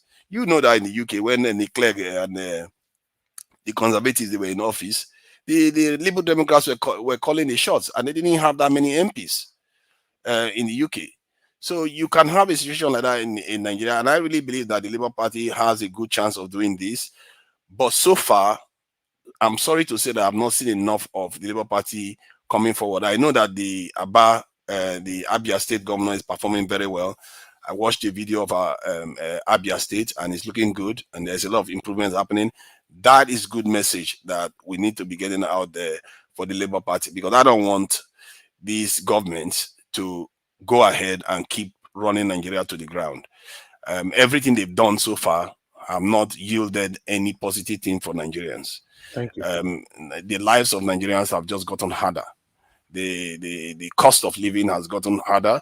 The cost of just name it, everything else, even the exchange rate you want to use to buy stuff overseas has gotten more expensive. Then what is the point of the policy again? To Nigeria, sorry to interject you. They've already run it down now. What's left? Yeah, the only people that are happy are international partners, and the government to an extent is going to have a lot of benefit, a bit of benefit from this. The way it works is that if you devalue the currency of your country, and you have the same amount of foreign reserve that you have, it means that any dollar you convert to your naira, the naira goes a lot further. Like when we send money to Nigeria, when we have money, we send it, and because the naira devalues, the money we send has a bit more impact in Nigeria. And if the increase in price in Nigeria hasn't caught on to the devaluing of the naira, you can buy more things with that this in dollar or pounds that arrives in Nigeria. And I think that's what the government is playing at. They are gaining from that in terms of having extra money in their pocket to do stuff in Nigeria. And this idea that people are buying naira, this is the currency so such a high rate because Nigerians are looking for this is dollars, is a very, very corrosive and I don't even understand, terrible culture. I don't know what Nigerians are looking for dollars for. They need to discourage them because they are the ones causing the problem for their country. And the only reason why that is happening is because Nigerians want to buy stuff overseas. What do you need dollars for? If you are buying stuff in Nigeria, the dollar value will go down.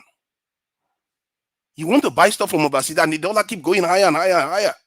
Because this mentality that we have, and nobody's questioning them, and our leaders, instead of them to be telling them, calm down with this need for dollars. It's supposed to even be illegal to be spending dollars in Nigeria. But they are still crazy about it, and nobody's getting prosecuted for it because everybody's at it. That is what is killing our nation. And the people that are looking for dollars they are kind of inflating the price of the dollar inside Nigeria. Because think about it, what is the use? It has no use for Nigerians that are buying stuff in Nigeria. It's because somebody wants to buy stuff overseas. That's why the dollar value is going through the roof. And this government is aided it. Since they came into office, the naira value has degraded for about 120% in the official value. In the black market value, yes. Can we interject you? Mr. Harris, I think go ahead. You can interject if you want to. Tunaja, before you drop, I want to ask you, do you think there's any way this naira can be brought, this dollar can, what is it called, naira can be brought down again? Yes, it can be if the government is serious. You have to have you have to be able to manufacture stuff that you can sell overseas. That's one. And secondly, reduce the demand, because when you manufacture stuff in Nigeria, people will not want to buy too many stuff overseas anymore. So now the naira value will go, go up. The demand for dollar will reduce, and the value of dollar will slump within the country. That is how you do it. And even now, they can reduce the value of the dollar. Yeah. Sorry for interjecting. So with the World Bank and giving us all those stipulations where our own supply within our own production is being dwindled, how do we see this government doing it when they are willing to do anything, sell everyone and anything to do the bidding of their ilks? What hope do we have that they will promote production? Yes, that is a very pertinent question, because even I am wrestling with it. But I get a feeling that if the refineries come online, that's a big if. If Dangote, but sorry, Tunaja, let him finish now. You never answered this question. Yeah, it's a big one, because if those two refineries come online, Nigerians will breathe a sigh of relief, and this economic activity will pick up just from that alone, without even doing too much about security. But in terms of the will to change things for Nigeria, I can't. These leaders, if I'm going by their record, they are not going to want to change things. Okay. If anything, the reason I interjected him on that was based on the refinery. That's why I interjected him on that. So when you talk about refinery, if only that Nigeria will realize that the world is drifting away from oil now, that's one side. But one pertinent thing for you too, Nigeria, I think you were Emilio Con's brother, and you wanted him to be in power. You think this guy can seriously? Why would I want him to be in power? To Nigeria, okay. All right. Okay. You know, but you think this guy, with everything that he's doing, and with all of his evil aggrandizement, and then trying to get, you think this guy can do anything good or to lead the government? Which one do you think? See, by their record, like I said, I don't see that happening. But I also said before that the reason why Nigeria economy might improve has nothing to do with what they are doing individually. It has something to do with the macro environment, and that is something we have to get good at observing. The international community right now, that they are not in a mood to exactly sabotage the Nigerian space at the moment. So, Tunaya, do you agree? Do you agree the international student is what is affecting the dollar? No, I mean the international. They are one of the this thing serious people that are looking for currency to pay their school fees, isn't it? They are one of the big corporates. And personally, I can't even understand it. What are the Nigerians buy too many stuff overseas? They buy too many stuff, and their leaders are the ones encouraging them to do it. Because all of us, whenever they see anything overseas, oh, that's the best one. They want to buy cars. They want to buy cars overseas. They have innocent in Nigeria. They ignore innocent and go and buy the ones overseas. Bulletproof cars. Everything they want to purchase overseas. Even pizza they want to buy overseas. And you wonder why the economy is suffering from. The government can do something about that one, but they don't do it. They can tell Nigerians to buy Nigerian-made products. We need to be real with ourselves. I understand all that you are saying, and this is where the Shege renewed hope, renewed Shege is affecting everybody, whether you live in America or you live in UK.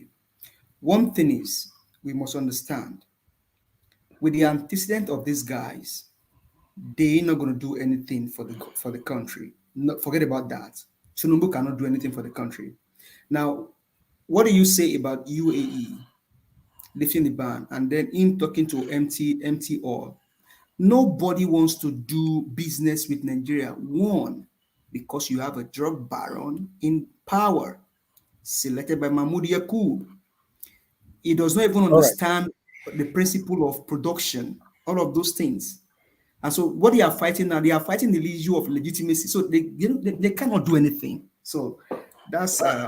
I think the international community don't care too much about drug ban. Do you remember what the Saudi Arabian people did to that journalist when they chopped him up to pieces? He went to India. And yeah, they are doing business with him. Many of them are criminals themselves. Can I come in here?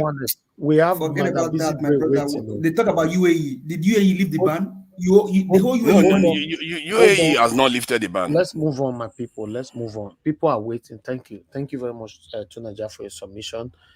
Thank you, my people, for your interjection. I have somebody on the backstage. X0. X0 is your first time on this panel, 100%, because I've not heard of this name before in my entire life. Please on your camera. Let me look who is behind the camera. Yeah, I know him. Is it? Okay. X0, please on your camera. Let me see who is behind there. This is your first time here. Your full name is X0 Maestro. I've never heard of this name before. X0, where are you from? Are you from Yugoslavia? Tell me where are you from, X0. I mean, turn on your mic is you turn it off. My mic is on now. I beg you come from Yugoslavia. Where are you from? You mean where I'm from as country? in country. I'm a Nigerian now. X0 Maestro. Where is that name coming from?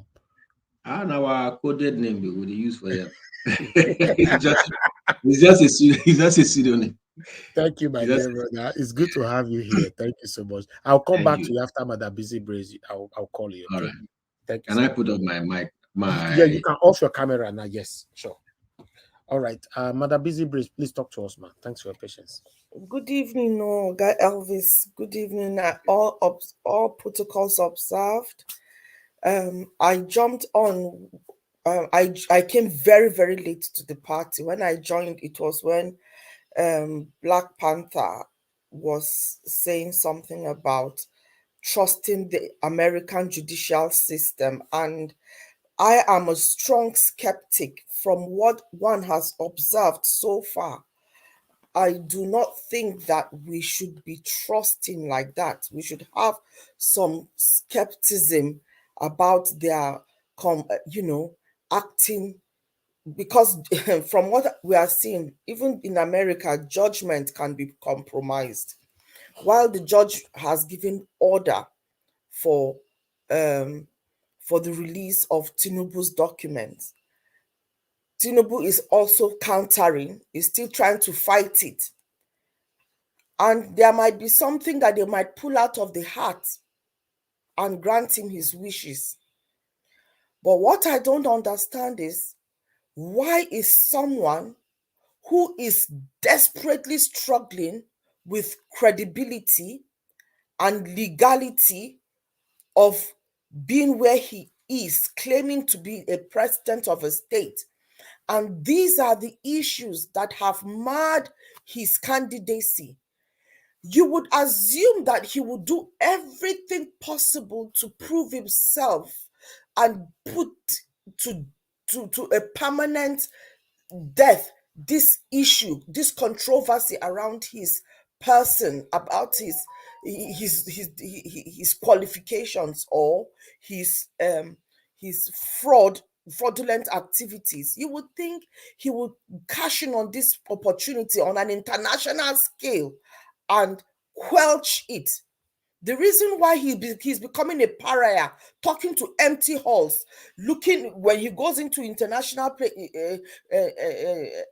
gathering, you see him like a lone ranger. It's because nobody wants to be tied with him. They can only be whispering with him, talking to him in public. I mean, in private, but they don't want to be seen with him in public. It's because there's a lot of question mark that comes with his person. So you would think that but if we are able to clearly evidence that this man did not submit fake qualifications, he did not perjure, he did not assume somebody's identity, at least for us as Nigerians, half of the problem where his legitimacy is will be settled to a larger extent. But he's there still fighting the courts, trying to stop what is there in his university documents that he does not. It is university, not even the FBI, where everything about his criminal. Sorry, madam, that is the final judgment for tonight. Breaking news: judges agrees to delay release of Tinubu's credentials. Judges Nancy McDonald of the U.S. District Court, North District of Illinois, has accepted to delay the release of the academic record of Bola Tinubu. Tinubu, through his lawyers, had appealed the release, saying it would have severe damage to him. So now tell me, what did I just say? Why will you have faith with all these demonic people? This is the reason why would it damage him if he was the same? Sorry? I said, why would the result damage him if it was the same as he shared with us? Why would it? That is what the lawyers told the court, and the court now decided to delay. How will it damage him? Can I interject? He's a public entity. He is a public entity, a president of a sovereign nation. Why will it damage him? If there is anything that will damage him, then he is not even supposed to be on this. Is it possible that he was like Olodo in the class and he came out and said that is what I'm trying to say. The only thing, I mean, if it is the FBI files that he's trying to block, I can understand that he does not want to also see maybe he's done threesome in one place, he's done this in another place. Maybe he doesn't. We understand, but his academic qualifications, what could be in it that would be damaging to him? Even if he got F9, the mere fact is he went to that uni. That is all we want to know. But he's not. The judge has gone on a technicality and given it to him. And you are telling me the American judiciary is it? Please. We've seen what they've done. Well, I think even though you have this up there, one thing is there is a 14 days window. So don't just throw the baby and the bathwater away and just feel that, you can bring Nigeria here. You cannot bring Nigeria over here. As much as people want faster justice or faster judgment, everything here operates by process. Everything operates by process. If you're filing your immigration document and then Nigerians will want you to, okay, come tomorrow, come today, you still have to wait. So there's a 14 days. I don't know if you guys were fortunate to listen in on that judgment. I was able to listen in. in as much as they want the judgment to be expedited, which she said she can do. She said, I can do it. But there's also a 14 days window for her for this to go in before she can, for them to read through, be able to do everything appropriately. So does that mean that they will still release it either way? To what Nancy said, I can give expedited judgment, but also there's a 14. So you may be surprised tomorrow that she gives she gave a judgment. You may be surprised tomorrow she just go, because articulately lawyer told her, I will send you some documents in relation to something like this, because this is needed overseas. So I understand your sentiment, but everything here works by process. But she said, I can give an okay. If you want to interject, please let your interjection be 1 minute. Can I make a very critical Mr. Nigerians, let me make a critical point here. No, we can't hear you, Mr. Jonathan. Your network is bad, extremely bad. We can't hear anything you are saying. Can I say something? Mr. Jonathan, we can't hear anything you are saying. Okay, can you hear me now? Is it better now? No, it's bad. Bad. Extremely bad. The okay, worst all right. Let me... even worse than Tinubu. Can I come in? Yes. Go ahead. Yes, I think I agree the House. I think we are going to be having a situation where we will have to visit the NSAS strategy again, because all ends are beginning to fail. We as Nigerians must realize we are citizens. We must take back our citizenship. The reason, sorry, let me just close my door. I think the echo is coming in from the TV. Okay. So we have gotten to a stage where we are now leaving the ball in the court of foreign institutions, and that's why they are playing us like a tennis ball. We have reached a point where we all have to use the NSAS style.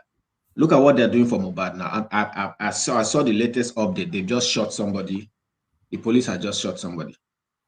So this is what can you imagine? Yeah, they just shot somebody. I think it's a girl even, and they're carrying her at the back. Yes, they've broken her leg. So what we are going to do, because I'm tired of everybody being an analyst. We are all analysts. We are forgetting that nobody is going to come to save us. People we are looking forward to come and save us, they are the ones denying us common, ordinary FOI rights, which is freedom of information. Give us the information of a public servant who is the #1 citizen of our country. They are playing us like football. If Nigerians everywhere, the way we are doing for Mohbad now, I heard they are protesting in London, and if we carry on like this and sit in every embassy all over the world and say we want the credentials of the president, what will get round? It will become a global phenomenon that the citizens of this country are looking for the information of their president. It will be the same thing as what we are having now, where the same effect of the courts releasing his document.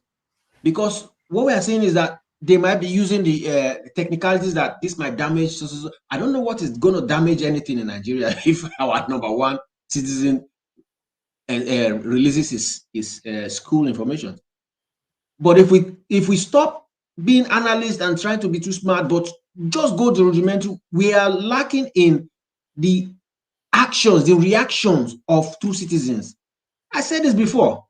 And one thing I wanted to mention here, let me just say it. We got signs when Osibanjo was running. The reason why he was running was in that song that he sang, where he said, last, he don't cast, last, now everybody go chop breakfast. Because Tinubu insisted that he will come out. And they knew that if Tinubu comes out, this is the problem. These are the problems he's going to face. They knew it. This is a country that has co-opted even the citizens into crime. How many people did their jam without expo? This is a country that co-opts you so that you'll be liable. So I think it's high time we all start reasoning along the line of the NSAS strategy. And this time, no going back until we get what we want. But if we decide to be analysts, we will talk today, talk tomorrow. Police will be shooting people, killing people. Look, what excuse do you have to shoot somebody over the death of Mohbad? What excuse? So I rest my case there. Okay. Can I All take right. back my time? Hello? It's my time Okay. that everybody has been talking. Hold on, please. Just let Madam Busy Brief finish, so that I'll come to you, Mr. Samuel. Please, I'll come to you. Go ahead, Madam Busy Brief. Round up. You see, with this man that we are talking about now, this till I hear otherwise, I have every right to be skeptical about whatever judgment will come out from America. To be honest, Nigeria is even starting where they are very subtle. You don't see the corruption. You don't see what they are doing. Their own is on a grand scale, but they are very sophisticated with it. That is why we do not hear it. So it looks as if they are compliant with the law. They obey the constitution. We've seen anyway. So let me go to Nigeria. Now, somebody died. You have only 4 minutes, madam. Only 4. No interjection, please. Somebody buy, yeah, and when he buy, people, there are a lot of things like that man said. Ordinarily, they will know where to go and grab the people. Before you know it, if it is an obedient, they would have just carried him. You just hear that the person is in a jail. This one, the horrific life they've created for a human being, to the point that he has spied, and now there are a lot of controversies, a lot of question marks around how he spied. That is, if he even spied before they put him 6 feet under. A lot of questions. They now come and say that they have exhumed it to fulfill all righteousness, to shut us up. And then in their stupidity, in a day, they are coming to tell us that they have concluded autopsy. Why in how many hours they've been able, with all the NEPA problems, they've been able to run tests, do everything, analyze, and been able to come out with a conclusion in the space of how many hours? It's not in the late afternoon they exhumed him or something like that, and then they've done it and they've come out with a conclusion, and now people have gone out to protest peacefully in a candlelight, and then the murderers have come out to buy people. Now tell me, if there is no, this is where I will go now, Woto. If there is no ulterior motive, if there is no agenda behind the death of this man, if there is no bigger picture, if it is not going to lead to bigger men being rusticated, being exposed, why is the police being high-handed on this matter? Why are they already intimidating young people who have come out to peacefully do a night vigil with candle for a man who was tortured? Everybody is either a Mohbad or a Mohbad's parent or a Mohbad's brother or a Mohbad's sister. So everybody is invested in this because you can see how it can affect somebody, directly or indirectly. It is just a matter of time when it is going to be your own turn. Today is Mohbad's turn. Tomorrow we will hear another person's turn. And now we are trying to get to the matter of it. It is beyond the music scene. There is something bigger and nefarious. There's a bigger picture to this. And those people who we are looking at as people in position of authority, they have a hand in it, or else they will not be invested in trying to quell it. By now, we should have people in behind custody. By now, we should know who have been questioned, coming to tell us that they are doing autopsy. Autopsy will tell you who killed him. It will give an indication, yes. But that is not all you go on as part of your investigation. We need to hear who has been called in for questioning. Okay, Elvis, I don't know if my time is up. Talking about the David Hundeyin matter. You see, when they are saying David Hundeyin should go to America or Canada, that the laws there will favor, these are the people that are invariably enslaving you back on the motherland. And this man, the David Hundeyin, is their Achilles heel. He's their nemesis. He's been tormenting their puppets, exposing their puppet, which is invariably going to expose them. And you think if he comes to their country for refuge, they will not even tie him quickly there, when they have the agent of the apparatus to even do it sophisticatedly? Why do we think that? Why do we have so much faith in all these Western people, colonialists? Why should we have faith in them? What makes us think that they don't have corrupted us? They have destroyed the whole continent called Africa. And we are putting our faith in them because they are living in their country and enjoying some NEPA, some 24-hour electricity and whatever.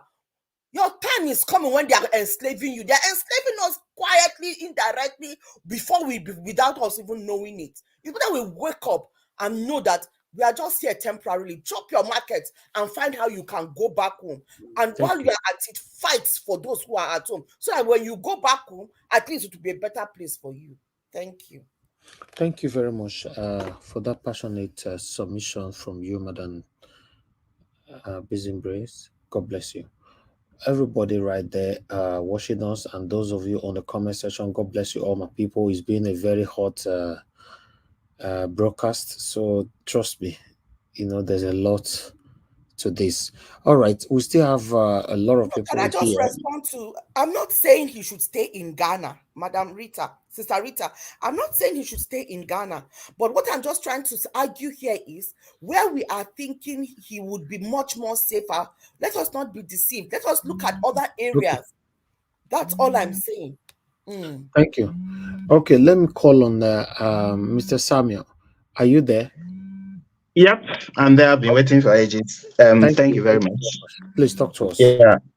So first things first, I agree with the last two speakers concerning not depending on the Western world, for the future or progress of Nigeria. To be honest, there is a revolution in Nigeria right now. So some of us can see it. Many people cannot see it, but there is a very slow revolution in Nigeria, which started last year, really. And that would metamorphose into a greater, more visible revolution, that would throw out this corrupt ruling class. Yeah. So regarding what Tuna just said about the dollar, I'm not a fan of Tuna, to be honest. He made some submissions regarding the reason why dollar, the value of the naira is dwindling. He said that so many people are buying things from abroad and the rest of them. No, sir, that's not the reason. Nigeria does not produce even toothpick. So we import virtually everything that we need: laptops, radio, spoons, whatever we need, So the people that need dollar most, they are the businessmen. So you go to the health sector. We import stethoscopes. We import CT scans. We import all the radiological devices that we need, normal saline, what have you. So we don't produce much. So the businessmen need the dollar to import whatever we need. And then for people that are traveling, for the students, for businessmen, for doctors, nurses, and the rest, they need the dollar for the exams and their travel requirements. So I think those are the main reasons why the dollar is scarce. We are not producing much. We are supposed to be producing 2-point-something million barrels of crude oil every day. More than 50% of that is stolen. So we managed to export like 1-point-something million barrels of crude oil every day, supposedly, but we are not making up to $300 million monthly now. So we should be able to ask the right questions. We export 1-point-something million barrels of crude oil every day, and we are not making up to $300 million a month. So then with the time Buhari was in power, during his 8-year reign, they borrowed a lot of money from China, from the US, from the European Union and the rest of them. So they squandered all the dollars that they borrowed, really. And then the so-called CBN governor printed more than 10 trillion naira. So we don't have the dollar. No, 22 trillion, not 10. 22. Yeah. So 22 trillion naira paper that is worthless. So they borrow the billions of dollars and just share among themselves and then print trillions of naira for the Nigerian public, to get. So for the case of Mohbad, I think somebody mentioned that we don't have capacity for autopsy in Nigeria. I think we have, more than enough. We have more than the capacity for autopsy in Nigeria. As far back as 2000, 2001, I started doing autopsy in UNTH. So I think we have the capacity for autopsy. The problem in Nigeria is that this so-called freedom of information is just on paper. It's not a reality, because the death of Mohbad is a metaphor for the myriad of problems that we have in Nigeria. For somebody of the status of Mohbad, to go to a hospital where there was no doctor on ground, where there was an auxiliary nurse in quotes, to administer whatever injection that he probably didn't know its name, shows how terrible the country is. So for the common man, even people of Mohbad's status, not to be able to afford quality health care, that shows you that there is really fire on the mountain. So the bottom line now is that we should not wait for the Western governments really, to fight our battles. I think we should take the bull by the horn and, do the best we can to rescue Nigeria from this corrupt ruling class. Thank you.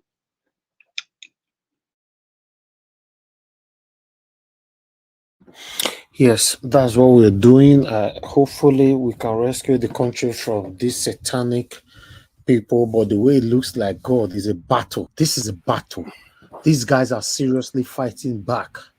Can I just correct can I correct a few things that he just stated about hold on. Yeah. Okay. Hold on, sir. You will correct that. Let me quickly acknowledge Fumi. Oh, I can see you on the comment section. Thanks for joining us, Atlantic. I can see you right there, Madam Origin. You're right there, Kisley Geraki. Thank you very much, my people. I appreciate you all. Thank you very much. Because we still have people here, we are certainly going to continue with this broadcast. So if I end this broadcast, please refresh so that you can join. The second one is not going to take a second for this to happen. Please, all you just need to do is refresh.